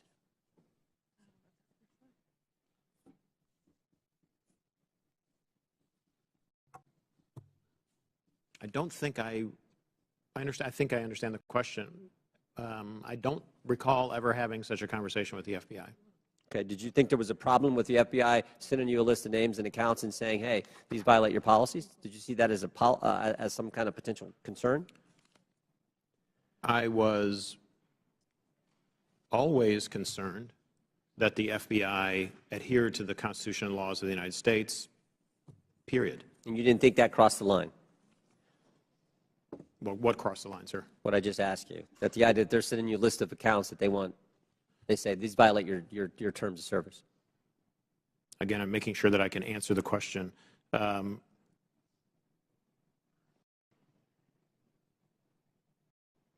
Had I thought that they were doing something unlawful, I would have taken appropriate steps to address it. Okay, Mr. Roth, why were you reluctant, based on what I read in the Twitter files, why were you reluctant to work with the GEC? It was my understanding that the GEC, or the Global Engagement Center of the State Department, had previously engaged in at least what some would consider offensive influence operations. Not that they were offensive as in bad, but offensive as in they targeted entities outside of the United States. And on that basis, I felt that it would be inappropriate for Twitter to engage with a part of the State Department that was engaged in active statecraft. We were dedicated to rooting out malign foreign interference no matter who it came from. And if we found that the American government was engaged in malign foreign interference, we'd be addressing that as well. Gentleman's time's expired. In closing, I want to again thank our panelists for being here. I know it's been a long day. We apologize for the electricity going out. That's never happened in my 6 years in Congress. But before we close, the ranking member and I are going to have very brief closing statements. I yield to the ranking member. Well, thank you kindly, Mr. Chairman. Thank you to the witnesses for your endurance and patience today. I hope you don't feel as bad about the day as you seem to look right now, but it's going to be over soon. I want to start with a simple point that I hope will be sympathetic to you, and I began the long day with this. It's even more important now that we have members who are actually threatening witnesses with arrest and prosecution for clearly imaginary offenses, or at least offenses that might make sense in their minds, but I don't quite know what they would be. But Twitter is a private First Amendment protected media entity, and you make your own decisions like Fox News makes its decisions. And I might get kicked off of Fox News, or they might not cover me, or Wall Street Journal, or MSNBC. I've got no constitutional right to go there. So I think there's just a fundamental legal fallacy and logical fallacy that pervades most of the questioning today. And my friend, the chairman, and my friend, Mr. Jordan, certainly know that under our First Amendment, there's a state action requirement. There is no state action here. Now, there's an attempt to perhaps jerry-rig some state action by claiming, well, it was really the FBI that committed whatever offense was there. But what do we have in terms of what we found today? Well, today's witnesses, each and every one, testified that no U.S. government official directed any of them to censor, remove, or take down the New York Post story. That was their mistake. 2, today's witnesses all testified that the Biden campaign did not direct Twitter to take action against the New York Post story. And 3, the whole hearing was predicated on the idea that the FBI directed Twitter to take down the New York Post story to protect Biden, but once again, not a single witness testified that the FBI even communicated with Twitter about the New York Post story. So to me, this has been a wild cyber goose chase all day. It has turned up absolutely nothing. But there was one serious point made by our witness, Ms. Navaroli, who said that the violence and the chaos that was wreaked upon this institution, not far from where we sit today, on January 6th, the attempt to topple a presidential election and install someone who had not been elected as president, was facilitated by Twitter and other social media entities. And at Twitter, at least, the brass there specifically rejected the pleas of employees to take seriously all of the signs and clues of coming violence in the insurrectionary action that took place. That's a serious problem that we're going to have to deal with at some point at a serious hearing, Mr. Chairman. I yield back to you. Gentleman yields back. I will conclude by reminding my friend, the ranking member, that you've gone through quite the transition at the beginning of the hearing. You, as well as many of your colleagues, said this was a conspiracy theory. After listening to the witnesses, now you say it's a simple mistake they made in suppressing the laptop story. Twitter is a private company, but they enjoy special liability protection, Section 230. They also, according to the Twitter files, receive millions of dollars from the FBI, which is tax dollars, I would assume. And that makes it a concern of the Oversight Committee. The reason that we've had this hearing is because the laptop has been mislabeled by many in the mainstream media as being Russian disinformation, and that started with Twitter, as well as being tampered with, and you had several people including Mr. Goldman, that implied that it had been tampered with, even though CBS News and other credible media outlets. You mean mainstream media outlets? CBS? Yeah. You don't think CBS is credible? No, I thought you were just calling the mainstream media. No. Okay. CBS News. CBS News has done a forensic audit that shows that the hard drive is legitimate and it was not tampered with. So these are misconceptions that are out there, and they started because of the suppression of the laptop story. The reason the laptop's important is because there's evidence on there that should concern every American about potential corruption, as well as evidence that would suggest that there's a possibility that this administration could be compromised because of the millions and millions of dollars that they've received from our adversaries around the world. We believe that's worth investigating. We believe national security is important. We had a hearing yesterday on our border. We believe there's a crisis at the border, and it threatens our national security. We had a hearing today. We believe that we need to make sure that this administration is not compromised because of the millions of dollars that they've received from our adversaries around the world. That much of that evidence is contained in the laptop. So I think this was a very successful hearing. I appreciate the witnesses' time. I know it was a very long day, and again, we've never had the electricity go out before. But again, we appreciate your sincere testimony. And with that, and without objection, all members will have 5 legislative days. Mr. Chair, I apologize to interrupt. It's come to my attention that I have to seek your unanimous request in order to submit some additional documents. Without objection, so ordered. Thank you. Apologies. With that and without objection, all members will have 5 legislative days within which to submit materials and to submit additional written questions for the witnesses, which will be forwarded to the witnesses for their response. If there's no further business, without objection, the committee stands adjourned. Other big tech companies and reporters attended as well. This exercise prepared them for their future collusion to suppress and delegitimize information contained in Hunter Biden's laptop about the Biden's family business schemes. On October 14, 2020, the New York Post published its first story based on information contained in Hunter Biden's laptop story. The Post provided proof of the laptop's legitimacy by releasing a computer repair store's signed receipt for the laptop and the federal subpoena used by the FBI to retrieve it in 2019. The article revealed that a top executive at Burisma, who was paying Hunter Biden $50,000 a month, had spent time with then Vice President Biden in Washington, D.C. Throughout his presidential campaign, Joe Biden assured the American people that he had never spoken to his son about his overseas business dealing. However, the details exposed in the Post article indicate that Joe Biden lied to the American people. Immediately following the story's publication, America witnessed a coordinated campaign by social media companies, mainstream news, and the intelligence community to suppress and delegitimize the existence of Hunter Biden's laptop and its contents. That morning,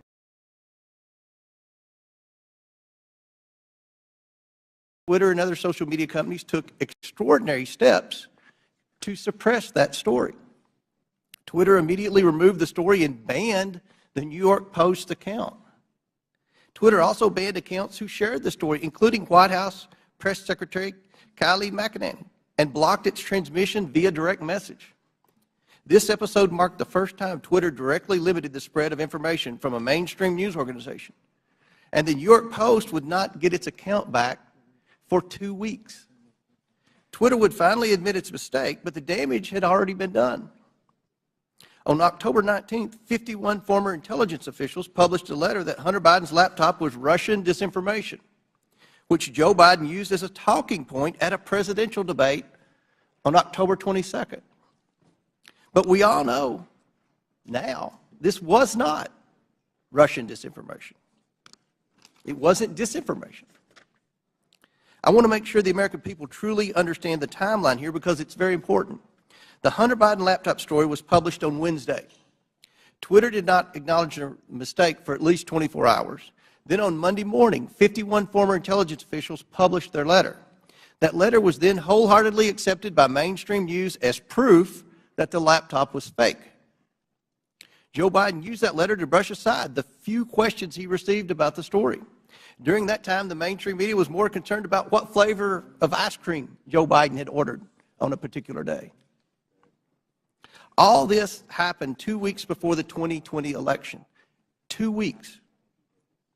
One survey found that 17% of Biden voters would not have voted for the Biden-Harris ticket if they had known about the Biden laptop. But many Americans did not know about it because of a coordinated cover-up by big tech, the swamp, and mainstream news. Now mainstream media outlets have verified the laptop, but the damage has been done. Today we are joined by 3 former high-ranking employees at Twitter.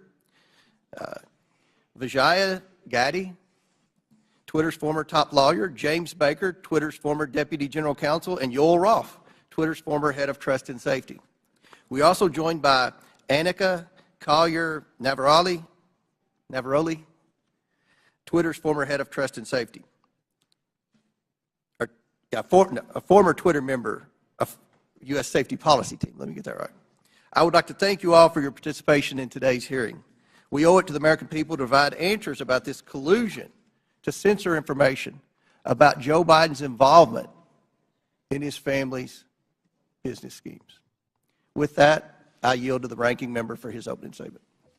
Thank you kindly, Mr. Chairman. Last night in his State of the Union address, over all the heckling, President Biden reviewed significant achievements his administration and congressional Democrats are delivering for the American people: the lowest unemployment rate in over 50 years, a manufacturing boom in clean energy, semiconductors, and infrastructure, expanding health care for veterans and lowering prescription drug costs for seniors and people with diabetes, beating the opioid epidemic and addressing our national mental health crisis, historic action on climate change. But this morning, we return not to focus on advancing this robust agenda of progress, but instead to take up an authentically trivial pursuit, all based on the obsessive victimology of right-wing politics in America.